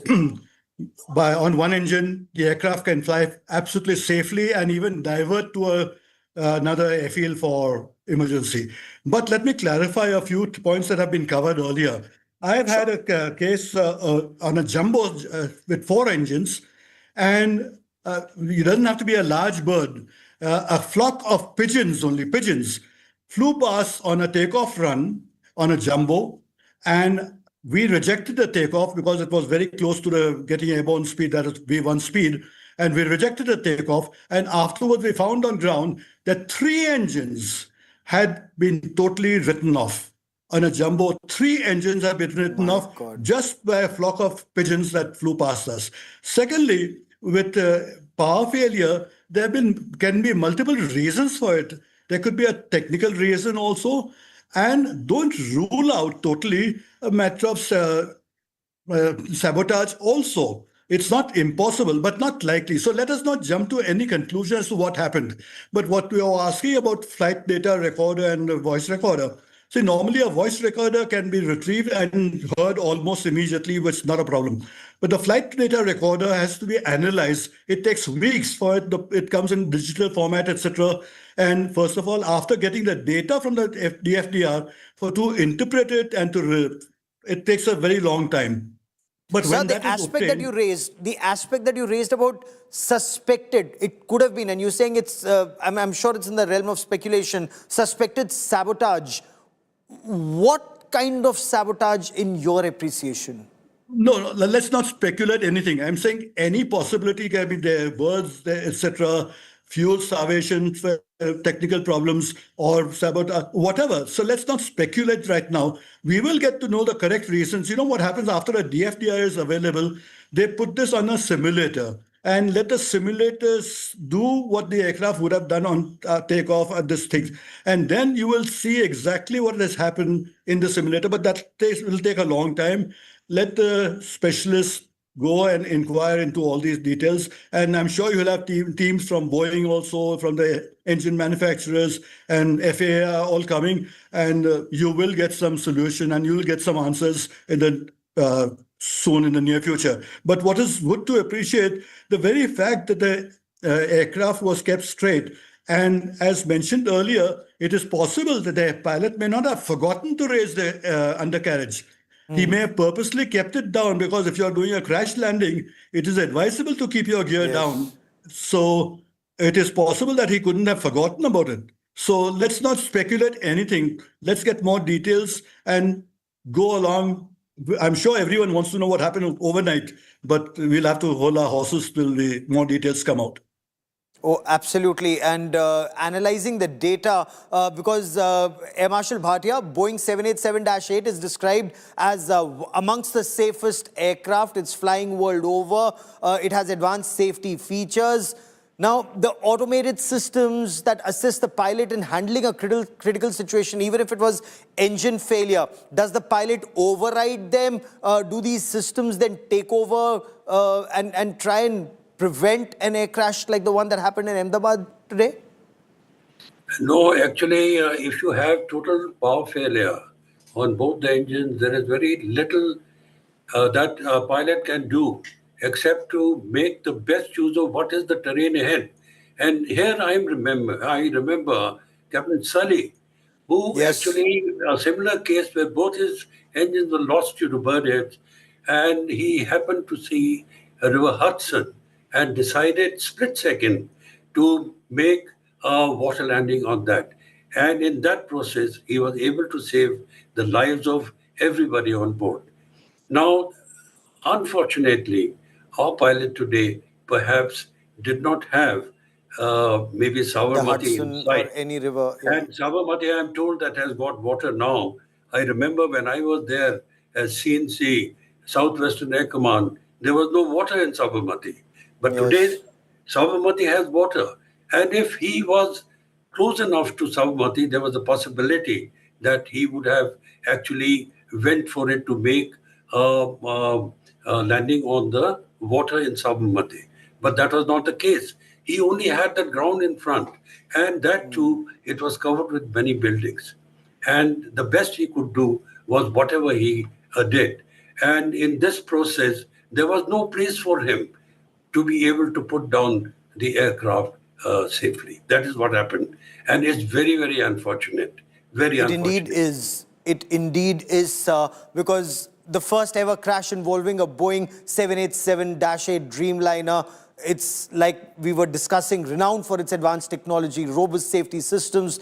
This Dreamliner's unexpected crash and failure raises multiple questions. Investigators will now rely on the flight data recorder and the cockpit voice recorder to perhaps ascertain what happened. Why did this plane crash within seconds of liftoff?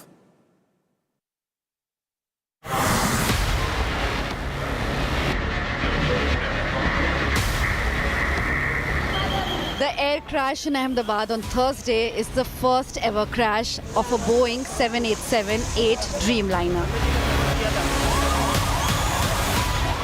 The Air India plane en route to London from Sardar Vallabhbhai Patel International Airport crashed just minutes after takeoff.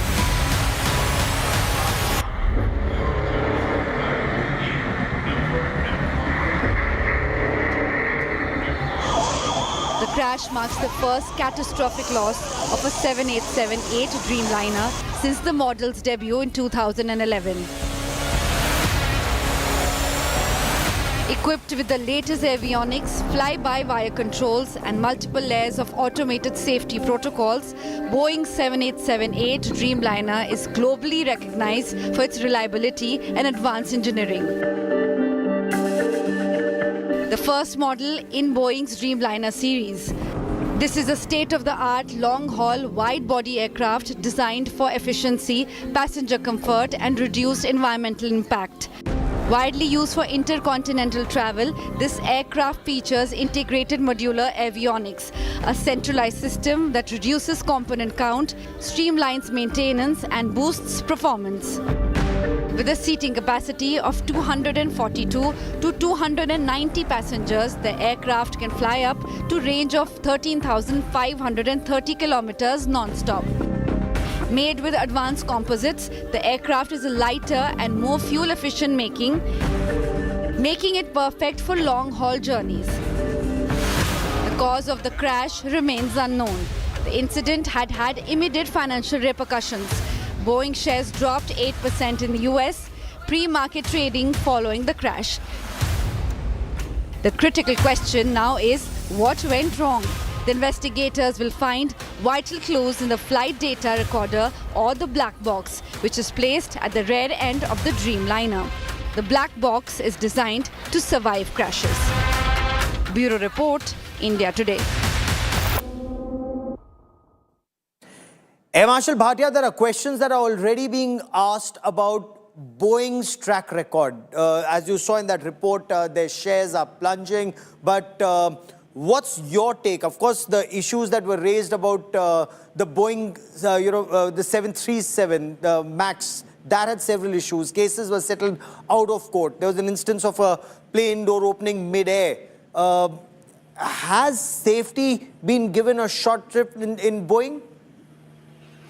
Well, there was a report, as far as 737 MAX is concerned, that because of perhaps the requirement of increasing the output, there is a possibility of what you're suggesting. But I will not say that Boeing would have that kind of a culture. And as far as the the Dreamliner is concerned, the 787, we all know and we have seen in the past that is one of the safest aircraft ever produced. And it's really state of the art. The possibility of this kind of a accident happening because of some slipshod methods having been adopted by the manufacturers, I will not subscribe to them without any proof. I will not talk about that as such because I don't think that may be true. But what I'm trying to say is that this kind of an emergency can actually happen. And we have to actually, shall I say, we have to construct our airfields in such a manner that we have that kind of a funnel in front of the runways so that we are able to put down the aircraft should there an emergency happen like this. But the pressure of urbanization is so much that all this is forgotten and we are allowed to actually develop the cities in a method that we are doing, which we should not be doing. So we have to keep in mind as to those funnels where we should be able to put on the aircraft if they suffer from this kind of a mishap immediately after takeoff. But how long should that funnel be? Before I bring in Group Captain Ranjan, just to address this point. So the plane takes off 625 feet. There's loss of power, or there is some issue, or that, if it clearly isn't loss of power, if it's a pilot-assisted landing effort, because the plane's not yawing, it's not pitching, it's just gliding down. So if it's a pilot-assisted landing effort, how much should that funnel be? How long?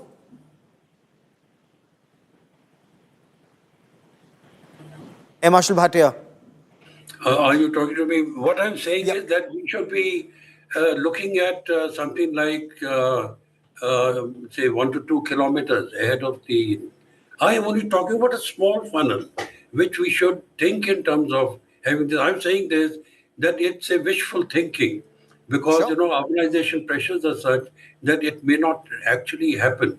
But this kind of a thing where you lose both engines or all your power as such are very, very rare, very, very rare. And one has to take a calculated risk. So it is left for us to decide whether we want to create that funnel or we want to leave it because this is 1 in a million case. It's 1 in a million. Sadly, it's happened today in India, in Gujarat. And sadly, there are reports of many, many losses of lives. Group Captain Ranjan, you've studied the flight safety record of aviation in India. Air India, of course, has had some crashes in 2010 and one in 2020. Is there something specific in pilot training, operational movements that need to be relooked, something in standard operating procedures, especially if you're looking at a long-haul international flight with so much fuel, so many passengers, this kind of temperature when the takeoff is happening, and then there's a loss of thrust or power? To start with, see, whether an aircraft has got 1 passenger or it has got 400 passengers, the pilot training has to be of the same standards, because 1 life, 400 lives, 500 lives, all lives are equally important. Whether it be a VVIP flight or flying just any ordinary citizen of this country or any other country, the flight safety procedures have to be absolutely perfect. It is something which is very common in the pilots community. That is, takeoff is optional and landing is mandatory. That going to say that a takeoff can be abandoned for lack of anything. It can be aborted. But once in the air, landing is mandatory. You don't arrive, you land. So the procedure-wise things are in place. The pilot training-wise, everything is in place.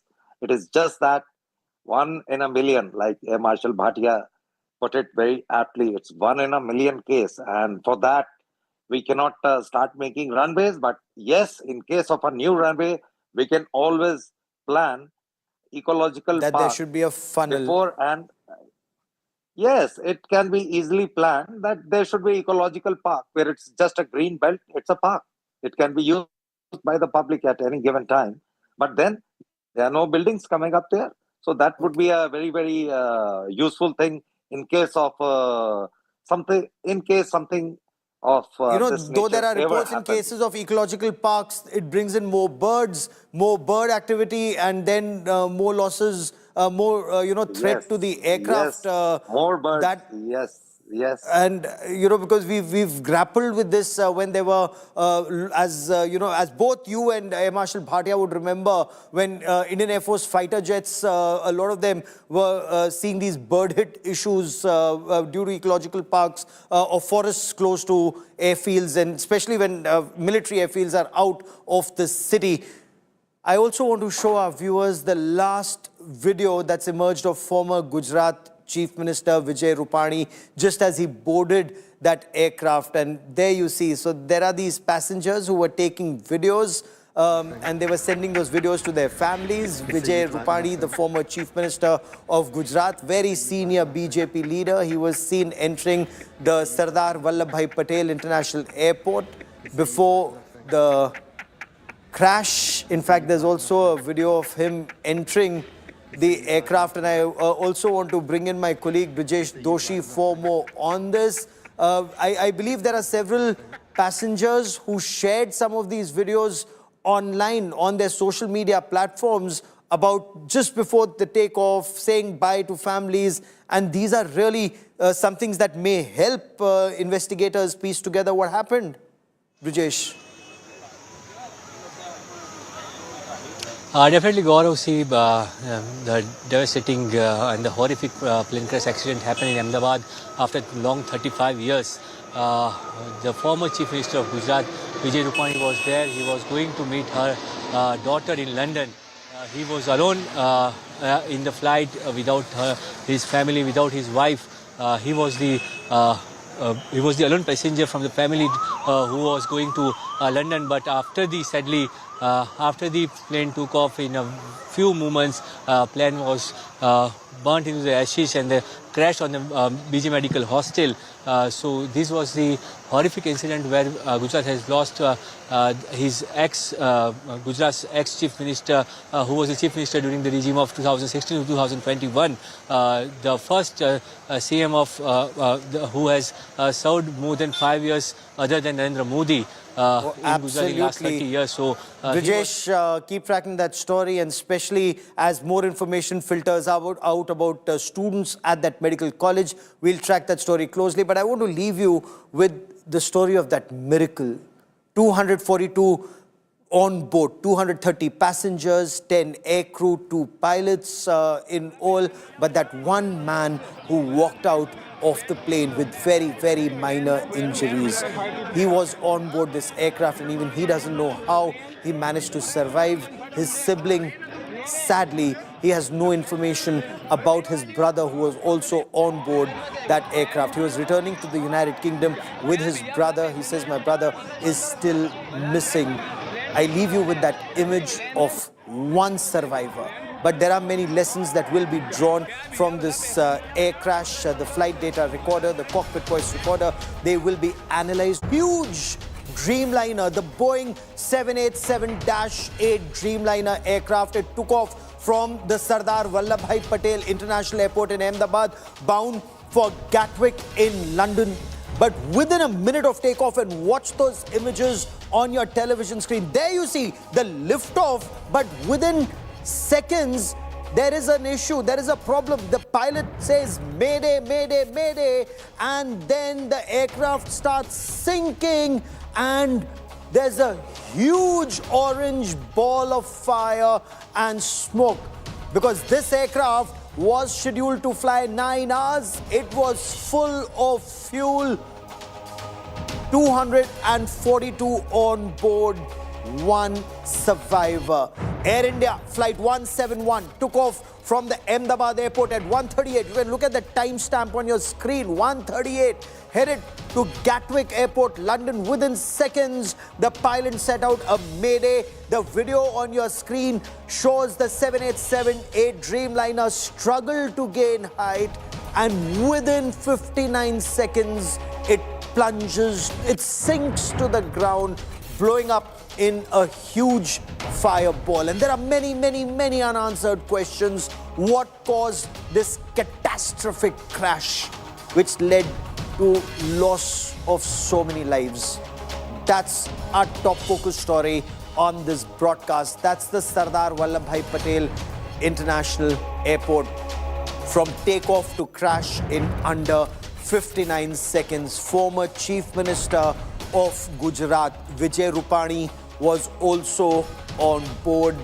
The BJP just moments ago has announced he too sadly passed away. But there was a miracle survivor.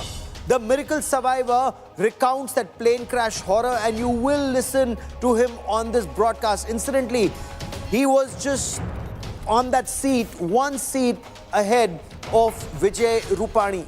Vishwas Kumar, that's the survivor. Even he doesn't know how he survived. Everybody else perished in that aircraft that went up in that huge orange ball of fire. He says he managed to come out of the plane. He said, go look inside. Other passengers may be inside. We are told he had siblings who were traveling with him, but within minutes, there was this huge ball of fire. We are told there have been no other survivors. And then people rushed him to hospital. He is in ICU.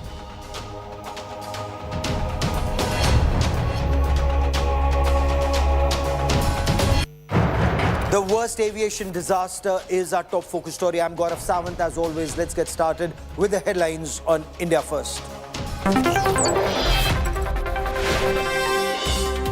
Air India's London-bound flight from Ahmedabad crashes seconds after takeoff. All passengers except one feared dead. 204 deaths have now been confirmed. 52 are British nationals, 7 Portuguese nationals among the passengers. Union Home Minister Amit Shah reaches the crash site.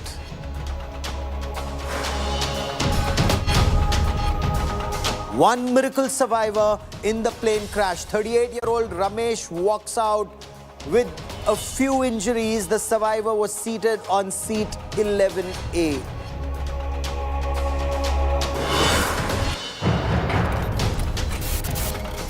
That horrifying moment of crash captured on camera. The massive aircraft 787 Dreamliner seen sinking less than a moment after takeoff. An orange ball of fire seen hitting the doctor's hostel near the Sardar Vallabhbhai Patel International Airport in Ahmedabad.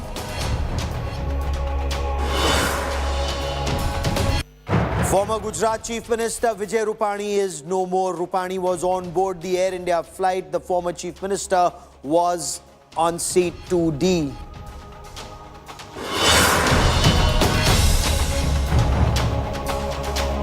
Prime Minister Narendra Modi was briefed about the situation. He's expressed his condolences. He spoke to Aviation Minister Ram Mohan Naidu, who too is now on site.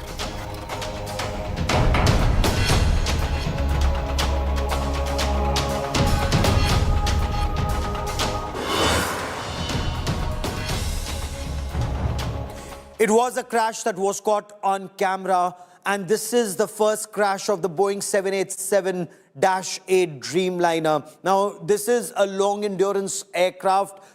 Watch those images as it lifts off. That's been caught on the CCTV camera. There, you watch the liftoff, barely flies for about 38 seconds, lifts off, attains an altitude of 625 feet, and then it starts yawing to a side, and then it starts sinking gradually. All efforts are being made, perhaps by the pilots, to revive the aircraft, to gain altitude, because that's the only thing. But then, laden with fuel, 242 passengers and crew on board, it sinks and crashes to the ground in a huge orange ball of fire and smoke. It crashed onto the hostel and mess building of a medical college. This is extremely, extremely unfortunate. This air crash of the Boeing 787. The first flight, incidentally, of a Boeing 787 Dreamliner was in 2009. It's been flying across the world with multiple airlines, considered amongst the safest. However, there have been whistleblowers in the United States of America who've raised questions about this aircraft even in the past. The FAA, or the Federal Aviation Authority in the United States of America, had initially begun an investigation a couple of years earlier when a whistleblower raised some issues about the safety of the aircraft. But then it's been flying, and it's been flying almost by some of the best airlines across the world, including American Airlines, Japan Airlines, Air India. They fly the 787-8 Dreamliner. 242 passengers were on board this aircraft when it crashed. Very, very unfortunate. Was it a loss of thrust? Why was the landing gear still down? There are some pilots who've said the landing gear, moments after takeoff, the landing gear goes up immediately, but in this case it didn't. Was that an issue? Is it true that the plane is actually yawing?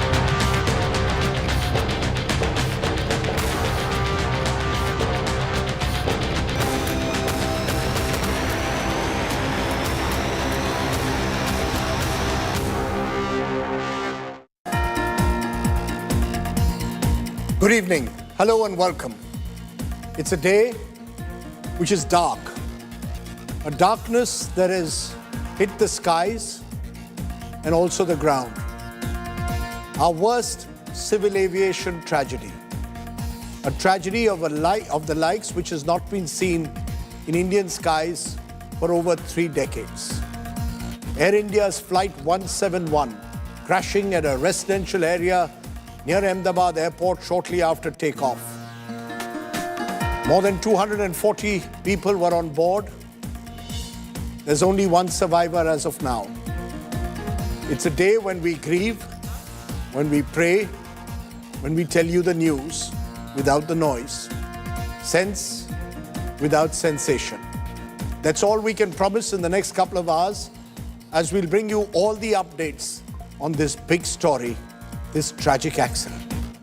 Let's bring you the headlines.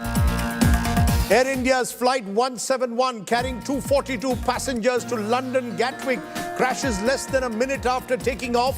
The aircraft reached an altitude of 625 feet before descending at a speed of 475 feet per minute.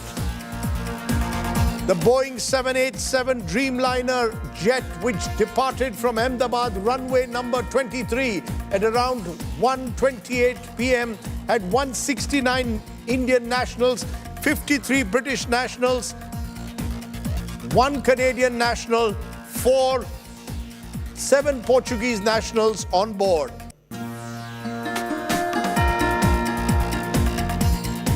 Over 200 people are feared dead in this tragedy. Former Gujarat Chief Minister Vijay Rupani, who was on board the London-bound Air India flight, has also died in the crash. The pilot had given a mayday call to ATC but gave no further communication when responded to. The flight was under Captain Sumit Sabharwal's command, who had 8,200 hours of flying experience under his belt. Over 200 are dead, and there is only one miracle survivor who cheated death. 38-year-old Ramesh walks out unscathed with just minor injuries. The survivor was seated on seat 11A. It's a true miracle. The stricken aircraft ends up crashing into the hostel of the BJ Medical College, located just outside the perimeter of the Ahmedabad airport. Several students are injured, many feared dead on the ground in this tragedy. A rarest of rare flight crash where both engines apparently malfunctioned. This is a first for the Boeing Dreamliner series. Boeing has touted the 787 as its best-selling passenger plane, but focus now on Boeing itself. Home Minister Amit Shah, Civil Aviation Minister Ram Mohan Naidu have visited the crash site, taken stock of the situation. Flight operations at Ahmedabad airport have resumed late this evening. It was temporarily shut down after the terrible tragedy. Boeing issues a statement saying it is in contact with Air India, ready to support Air India in its investigation. Tata announces a 1 crore compensation to all the families of victims. Air India expresses its distress.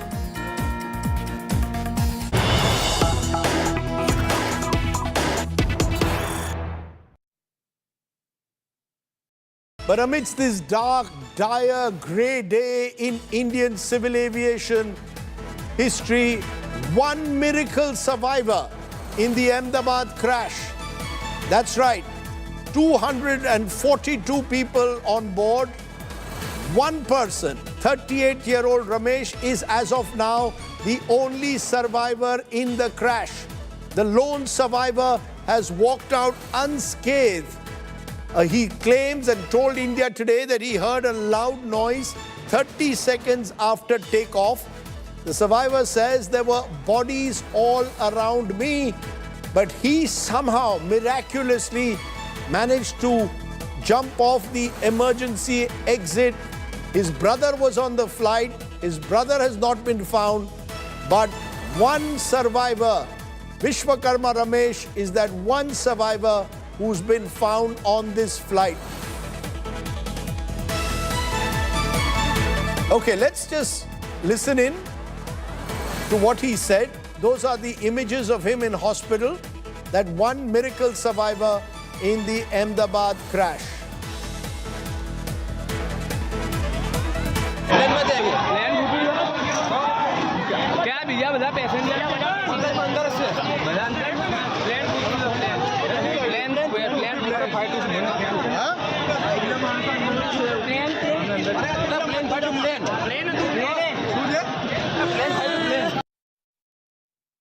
Okay, let's go straight across first to Ahmedabad, where I'm joined by my colleague Preeti Chaudhary. She's at the crash site, and Atul Tiwari, who's at the civil hospital there. Preeti, we are getting this news of this miracle survivor, but this on a day when more than 200 people have died. So the bigger story, of course, is that this is the worst of its kind in recent times in Indian civil aviation history.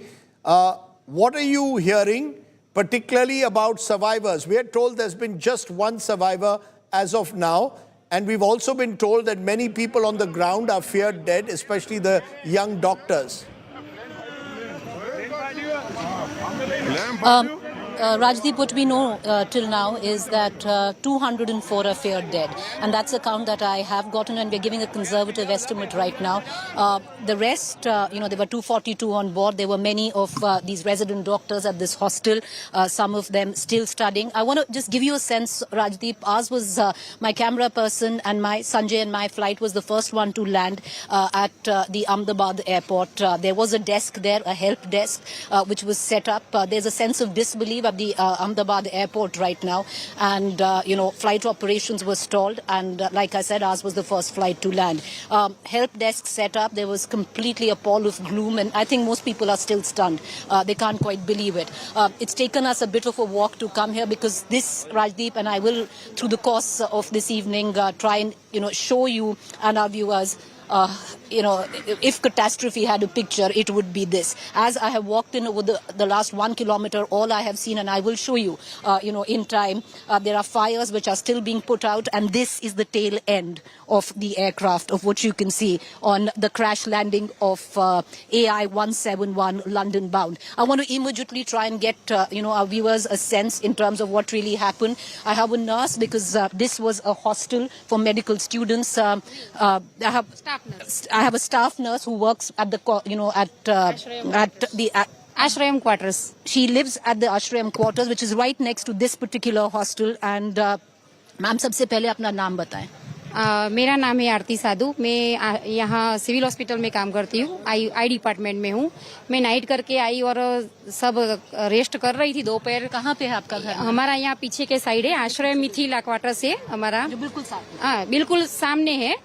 जो आश्रय Mithila quarters है ना, यहाँ ये पीछे का रास्ता है, वो पहले आता है। हाँ, तो हम सो रहे थे तो एक धड़ाका हुआ तो हमने देखा, तो बाहर निकले तो सब धुआं और आग फैली हुई थी चारों तरफ। सब आगा, कुछ दिखता ही नहीं था, बस धुआं ही धुआं दिखता था। आपके सामने? हाँ, बिल्कुल सामने। हमें देखने आए थे, पर बाद में एम्बुलेंस, फायर ब्रिगेड सब आई थी और सब काम चल। यहाँ तो आना ही मुमकिन नहीं था, इतनी तेज धुआं और आग थी। बाहर निकले आपने? हाँ, देखा। फिर हम तो डर गए थे, क्योंकि हमने तो पहली बार देखा कि इतना जोर से जो धड़ाका हुआ ना, तो हमको पहले तो ऐसा लगा कि बॉम्ब ब्लास्ट हुआ, ऐसा लगा। लेकिन बाहर निकले तो पता चला कि प्लेन क्रैश हुआ है। बाद में हम देखने आए तो हमने दिखा कि ये प्लेन का वो सब तो हमने दोपहर को नहीं दिखा था, क्योंकि दोपहर को तो यहाँ आना ही मना था। यहाँ तो सब आग ही आग थी। दोपहर को तो यहाँ आना मना ही था। अभी आए तो सब दिखेगा, बाकी तो नहीं। दोपहर तो सब आग थी। रेस्क्यू ऑपरेशन यहाँ पर हो रहा था, वो देखा था? हाँ, देखा। सब 108 वाले, फायर ब्रिगेड्स वाले, पुलिस वाले, सब मिलिट्री वाले सब आए थे। या वो क्या वो खुद काम करते हैं ना, वो सब जो पैसेंजर्स यहाँ पर थे वो तो हम सब ने, कुछ दिखता ही नहीं था। वो धुआं ही था, आग और धुआं, सिर्फ आग और धुआं था, कुछ दिखता नहीं था। कुछ नहीं दिखा? कुछ नहीं दिखता था। आप अभी आए हैं देखने? नहीं, दोपहर को हम आए थे ना, जब हुआ ना तब हम वहाँ आए थे, लेकिन यहाँ आ ही नहीं सकते थे, धुआं इतना था, कुछ दिखता ही नहीं था। Rajdeep, I just want to tell you, so certain eyewitness accounts there that are coming, and I also want to tell you that investigative agencies are already there. What is crucial right now, of course, there is the emotional side of all of it, and that's all too overbearing, especially at the civil hospital where bodies have been taken. But there's also a tactical side to it and what exactly happened. And this is the tail end of the aircraft, and this is where right now, we were speaking to some of the investigative, agencies that are here. This is where the black box is, because it's at the tail end assembly of the aircraft and one at the front end. And that possibly, Rajdeep, will hold,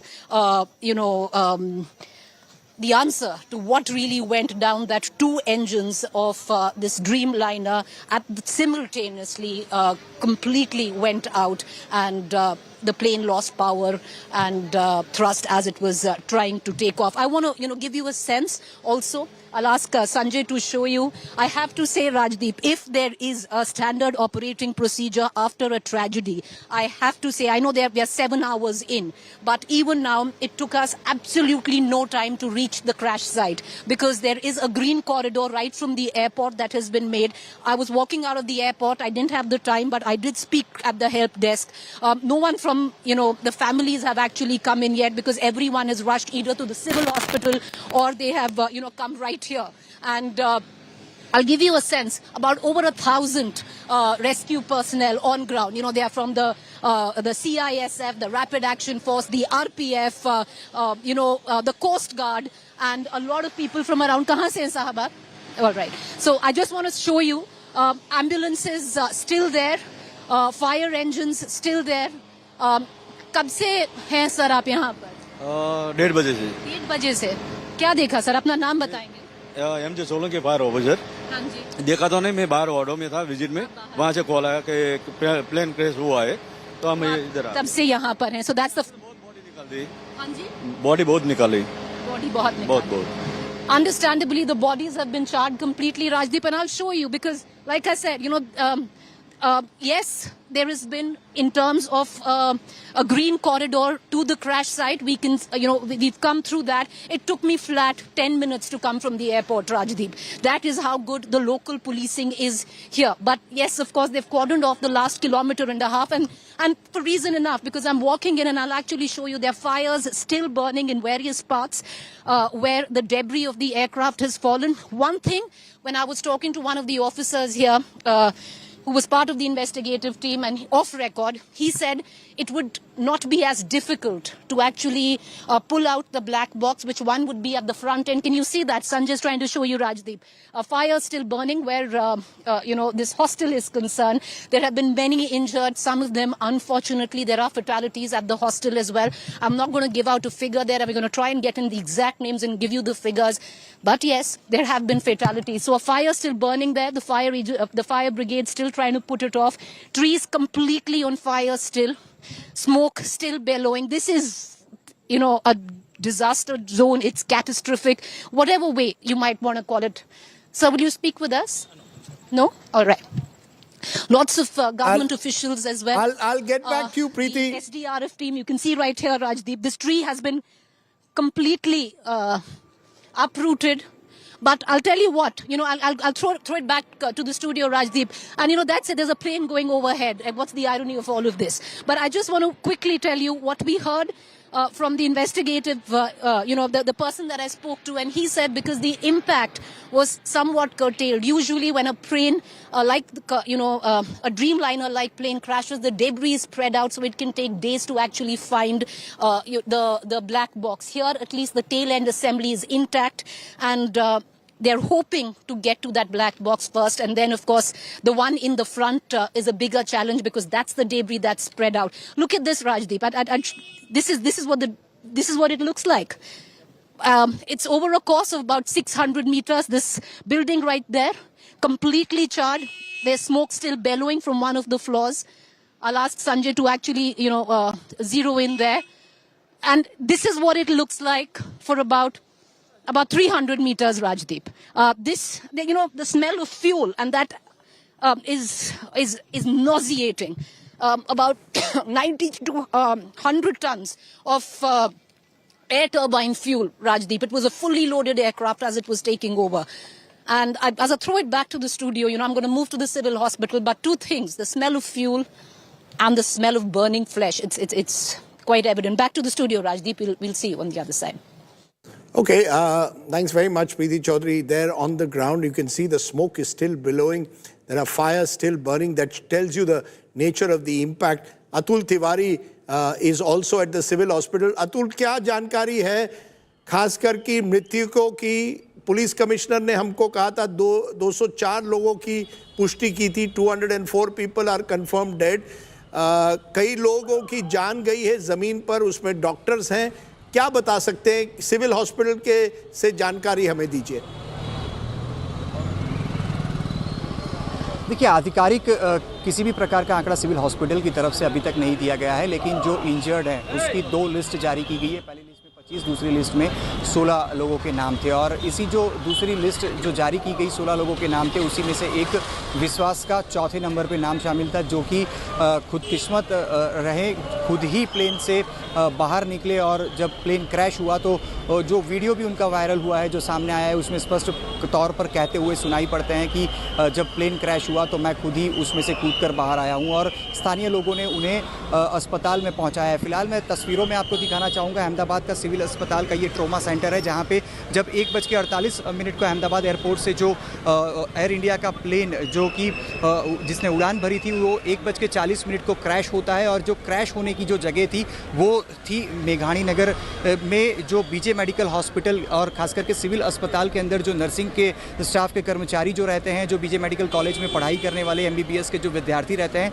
वो उन लोगों के रहने की वो सारी जगह थी. और उसी में से उनके लिए जो मैस बनाई गई है, उसी मैस में जब कुछ नर्सिंग के स्टाफ और जो स्टूडेंट्स थे वो दोपहर का जब भोजन ले रहे थे, उसी वक्त 1:40 को जो प्लेन है वो क्रैश हुआ. और जो टेल जहाँ पे जाकर अभी फ़िलहाल फंसी हुई है, वो टेल वाला हिस्सा ही वो मैस है जहाँ पे सबसे पहला इम्पैक्ट जो प्लेन का हुआ था, जहाँ प्लेन क्रैश होने के बाद सबसे पहले टकराया था. उसी में कुछ लोग दोपहर के समय भोजन ले रहे थे और प्लेन क्रैश होने की वजह से कई लोग जो कि भोजन ले रहे थे उनकी मौत हुई. और लगभग शाम को 5-6 बजे तक तक वहाँ से डेड बॉडी जो है वो निकाली जा रही थी। और जो भी डेड बॉडी अभी तक बरामद की गई है, जो भी घायलों की संख्या 41 अभी तक आधिकारिक तौर पर सिविल अस्पताल की तरफ से बताई गई है, वो अहमदाबाद के इसी सिविल अस्पताल जो कि एशिया का सबसे बड़ा अस्पताल है वहीं पे लाई गई है। और ये वही ट्रोमा सेंटर है। और इसी ट्रोमा सेंटर की बात करें तो यहाँ पे जगह कम पड़ गई, उसके बाद जो पुराना ट्रोमा सेंटर है उसे खोलना पड़ा है और जो भी डेड बॉडी है उसे पीएम रूम में रखा गया है। और सबके डीएनए टेस्ट करने के बाद बाकायदा स्वास्थ्य विभाग ने कहा है कि डीएनए सैंपलिंग होगा, उसके बाद ही डेड बॉडी सभी को दी जाएगी। Atul Tiwari joining me there from the civil hospital. No official confirmation yet, importantly, of the total number of casualties. The hospital authorities, the police authorities being very, very careful. But clearly, as you can see, the magnitude of the damage is such that it is almost impossible to expect too many survivors. We've seen that one miracle survivor. And I want to play his visual again because that miracle survivor is one of the stories of this AI 171 flight crash. Think about it, 243 people on board. As of now, just one survivor emerges out unscathed. And that, to my mind, is quite a story which will tell you that there is still hope, even in times of despair. He's spoken to India today, told us that the pieces of plane were around me, 30 seconds, he was too scared, stood up and just ran. And somehow, through the emergency exit, someone put him in an ambulance and he seems to have emerged relatively unscathed. I want to bring you at this moment the other breaking part of the story, which is the actual crash. The second video now has come of the Ahmedabad Air India flight crash, and take a look at it very carefully because this video will show that the crash actually takes place not even 5 minutes but less than 30 seconds after takeoff. This is the video of the flight takeoff from the airport runway. The flight trying to take off when it simply loses all power and slowly nosedives. The pilot is trying to land the flight, it appears, but just doesn't have enough time. It crashes and there's a snowball of fire. As you can see, it just explodes there in front of you on your TV screen. So I'm going to play that again because I think it's important to recognize that the pilot simply had no time. Within seconds, less than a minute of takeoff, the flight tries to get airborne, loses speed, loses any attempt being made to take it up. It just doesn't get airborne. The wheels are still on, which suggests that the pilot was trying to land the flight. He's not able to, the engine seems to have completely failed him. No power, no thrust. He tries to land, instead is engulfed in a ball of fire. That's the image that will scare and shock many people who fly every day. This is something which is completely out of the ordinary. 1 in a million. And that's exactly what happened to AI Flight 171. I'm joined at this moment with those visuals playing on your screen by Mirza Faizan. He's an aerospace scientist and inventor of the ground reality information processing system. He's based in the United States. I'll be joined by other guests also. Sanat Kaul is chairman, International Foundation for Aviation, Aerospace and Development. Air Marshal Sanjeev Kapoor, former Director General, Inspection and Safety at IAF. Captain A.D. Manik, he's a former pilot and founder of the Skyline Aviation Club. Air Commodore B.S. Siwach will join me, DG Aviation Safety in India. Sanjay Lazar will join me at some stage, aviation expert. David Birch, Associate Professor, Aerospace Engineering, University of Surrey will be with us. But my first guest that I want to go to is someone who's tracked the Boeing very carefully and looked at it. Mirza Faizan, can you explain to us what the visuals in front of our screen tell us about this horrific plane crash? Sure, Rajdeep. Thank you so much for having me. So what I can see with this visual is that the problem is definitely with the propulsion system, because this is a controlled flight. There's no issue with the control systems, the control surfaces of an aircraft, although at the end of it, that looks like the pilot is trying to maneuver it so that they do not land on or they do not crash on a building and stuff like that. But this looks like a complete failure of both the engines from providing the enough thrust for the aircraft to take off. And this loss of thrust or the engine failure could happen due to multiple reasons, right? One reason could be, bird strike. Other reason, which does not look from this footage, by the way. Second could be foreign object and debris getting sucked into the engine. There has been a plane, Concorde, very famous Concorde crashed when the foreign object and debris got stuck in the plane. But that too is a very remote possibility. But doesn't... Go ahead. But doesn't the Dreamliner have enough backups, Faizan? No, every aircraft has backups. In fact, the aircrafts are designed on fail-safe philosophy. That's the design philosophy of an aircraft. It's called fail-safe philosophy. Even if anything fails, the aircraft is still safe. But what looks in this situation is something might have happened, and this could be issue with the fuel system. This could be also, impurities in the fuel which might have led to. Okay, I'm just going to stop. I'm going to stop you for a moment because we can speculate at this level. We don't know enough beyond the fact that this is very scary and doesn't happen often. David Birch, Associate Professor, Aerospace Engineering at the University of Surrey, joins us. David Birch, when you see those visuals, what's the first thing that strikes out? Well, as has already been pointed out, it looks as though it is a problem with thrust or airspeed. The airplane is just not going fast enough. As you pointed out, it's impossible at this stage to speculate about what's gone wrong, and that's, it's a bit disingenuous. The important thing to stress is that this is a tragedy. It is an appalling loss of life. But aircraft are inherently quite safe, and that incidences like these are very, very rare. This is, in fact, I believe, the first incidence of this scope that's happened with that particular aircraft. Mm-hmm. But David, in a sense, therefore, you're saying best not to speculate because we just don't know what happened to that aircraft. Air Commodore B.S. Sivach, you're DG Aviation Safety India. You've been DG Aviation. Your first response when you see those visuals? Thank you, Rajdeep.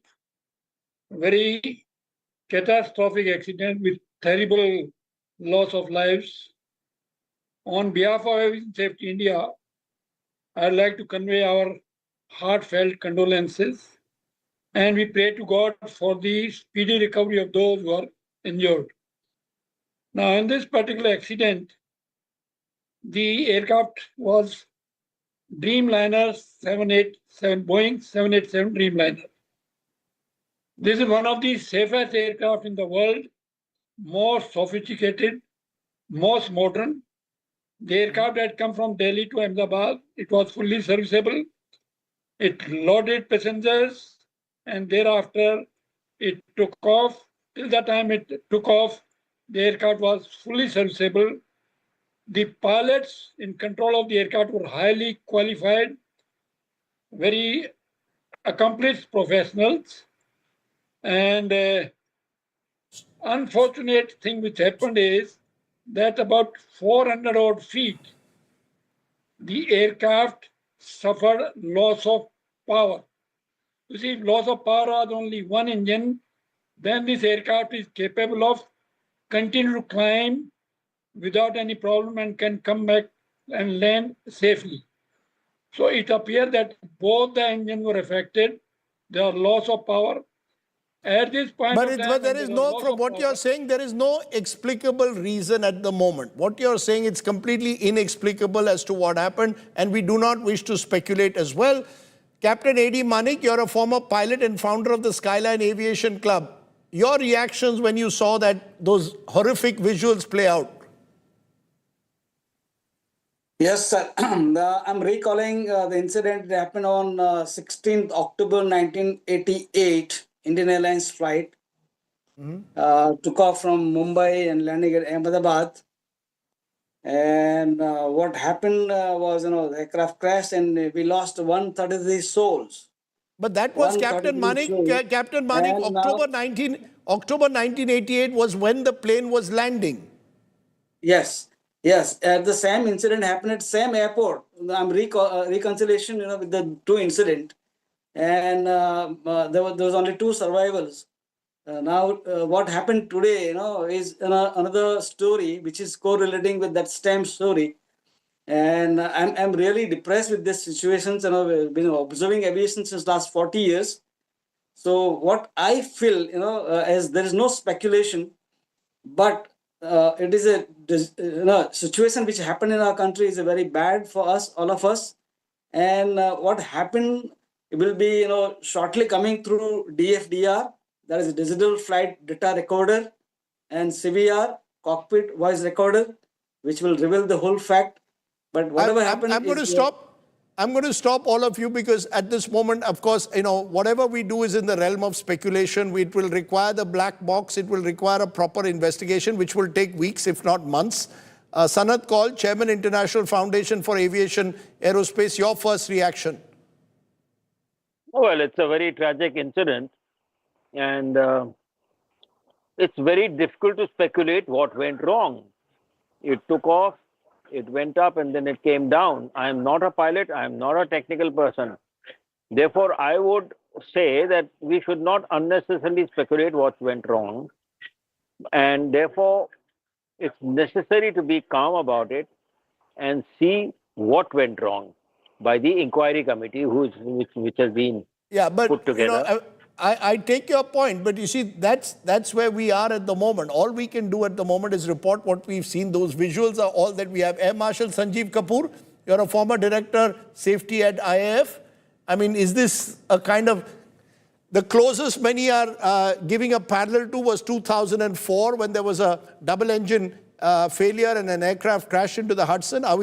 Is this something which is completely out of the blue, once in a million kind of incident that really doesn't reflect on air safety in general? See, the visuals that I'm seeing while you're speaking, and as per the ADSV, the data which was collated and being shown on the other channels, the aircraft has gained a height of 425 feet at the edge of the runway after getting airborne. And they have calculated that it is descending at the rate of 475 feet per minute. So it means the pilots just had about 50 seconds from the highest point after takeoff to impact. In this 50 seconds, if you can think what could have happened in the cockpit, he has given a mayday call to inform the ATC that there is something very serious. Now, in Air Force, we do have a lot of issues where we have to give mayday call on a single-engine jet aircraft. But for a commercial airline of this size, one of the biggest aeroplanes which is flying commercially, to give a mayday call after takeoff indicates that something very serious has happened in the cockpit, which the pilot is now informing the air traffic control that this is a grave emergency, an emergency with which the safety of the aircraft and passengers is at stake. So this is the meaning of mayday call. So now he's given a mayday call and the ATC asked him again. Now this period after that, there has been no response. These few seconds after that would have gone in reviving the thrust. And as all of the co-panelists and other speakers have shown, it's a very modern aircraft. It is fly-by-wire. It has got auto throttles. It has got state-of-the-art technologies. And it has got all the sensors and warnings. And the crew is very experienced. The weather is good. It is not raining. It has absolutely no clouds. So chances of disorientation and other factors are also, minimal. So it is, a very unique thing, in my opinion, that what has happened to the most powerful two engines which any aeroplane which is flying today has happened. So that in no time, and the attitude of the air. Can I just for a moment piece together, what happened through our OSINT unit that actually looks at visual satellite imagery? Ankit Kumar brings you what I think is a very important timeline to this Ahmedabad plane crash. Just see how Ankit has pieced it together. Take a look. Automatic dependent broadcast surveillance. It's a system that is placed in every passenger aircraft which broadcasts signals letting ATC and other aircrafts know where exactly the aircraft position is, what is the speed, what is the altitude. India today is now using the same ADSB data to analyze the final moments of Ahmedabad-London Air India flight. Using ADSB data, we can confirm that the same aircraft, the same Boeing 787 aircraft, flew from New Delhi to Ahmedabad as Air India 423. It departed around 9:50 a.m. from New Delhi and landed at Ahmedabad at 11:20 a.m. In the next picture, using the same ADSB data, we can confirm that the aircraft utilized entire 11,500 strip of the runway. ADSB data places the aircraft at the runway at 1:30 p.m. At around 1:38 p.m., the aircraft broadcasted its last ADSB data. Now, the most important picture is this. At around 1:38 p.m., when the aircraft was at 425 feet above the ground, 425 feet above the ground, it lost complete control. It started descending at a speed of 475 feet per meter. Now that should give you some idea why the crew or the pilot had no chance to control the aircraft. And that is why the aircraft ended up hitting this side, the BJ Medical College Hostel, which is right in front of this runway, roughly 1.64 kilometers away from the airstrip. So based on publicly available ADSB data, we can confirm that the crew member, the pilots, had little to no time to control or steer this aircraft away from this crash site. Meanwhile, of course, remember, amidst all the details we're getting, you do not forget the miracle survivor. I mean, this is quite a story. It was just mentioned there was an air crash in Ahmedabad when the plane from Mumbai, an Indian Airlines flight, was coming in 1988 October. And then out of the 135 passengers, 2 survived. Today, as of now, we know of 1 survivor. And this is clearly a miracle survivor. Almost impossible to believe that someone would have survived a crash of this nature. But the emergency exit, according to some reports, may have saved him. That's not clear yet. He claims that he was scared. He stood up and ran.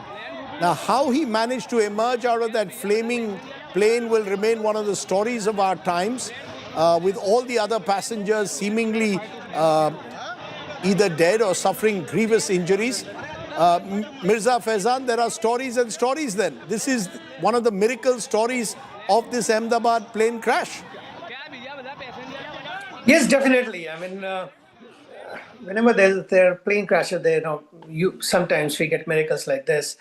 I remember one plane crash. It was not a crash, but when in the mid-flight, in the cruise phase, the body of the skin of the aircraft was taken off, and an air hostess was sucked out, and she fell 36,000 feet to survive.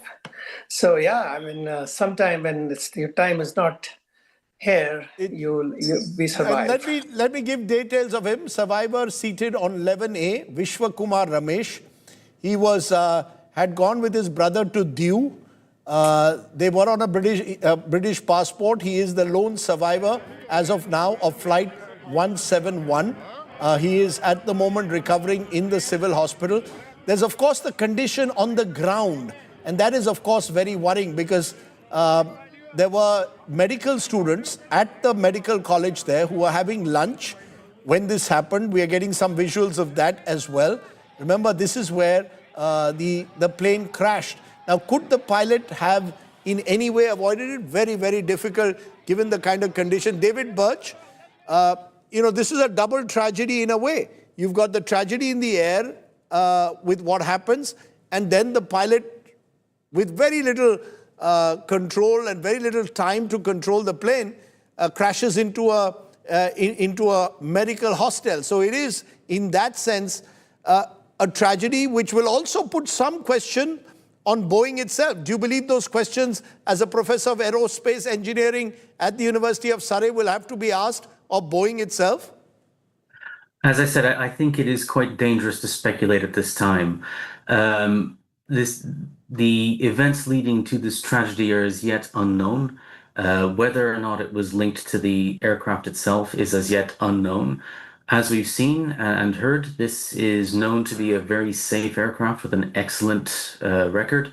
So that there's no evidence pointing in that direction yet. I just want to, on that context, since air safety will be raised, I spoke earlier to the Civil Aviation Minister, former Civil Aviation Minister Praful Patel, who was Civil Aviation Minister for a decade, and I asked him precisely that question. Does this crash and the nature of it cast any shadow over air safety standards in our country? Listen into what he had to say. Mr. Patel, your first thoughts and reactions to this terrible tragedy, sir? Well, it's a very tragic incident, and my condolences. And actually, I'm very sad and distressed because India's aviation sector, by and large, has a very good track record. In India, we follow very good safety protocols. Let me be honest, nobody should doubt India's aviation safety or ability. And this aircraft, a 787, is one of the most technologically advanced aircraft, a robust aircraft used by most airlines of the world, major airlines. Thousands of them are flying every day. And to have the first crash of a 787 in India is something very disturbing. It is tragic, it is disturbing. You say that India has a very good track record. So does the 787, not so much the 737, but the 787 has a very good safety record so far. There have been questions, though, Mr. Patel, over Boeing in the past. Do you believe there's all kind of speculation? How would you approach now the inquiry? In the past, there's a sense that some of these inquiries have not yet given us clarity that is desperately needed by the civil aviation sector. Well, let me be honest that an inquiry can reveal quite a lot. It's not that it can't reveal. And in India, we now have the Accident Investigation Bureau, which is independent of the DGC or of the ministry. And it's a completely separate institution. And that gives you a very fair assessment of what could have gone wrong and the reasons of the crash. But for that, we'll have to wait for the black box and other equipment which is on board. One of the key initiatives of Open Skies, our skies are very safe. Because remember, Mr. Patel, just a couple of weeks ago, an Indigo flight on its way from Delhi to Srinagar, the nose blew off. Now, there were question marks over there. There have been always stories every now and then of near misses. There's even talk in this instance, complete unproven, of a bird hit. But you're saying broadly, you believe, even by global standards, Indian skies are very safe. What has happened is completely mysterious, therefore, and unexplained.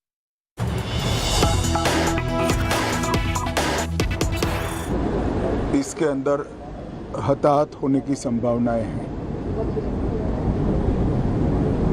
इस घटना से पूरा देश क्षुब्ध है और पूरा देश एक साथ पूर्ण संवेदनाओं के साथ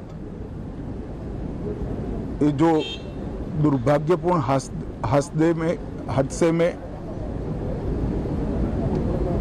पैसेंजर हताहत हुए हैं, इनके परिजनों के साथ खड़ा है। सबसे पहले मैं भारत सरकार, गुजरात सरकार, भारत सरकार के प्रधानमंत्री जी और गुजरात सरकार की ओर से भी जो लोग हताहत हुए हैं, इनके परिजनों के प्रति गहरी संवेदना व्यक्त करता हूं। 10 ही मिनटों में हादसे के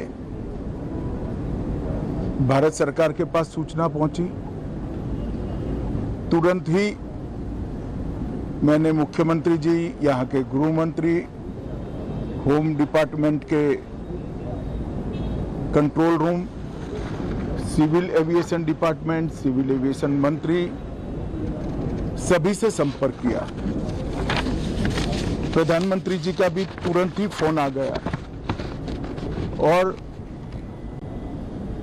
भारत सरकार और गुजरात सरकार के सभी डिपार्टमेंट एक साथ होकर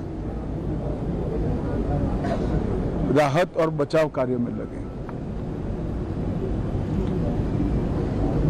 इस विमान में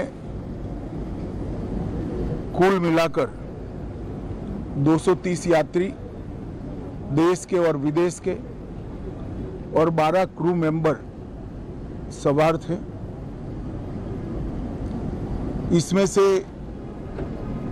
एक यात्री का बचने का अच्छा समाचार मिला है, मैं उनको मिलकर आया हूं।